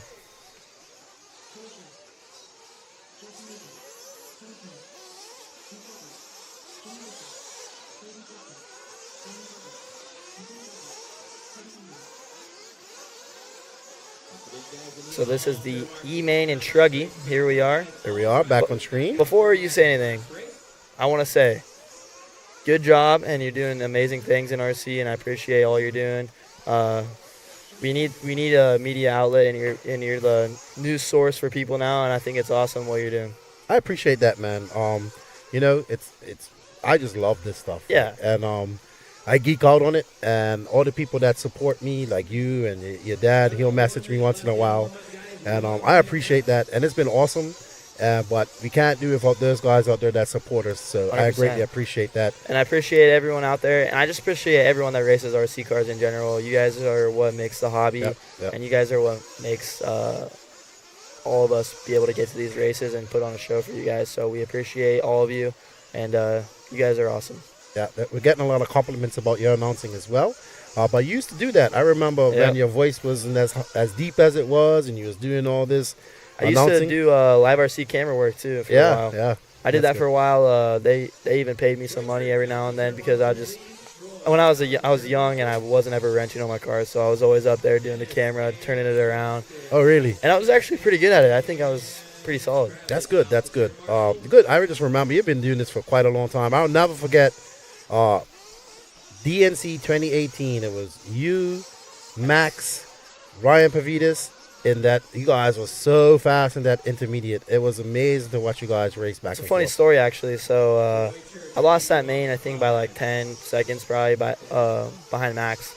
And JQ came up to my dad. And he said, I thought he was going to blow out sooner, but I never did. The funny thing is, though, is they went and practiced the next day. Right. Max's first tank on the track, his motor moved. There we go. There we go. But that's JQ's way of motivating people, I think. Yeah, for sure. That's if you want motivation from JQ, it's gonna come in a form you don't expect. 100%. But I'll never forget sitting on that hay bale. JQ had just been DQ'd from DNC. I was so angry at him. I remember JQ got DQ'd at Silver State and RC Tracks of Las Vegas because he put water in his fuel tank. Dagani put water in his fuel tank. Dagani had like ice water. I just remember I was doing a Neo Buggy interview. That was so funny too. But JQ got DQ'd for putting stickers on everything. Man, I just wanted to smack him so bad. I remember he put one on Mason Westergaard's scooter when he was like 3 years old. JQ takeover. He got one on Drake's starter box too. I don't know how he did that. That's risky. And this has been like him and Drake were in the beef. Oh yeah, that was big beef right there. That was like the biggest beef of RC right there. I know, man. I'm bigger than Killix and Bruno. Oh yeah, well that's not over yet. That's not over. X-Ray versus Killix. It was cool to see him at Silver State. I wish they would have done a little bit better, but they still did good. I love for the first time in America. I love the Killix. Great people. They're cool. Yeah, they're good. Here we go. That's awesome. There we go. And we start off Cody Turner with the, I guess you could say, EQ here. Starting off first. This is going to be a good battle here. We got Dylan Barton starting second. Brandon Bartlett starting third. I assume both of them won't take each other out. I would hope at least they're brothers. Dylan Bartlett is a very fast kid from, where are they from? Pacific Northwest. Yeah. I'm trying to think of what state. It might be Montana. Oregon? No, it's not Oregon.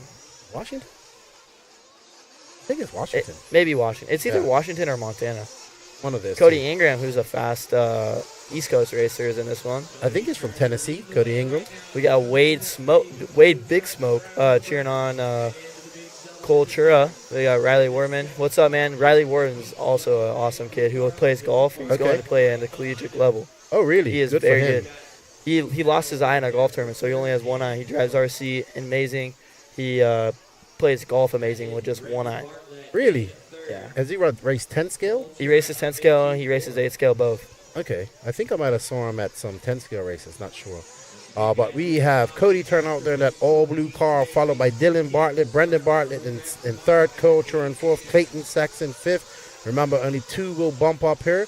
Cody Turner looking pretty good out in that all teal. I call it the TZO teal because that's I know he runs for TZO and that's their color. But Dylan Bartlett, I really like Dylan's paint job, that hot paint. Oh, and just as I say that, he makes a mistake. And that's going to allow, is that his brother? Dylan, Brendan is his brother, right? We got Josh Keith in the building. That guy is one of the biggest assets to Adobe Mountain RC Speedway. Okay. He does so much for us, and the track would not be what it is without Josh Keith. So big shout out to Josh Keith. He is one of the best dudes in RC. He's newer to RC, and he does so much for us, and we appreciate everything you do as Arizona racers, Josh. Here we go. We got the two brothers. I assume that Brendan is the older of these two. And they're battling out in one army race. Whoa, wow. What a good save. Dylan, I think, is a little, I think he's maybe 16 or 17. I could be wrong. And I know Brendan has, I think, a wife and a kid. So right. He's Okay. a little bit older. So that one army tent making a whole bunch of hop-up parts for the HB car. Evan telling us that the Bartletts are in Montana. So Okay. Thank you. Thank you for that.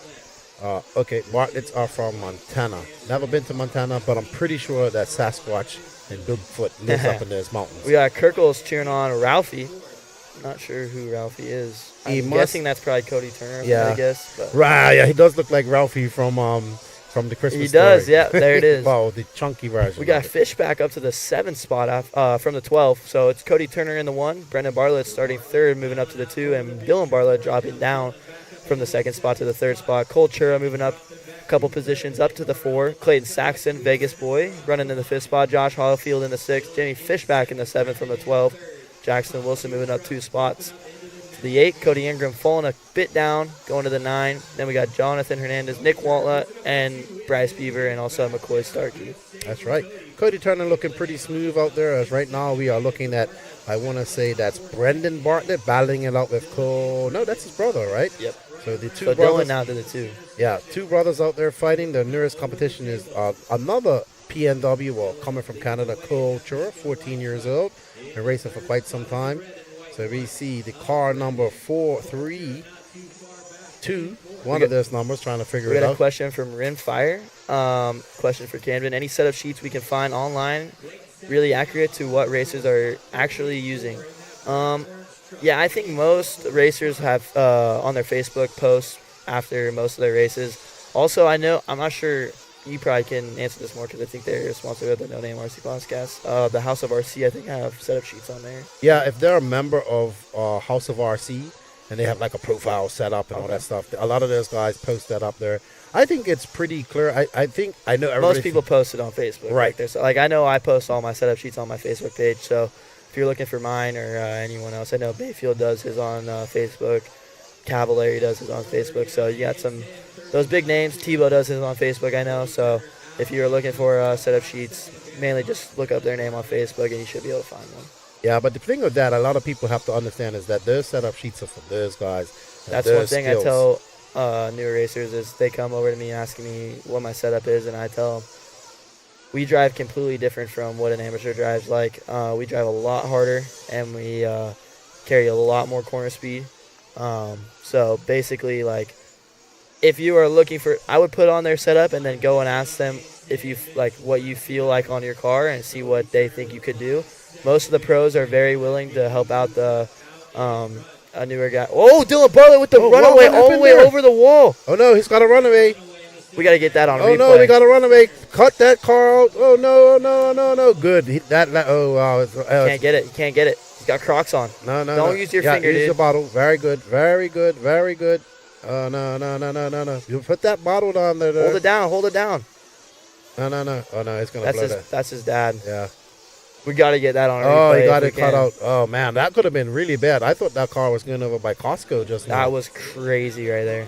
Wow, you see the president out there. That's too bad for the Bartletts. Number 2, that would be Dylan Bartlett, the older one. So you see his dad tough. walking there, shaking his head. Dylan's But the younger one. Jimmy Fishback up to 2nd. Let's go, Jimmy, for the racetrack, boys. There Man, we that go. was crazy. He hit the tube and went almost over the wall. That's what I If thought. it would have went over the wall, his car would have been a Costco. I know. And Costco would have been very upset. Very upset. But yeah, definitely. One thing I've always learned is everybody wants to have setup sheets. I think first you have to get the basics done. Make sure everything that the basics on your car is set. Have your linkage set properly, your clutch set properly, all your links and everything straight in the same holes. So many people want this magic setup when they basically just have to go in there and make sure that the basics are done. 100%. We got a question from BJ Williams.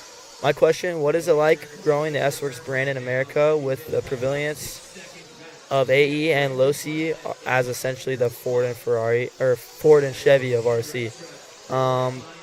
It's been a ride. We started out, it was just me and Ryan Cavallari on the team. We unfortunately lost Ryan Cavallari, and then we picked up Spencer Heckert, and I think picking up Spencer Heckert got us some East Coast guys, getting me on S-Works got West Coast guys on the team, and we just kept growing the brand. And then we got bigger names like Joe Bornhorst and Brandon Rose. And it's just been mainly just showing what our car is capable of, and just showing that our car is one of the best on the market, and we have a great team atmosphere, and it's awesome pitting with us. We also picked up names like Chris Wheeler, which has been a pro for a while. He doesn't race as much anymore. We got David Olson, who just won Intermediate at the Silver State, which was awesome. So just mainly getting people who perform and can do us big things. We see Cody Turner coming in from Fuel. I think Joe Bornos is pitting someone. Yeah, it looked like Joe. But Cody's out there doing really well. Brendan Bartlett moving up to second. This is actually his first time racing Truggy, he was telling me. Who's that? Cody Turner. Really? Yep. He's pretty good. He was really good back in the day. I think he ran out for a while and got back racing. So good to see. Rapping TZO. You see Deanna Eichenberg doing some pit duties. There we are, that iconic teal. I know his paint job right off the bat, so it's no big deal for me. Oh, nice. So good stuff there. We got a question from Case Edwards. Hey, Camden, are you running the Top Notch series? I don't think I'll be attending all the Top Notch series, as I've been doing the JBRL series. I love Notch. He's a great guy. But yeah, it's just a little bit too much to have 2 full series on my plate, as well as all the big races and everything I've been doing, local races back home. My dad runs a series, so I have to be at all those supporting my dad. So I'll maybe be able to make it out to maybe 1 or 2, but I won't be planning to attend all the races. Yeah, I think his first race was today. Yeah. At Santa Barbara. I love that track. Yeah. And I think it was sold out. I've never been there. I've been to almost every track in California. The only 2 I haven't been is Hot Rod Hobbies, which is crazy, I know, and Santa Barbara. I've never driven a Hot Rod Hobbies, but I've been to a Tuesday night national. Yeah, I've never been. Ever. Oh, okay. Steve, the Zuzi Man says hello, Lefty in Camden. Nelson El Canoa says cell phone on hand. Yeah, we're taking some message. Michael, it is 7:30 p.m. here. We're probably going to be racing to 8 o'clock tonight. Also, something I was going to say, Camden. I know all about building up a brand. a brand in America. It's very hard. I did it with JQ Racing. Yep. Of course, JQ tried to demolish. You take 1 step forward, and JQ will put you 2 steps back. Yep. So I had that to fight. But S-Works doing excellent out there. Like I said, I was out there watching Juan Carlos Canas in Portugal the other 100%. day. And, man, he is on another level. I think I would love to see, like him, Ongaro, and those guys. This track would suit them well. Oh, for sure. I think with the traction level that it's like. And it reminds me kind of like Redavon. Yeah. A little bit. It's way more dusty than Redavon was, but it reminds me a little bit. I'm going to have to get going from you here in a second, as we got 5 minutes left. Cody Turner still in the lead. Jimmy Fishback back up to the 2. Brendan Bartlett starting in the 3rd spot, still in the 3rd spot. We got Brent Densford. So Brent Densford's trying to get another bump for the Beach RC boys, BRC4L, BRC for life. That's my guy. That's my boy. He supported me for times that I really didn't deserve support, and he was still there for me. And now I'm doing bigger things, and I appreciate all he does for me. So that's Jimmy Fishback coming in. Great pit by him. Great pit for Jimmy Fishback. He's looking to bump up again. Yeah, Brent's good people. Brandon Bartlett is right behind Jimmy Fishback, though, now. So I'm going to let you go. I think I might be back for the Pro Truck D-Main. Right. We'll be see. I'll see. We got Brent Densford coming in the next one. Tell Brent I said good luck. I will. You probably should chug a It'll beer be me and Spencer Heckert pitting this time. All right. We'll see how it goes. Maybe B-Rose pulls up with his stool. And yeah. V-Rose is the man. Yeah, he's the man. Thank you. Thank you for your time. Later, guys. Appreciate it. All right, guys. That's Camden Lime. He's going out to pit Brent Densford. Thank you, guys, for all the questions. We are on with Jimmy Fishback, who's now in 2nd, who has Brendan Bartlett right behind him. Remember, only 2 will bump up from this. And Jimmy Fishback bumping up from that previous main. That yellow front and black. Jimmy Fishback the 4th. As we see Cody Turner leading from start to finish. Great run from him. He has 3 minutes and 38 seconds left to complete her. That was Josh Hollyfield right there. Back on in 12th. Brendan Bartlett getting by Jimmy Fishback on that lap. Thank you guys for the questions. And always great, like you said, Rimfire, always great to have the racers here. Different perspective. I'm not out there, so it's very difficult for me. I try to get as much information as I can when I do get my breaks, but as you guys can tell, not had many breaks here from the booth. So there we are, Brendan Bartlett, his brother having a runaway here earlier. and causing him to retire. And he makes a mistake, and he takes a divot out of there in that corner. That's a bad place for him to flip over, and that's going to allow Jimmy Fishback the fourth to get some clear ground and make up some time. And he's got 2 minutes and 45 seconds left to go in this race, and he's looking to bump up again here, getting that 30 minutes of track time here from Truggy. I believe he just bumped up. Thank you, Jose Corrillo. I think that's Jose. Is that Jose from El Paso? Not sure. And we are here. We have 2 more races left after this, as we see Jimmy Fishback wheeling that TLR. Nice young man, like just the 4th Jimmy Fishback in existence. I said, dude, you have the coolest name. You got to put the 4 on there, man. Got to put the 4. Cody Turner out there. Ralphie, as he's called by Sean Kirkman, does look like Ralphie, Sean. I've been trying to put that in my brain. Who does this guy remind me of? Ralphie from, what's that, from A Christmas Story. That's what it is. Ralphie from A Christmas Story with a beard and a mustache. But driving a great race. There is Cody Turner, actually. So Cody Turner, who has, I don't know what happened there, but Jimmy Fishback's right on the backside of Cody Turner now. So Cody Turner making an error, but allowing Jimmy Fishback to climb back up, and right behind him, this is 1 and 2 right here. They kind of just want to keep it smooth. I don't think they want to make any mistakes. I believe that's Cole Chur right behind him, the young man making the trip from BC, but Jimmy Fishback is really fast right now. Don't know what happened to Cody. Had a commanding lead, and right now, let's see what. Wow, he had a 53-second lap, so he must have had a off-track excursion. But like I said, they don't have to really press the issue. Cole Chur is behind them by about 5 seconds, I'd say. So just keep it smooth. Don't tangle each other up.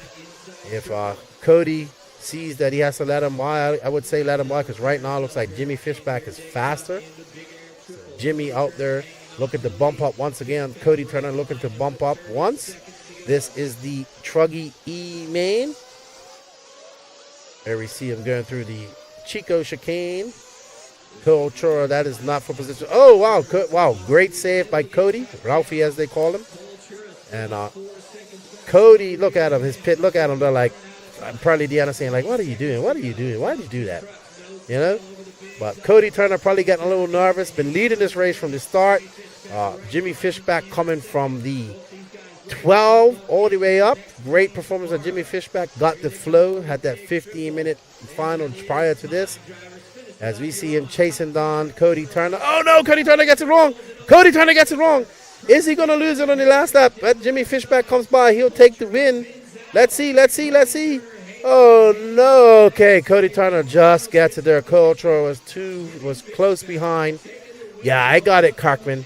I got the Ralphie comparison. Ralphie, a little bit shorter, a little bit heavier, with a beard and a mustache. Oh, man, Cody, you almost threw that away, man. Look at that. His Truggy is toast. Whew, that was close. Very close. Jimmy Fishback bumps up. He's trying to go in a bump turn. That's 30 minutes track time for Fishback. Jimmy Fishback, the fourth. It's a BT there. Deanna. Doing the pit duties here. We got 2 more races left here. Looks like we're going to be done at 8 o'clock. Thank you for Camden Live for coming in and entertaining us, answering you guys' questions. Charlie Mack, I knew you'd be in here for the Buggy racing. Tag me on Facebook. This is going to be the next. Next time we have a podcast, we're going to have a debate about this. That's right, Charlie Mack. We're going to debate why it should be called Buggy now and not Truggy. It's my buddy. Is that Axel there? Axel running his Buggy main here. We're going up to the, let's see, the 132nd odd. Ezra Antondo, Wyatt Wilson, Bart Cross, Ophir Camarion, Johnny Drakeford. We are going to go to a commercial break as we get ready for the 132nd odd.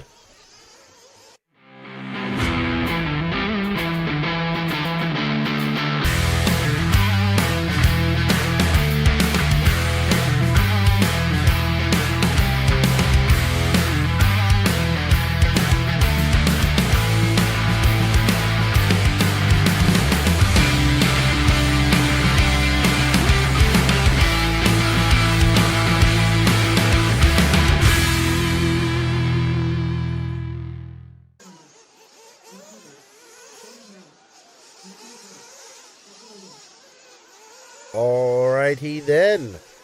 Race 13 of the day. Somebody's already broke their wing already. Wow, that's not a way to start the race on a warm-up. Thank you all for joining us throughout the day. It's been entertaining having you all there in the chat. This is the penultimate race of the day. As we see somebody getting together to fix that wing. Got about 1 minute left. This is the last buggy race of the day, and then we'll have the D main of truck. I believe we're starting at 8 o'clock tomorrow morning.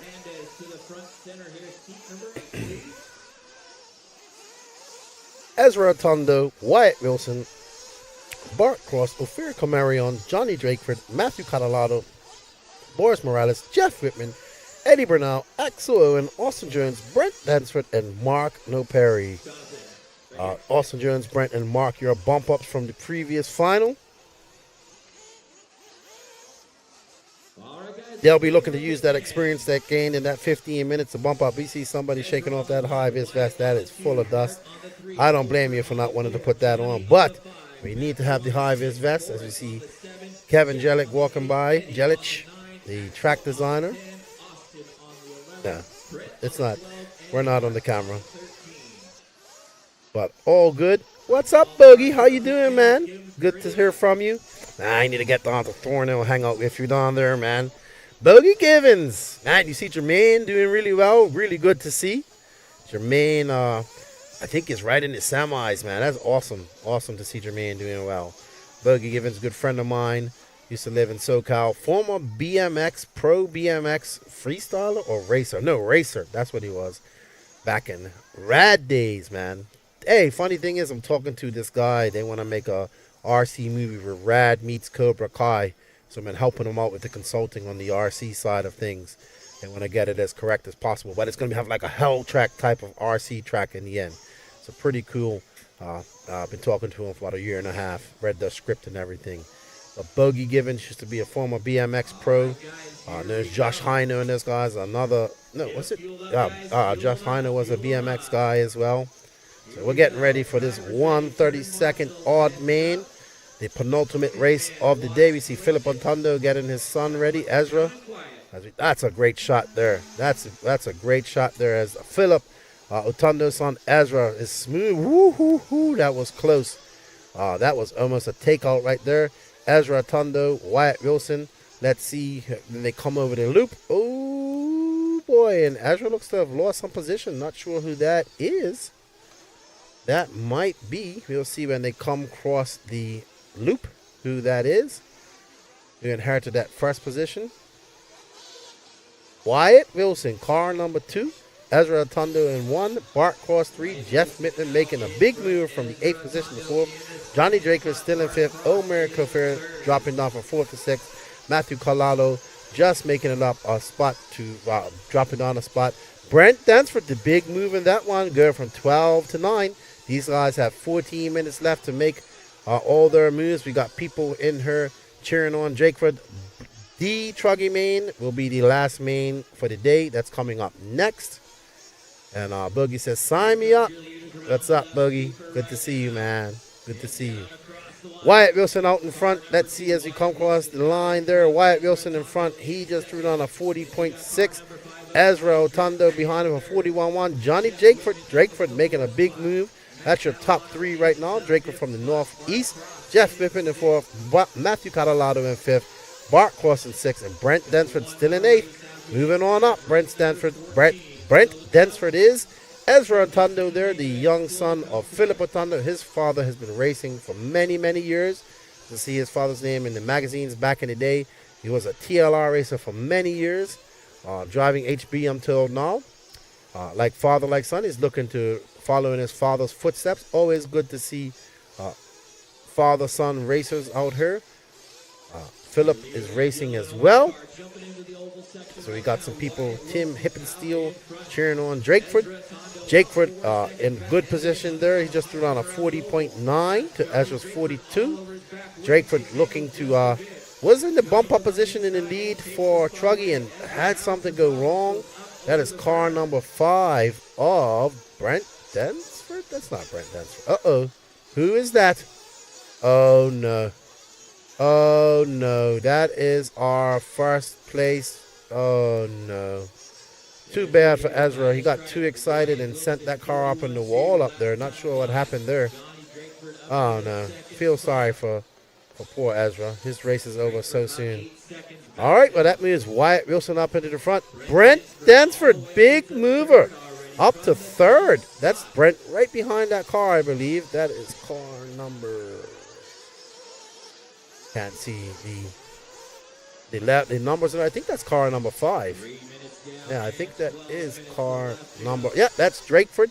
And that's Brent right behind him, I believe. And Drakeford makes a mistake. There's Brent going inside. Brent coming from position 12 all the way up to 3. Now in the second position, Brent looking to bump up one more time, or as many times as he can. No, I don't think it was on cam. It was on cam. Well, I missed it. Sorry about that. I'm looking between scoring and everything else in the chat. I will miss things. Thank you, Rimfire. Hopefully we get to see a replay of that later. Woo, that guy's just sending it out there. Zero responsibility. You can see the dust in the air. No wind out there right now, so that dust is just hanging out as you go later on in the evening here. The dust just hangs around. Hello, Ramel. How are you? Welcome to the chat. Hope you're enjoying the coverage. Brent, they're getting it wrong, getting off the side there. Still in third. Brent showing in third, but I think that is Drakeford running in front of him, who's now going to take over that third position. We got a battle here between Drakeford and Brent. As you see Brent getting it wrong over there. We see somebody running off with a car there. Sorry, that's Jeff Whitman up there moving up to that third position, but Drake in fourth. I think that's Jeff Whitman right there. No, that's number 8. Yeah, that's Jeff Whitman right there. Going up the wall. He is in that third place, looking to bump up. Remember, the top 3 will go through to the next man. They will live to race tomorrow. Oh, wow, that was a tumble. That was a tumble. That's not how you do it. But Wyatt Wilson in front. Matthew Catalado in second, moving up from the 6th position. I think that's Matthew right there that we was watching that made that tumble. And here is the position. There's Brent. No, Brent is right there. Brent is in the back there, still chasing on Drakeford, who's in 4th. They want to make some moves and get up front there. Drakeford going wide there. Oh, Drakeford going up over the... Oh, wow, that marshal out there is hopping all over the place. There's Brent Dansford, who got in front of Drakeford. Brent going wide, checking up just in time. Didn't want to mess up everybody's race. He's in 5th. They have 9 minutes, 32 seconds left to go. Brent starting in 12. Big moving up. Moving on up. Got to keep it calm. Drakeford's in. Oh, Drakeford's moving up to 2nd. Brent's in 3rd. Matthew Catalado looks like he might have come in for a pit or just had a bad lap. Jeff Whitman in 5th as well. Both of them might have come in for pit. I don't think they'll be pitting this early. Probably just bad laps. And there we go. Oh, what a move by Brent. He just forced it in right there in on the inside of Drakeford. He left that door open, and Brent just railed his S-Works car on there. What do you think about that, Derek? I thought that was a pretty good move. Pass of the day right there. There we are on board with car number 6, I want to say. Okay, sorry. This is the leader. Thank you. Wyatt Wilson out there. Just doing calm and collective. That dust is getting pretty bad out there. There's no wind to blow it off. We got one more race after this. As Brent Dansford in 2nd place. He's got Drakeford right behind him. They need to just not get in each other's ways and not take each other out, because they want to keep it clean and not make any mistakes, because Jeff Whitman isn't too far behind him. He's looking to capitalize on any mistake they might make. And Brent looking pretty calm and collective up here, looking to get his 2nd bump of the day and make it to the Sunday show. There we see him just casing that jump, probably taking it a little bit easier. Not going too ballistic out there, but Drakeford is right behind him.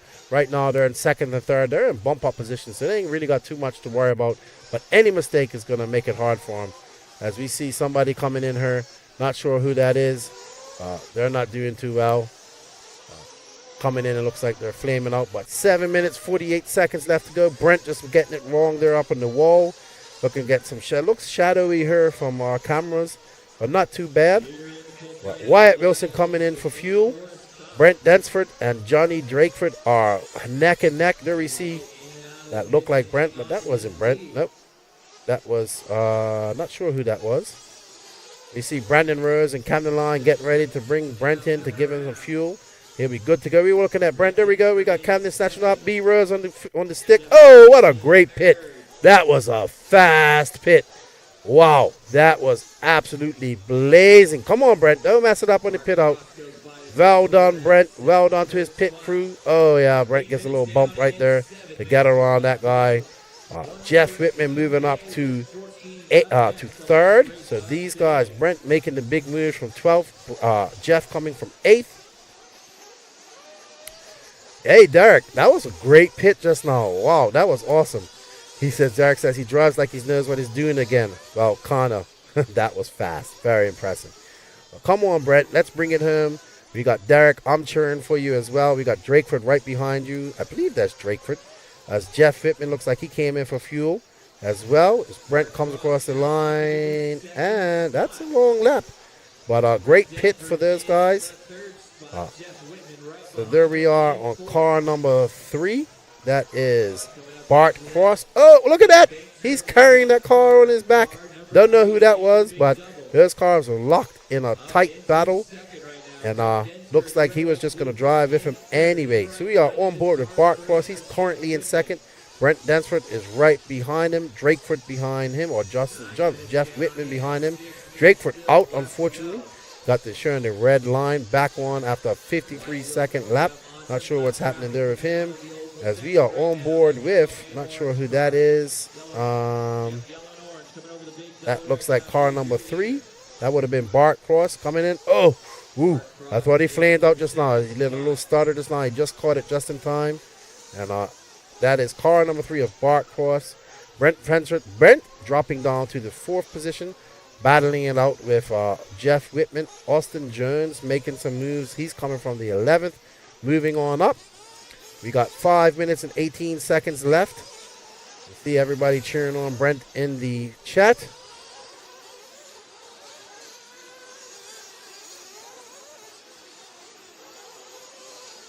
One second, guys, here. My computer's trying to restart on me. Don't want to let that happen.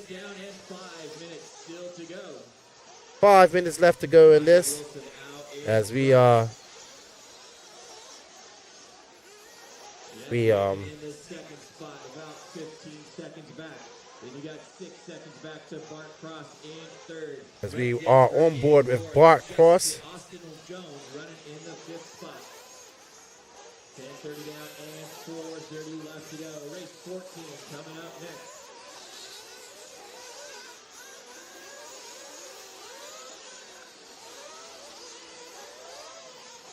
All right. Sorry about that, everybody. Just had to do something on my computer before it just shut down on me. Onward. Kevin Klein says, whenever a tangle happens at my track, I see it and say, onward to victory. Wow, it is dusty out there. It's getting hard to see anything out there. Dusty, dusty, dusty. I can't even see what car that is. So dusty out there. Right now it's Wyatt Wilson. That's Bart Cross. He's in third. Brent Densford will want to catch him up. That is for the bump up position right there. That car with the yellow wheels. Oh, somebody getting it wrong in the back there. I think that's Brent right there, jumping up right there in the back. Brent, Bart making a slight mistake. Brent has to capitalize on those mistakes as we see our leader coming around there. Wyatt Wilson in that number 2 car. He's out on the cruise control, just having fun, ready to bump up, barring any disaster. And that looks like Bart Cross. Is that Brent Densford? Nope, Brent Densford is still behind. Brent has 3 minutes.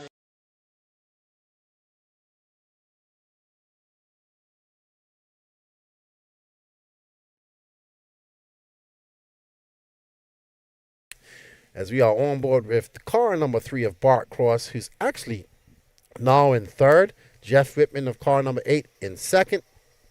Brent Densford doing all the hard work, making the moves to get up there, but making some mistakes and not able to capitalize so far. But there we have Bart Cross, who's now moved up to second. And we are following car number 6. Sorry. That is not full position right there currently. That car behind him is Bart Cross. He's actually in second.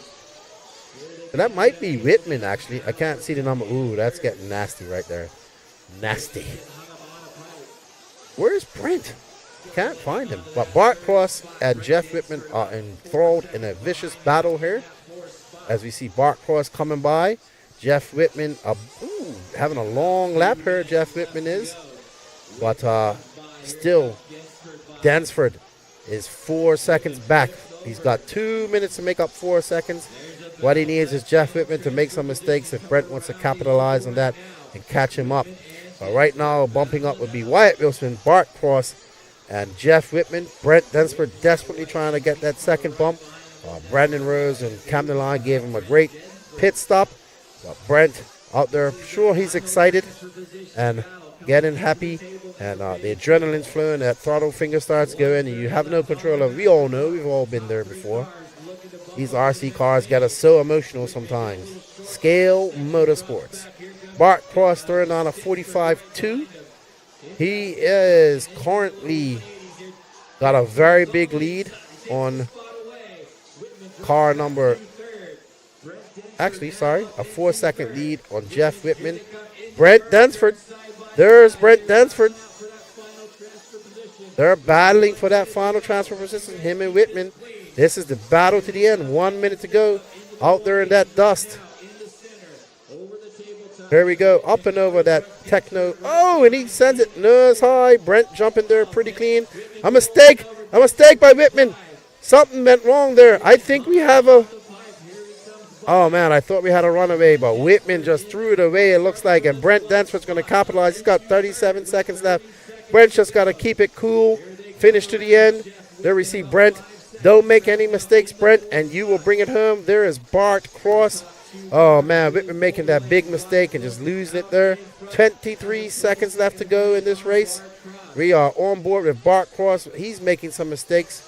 Don't need to make those mistakes, Bart. You have second right up. There's Bench. There's Beach RCs. Brent Dansford there in the back making some moves. Woo, coming from 12th to 3rd. Getting all the way up to 2nd at one point. Let's see if Brent goes by. Nope, Brent's not going to make another lap as we see Bart Cross coming across. Brent, let's see Brent. Brent Dansford securing that bump up. Well done, Brent. All of Beach Nation's going crazy. Can you hear the applause and the cheers for Brent? There is your leader. Oh no! Oh no! No! Oh man, but he's all right. He's okay. But runs out just in time there. And Wyatt Wilson will not finish in first, it looks like. But Bart Cross will, as Bart Cross Wyatt Wilson runs out just before the line. That's pretty impressive. Like about 1.5 meters before the start line, he runs out of fuel. But he definitely won't do that. He already was on this last lap. Nobody could have overtook him. Well done. That was a great race right there. Our last race coming up is the D-Main of Truggy. So Brent lives to race on Sunday. Sunday show for these guys. Woo! Race of the day, race 14. Coming up next, you guys have the track. Race 14. Bring them out.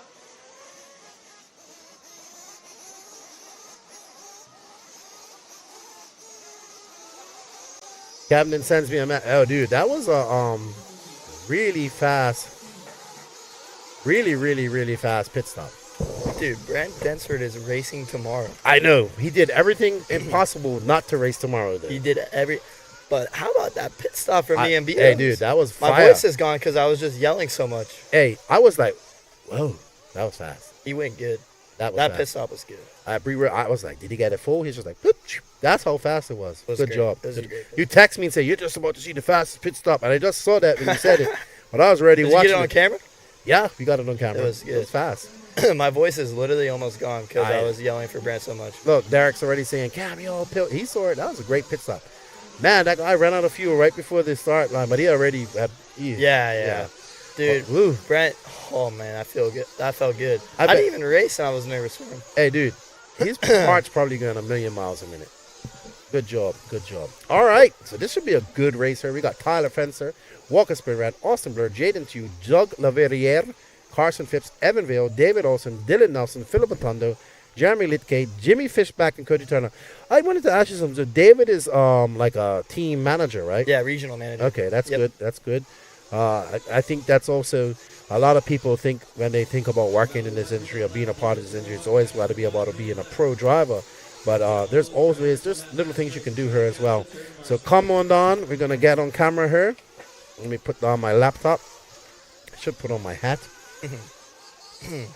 Oh no, Cam's not gonna let me put on my hat, so let's put it over there.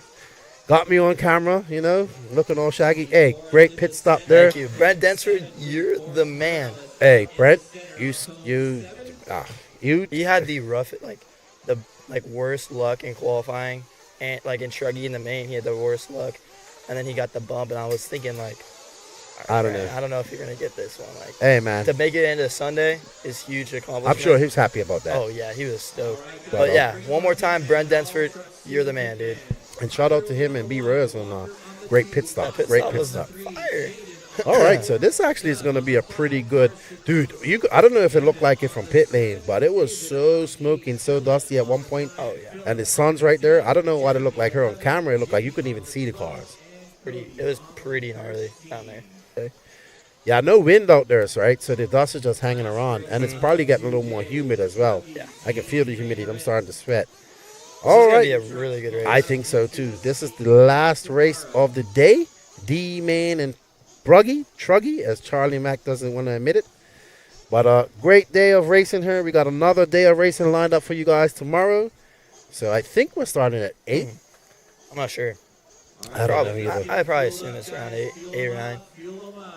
9 would be nice. I'm hoping for a bump here from Walker Spinrad, David Olson. Yeah. Maybe there's all my friends. I'm friends with Tyler Finster, Jaden Tew. I like Doug. I like Carson Phipps, a good guy. Evan Vale, I would like to see him bump. Dylan Nelson, that's one of my guys too. Jimmy Fishback, Philip Atondo, he's still got it. He's been around forever.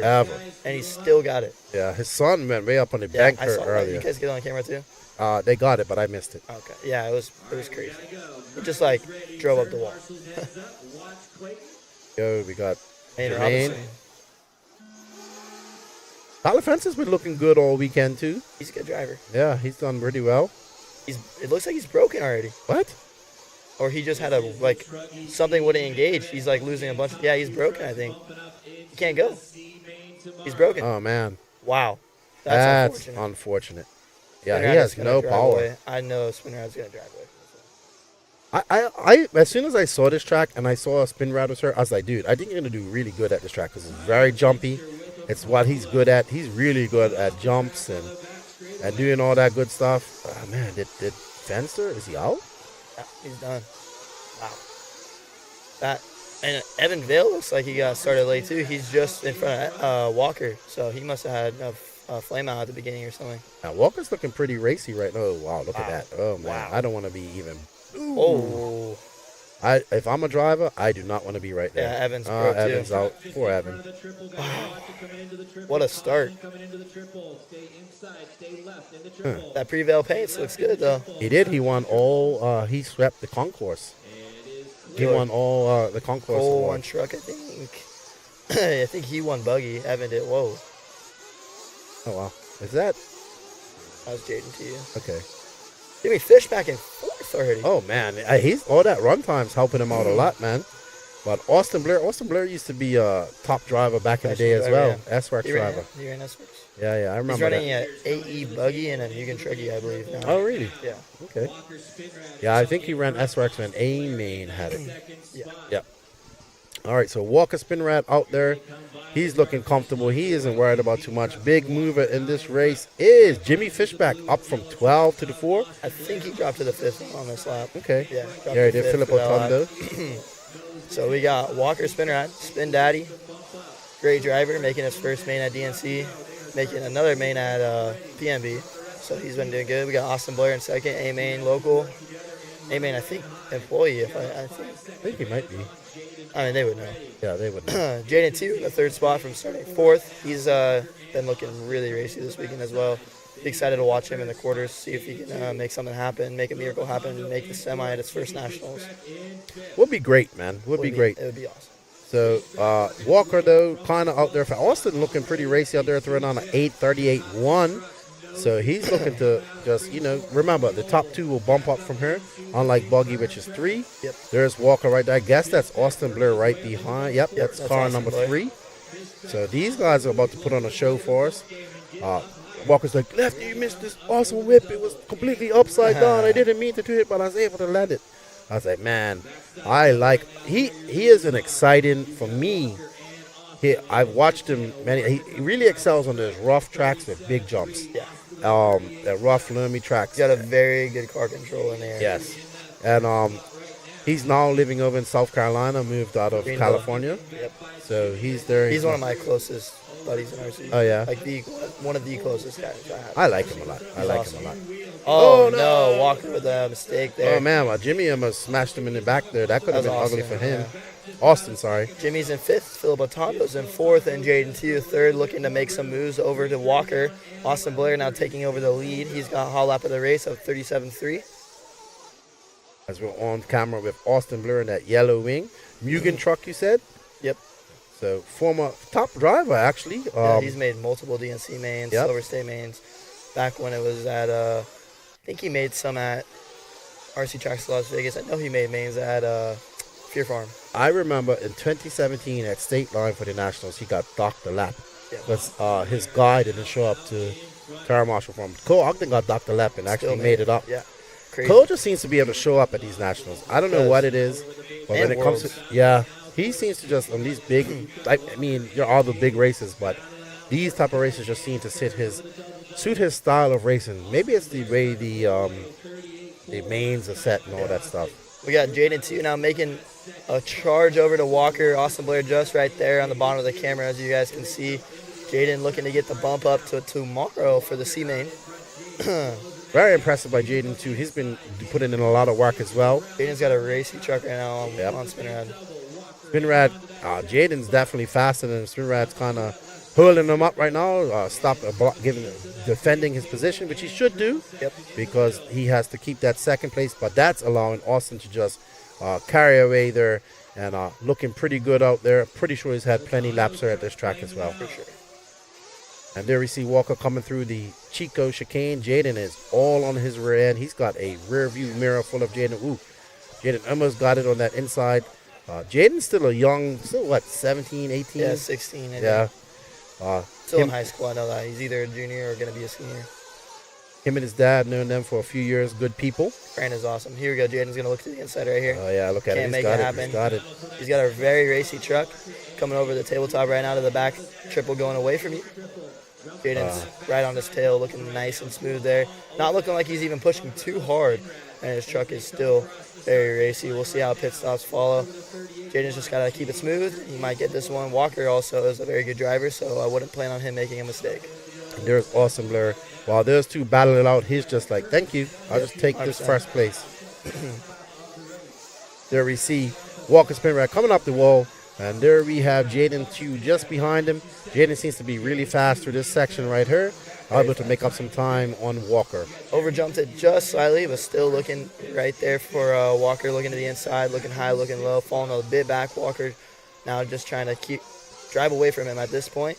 We still got 8:45 left, so we still have one pit stop and another half of the race. There we go. Walker pulling out a little bit of a lead on Jaden, but not too bad. Any mistake by Walker and Jaden will capitalize on that. Austin Blair just running away with it now, but still, like you said, 8 minutes, 28 seconds left to go. And Austin, barring any mistakes, Walker will be right in position if he does make a mistake. Pulling a little bit away from Jaden right now, looks like. Walker found the pace in his truck now. Just ran a 37.3, which was his fastest lap of the race. But Blair crosses the line with 37.1, which is a new hot lap of the race. Spinrad throws another down, 37.7. Jaden Tew runs a 37.8, so Spinrad getting 1/10 on that lap. Jeremy looking to get up to Jaden and Spinrad for that battle for second, but he's looking a little bit far behind. He is just now going over the front double. Jimmy Fishback, who started in 12th up to the 6th position. Got to put in some work if he wants to catch these guys. Remember, only 2 will bump up. But Walker looking like maybe his tires came in, or he's just got the rhythm down. Maybe his nerves calmed down, or he's putting in some clean laps. Here we got Austin Blair, a main driver, going over the front double. This that jump reminds me of Worlds. Really? Yeah. The one that after the straightaway you go uphill, you hit the double on the right, 180, and then that one double that's kind of downhill and you come back up. That was a very difficult jump. Yeah, that jump reminds me kind of like that. People didn't see that jump was so steep, so angled, and it had a little bit of dust. A lot of wheel spin. Yeah, you would just, if you caught that dust, you'd just be like, keep going down. Right down. That was how that IBC track was. You can't really see it, but that chicane, like the S turn that they went through after that triple, it was so steep. Really? Yep, very steep. We're on chat with Walker Spinrad in that pink, orange, and white truck, HB truck. I think it's running hot race tires, right? Yep. All right. Hot race tire, Drake engines. Yep. Good to see Nicola here. Hot race definitely making a big push here in America. I would say probably number 1 brand in the world, because they're very big in Europe and other parts of the world. Pretty close to JC. I'd say a battle with JC and Hot Race. But here in America right now, JC is still number 1. JC is just so big. Yeah. But Hot Race is definitely making a charge. We got some good drivers on the team, and I think we have, I want to say 7 drivers in the semi, maybe 8. Great. Ooh. Oh, wow. That's great save by Walker. And I want to thank Nicola for his support of the NNRC podcast. Shout out to Robert Batty. I know he's asleep at this moment. He doesn't stay up too late. Oh, wow. David Walker gets it. Oh, wow. Oh, was that? Yeah, Walker. Oh, man. Just cross right there. Coming onto the front double right now. Okay. There we go. We got Walker spinning out of here. Last time by for Walker was a 38.2. Wow, Austin Blair had a 50.7. Maybe he came in for fuel. He came in for fuel. Must have had a bit of a wreck. That's Olsen right there, right? Is Olsen red? That's spinner out. Olsen's like pink and white. Okay. They look pretty similar to Yeah, that's why I got confused. Olsen's been very impressive, too. Been hitting it hard the last 2 years in RC, chasing the dream. Good to see. Asked him what he's going to do after high school. And he said he's just going to race toy cars. Here we go. Doing what you're going to do. Yep. His dad supports him. He said, we're gonna make a good go at this. Yep. But he's got also the talent for sure. Yeah, but he's also taking up the position of a regional rep, which can lead to other things as well. For sure. We are on. That is Cody Turner. He's down in 9. I think that was David Olsen just there, right? Yeah, that was him. He's right behind Cody Turner. Ralphie, as they call him. There's Spinrad. Makes a mistake. Oh, no, making a mistake. That's a big mistake. And I think Jaden T just got by. Oh, yeah. Oh, no. Come on. Oh, Jaden T is right there. Wow. Now we have a race, ladies and gentlemen. But did Walker come in for fuel? He did. They both did. All right, so it's a race to the end with 4 minutes and 45 seconds left to go. Jaden in the AE. Jaden is also a hot race driver. Yep. All right. Excellent. And Walker in the HB and Jaden in the AE. Tell you, man, all these AE cars have been looking good this weekend. Spencer looking really good. Actually, I wouldn't be surprised if Spencer wins this tomorrow. If he has a good chance of winning this. Yeah, for sure. I think he's got a good shot. Jaden T also with the Ultimate and Nitro Lux combination, which is my guy there, Brent Densford. That's right. He's beached RC right out. Yep, for sure. But definitely making some strides here. Also, like he's a black belt or something, like karate or something. Yeah, too. something like a jiu-jitsu. Oh, so he can kick your butt on the track and off the track for if sure. he has to. 100%. But Austin Blair out there showing his probably a little older than these guys, been racing for many years. So we got the battle now coming to the back wall here. David Olsen getting lapped right now, so hopefully he gets out of the way and lets you two race to the finish line. There we go. Thank you, David. Yeah. Was that Austin Blair that just rolled over? I can't tell. I couldn't tell. It's hard Cody to tell. Turner. Oh, there he is. So here we go. One car back there. Oh, man, these guys are hooking. Jaden getting a little sideways. Good save there. Good car control. Man, they got 3 minutes, 23 seconds left. They just threw down a 30. Jaden T just ran as fast as lap of the race with a 37.4.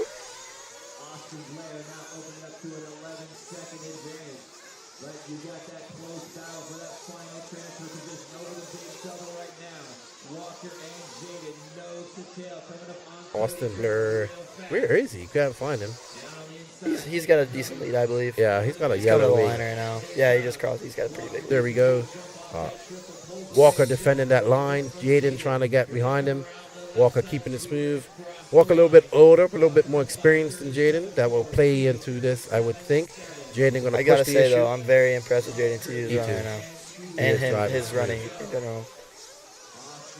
Walker keeping it nice and tight, keeping it smooth, making sure he doesn't clip the pipe. Good line there from Walker. Gets a lot of rotation out of the HB truck. He taps the pipe, but Jaden taps the pipe right after him. Ooh, that could have been ugly for Jaden, but he kept it under control. He's super fast in this section. Wow, what a line there from Jaden. He's looking high, looking low, trying to get right through Walker's spin rad. Taps the pipe there, saves it. Walker gains about a 2/10 advantage right there. They're coming to the line with 2 minutes to go. Jaden 2 right on his butt. Walker getting a little squirrely. Oh, Jaden 2 lands on top, gets lucky, gets back on the track in the fluff, but gets back into the groove, and we are racing still. 1 minute, 57 seconds left. These guys are putting on a show for us. This is for a transfer spot. Jaden wants to get in front of Walker so he can bump up and race tomorrow. Walker wants to keep the position right now so he can race tomorrow. And Austin Blair is the beneficiary of this as he's just out there. We talk about Austin Blair. There he is. That blue, yellow wing Mugen truck. Looking pretty smooth. Jaden 2 right now looking high, looking low on Walker's spinner. Wow, this is a great battle. Both of them driving very clean to each other. Jaden seems to be able to pick up a little bit of speed this is right here. Race to the line for sure. Or who makes the first mistake on this high grip track. Oh, man. Jaden's line was really good right there. Gains a bit of time. Wow. What a great line. There. Great line through the wall right there. Oh, Jaden trying to get on the inside. He's been, just makes that little bit of a mistake right there. That allows Spinrad to just pull away from him just ever so slightly. Spinrad seems to be fast on this part of the track compared to Jaden. But right now, Jaden got him right. Oh, wow. Walker makes an uncharacteristic mistake back there. Oh, Jaden goes wide, too, gets out of the fluff, and that's going to cause him some time. 48 seconds left here. These guys are going to race to the end. This is for all the marbles. Whoever gets up, comes across the line second, will be racing tomorrow in the Sunday show. Jaden with a good line there, trying to get some time. They're going to go this one and one more. We'll see who can make the bump. Jaden getting a little squirrely, saves it. Wow, what a save there from Jaden. Spinrad is getting a little bit conservative, trying to make sure he hits his lines, doesn't hit a pipe, and gets right through. But he's got to push the issue just a bit because he's only got 20 seconds left in this race. And it looks like Walker's pulled out a slight lead on him. Walker at 37.4 last time by. But Walker seems to just lose some speed there. Walker missed the lap. Okay. Austin missed the lap. What? I'm confused. Yeah, someone's messed up in timing. Yeah. But they're racing to the line. Jaden 2 hits the 2. They're coming right to the front section. Jaden 2 sends it, trying to get high, looking low, and he's driving a little too aggressive. You can't drive. I know he's getting a little bit antsy right there because of the time, but you can't drive like that when you got to get past someone. That's going to allow Walker Spinrad to take over.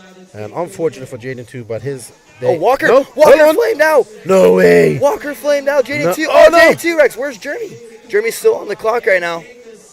Wow. Oh, wow. Unfortunate for Walker's. Oh, man, that's heartbreaking right there. Oh, man, poor Walker. Oh, man, I wonder what happened there. Walker. Oh, man, poor Walker. He had it. Had some rough luck. He had it. Weekend. He ain't going to be too happy about that. He ain't going to be happy about that. Well, that ends our day of racing here. We're going to have a little close out here. Let me talk to my producer. To get started at 8 a.m. We'll have a timetable up with all the breaks and whatnot we're going to run shortly.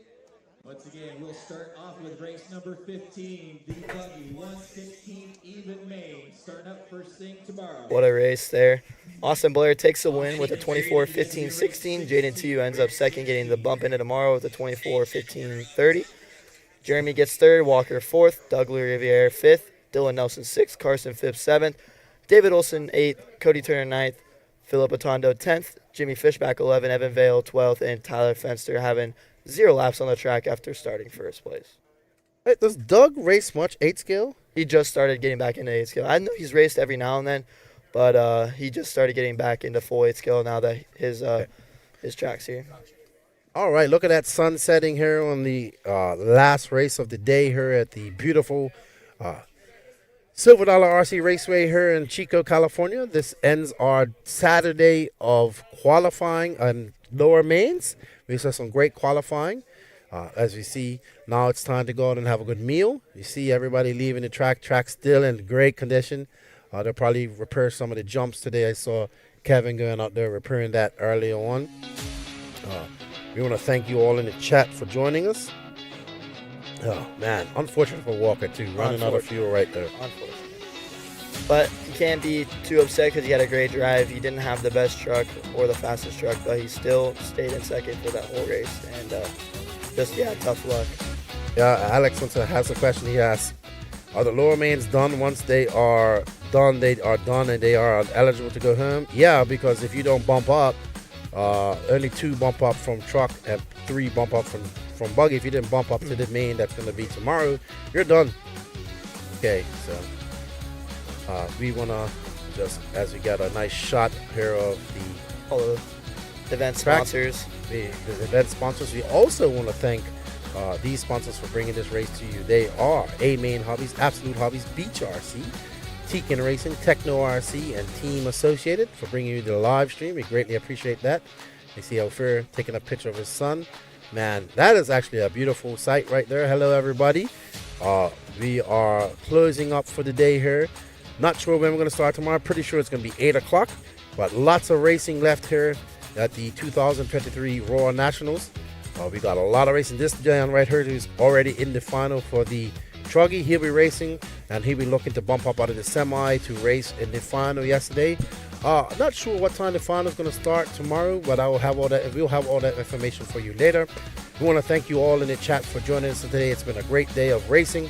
Lots of battles in qualifying, lots of battles in these lower mains. For those that made it to Sunday to race, congratulations. We have Camden Line here from S-Works. He's doing really well. He's joining us. Probably coming here tomorrow and help us out a little bit. Thank you all to the chat. Thank you to the sponsors. Thank you to Live RC for their coverage. And we will see you tomorrow. Nitro is the glory. E-Buggy's not paying any bills. Lefty and Camden, we're out. We'll see you guys tomorrow. Thank you for everything. Later, guys.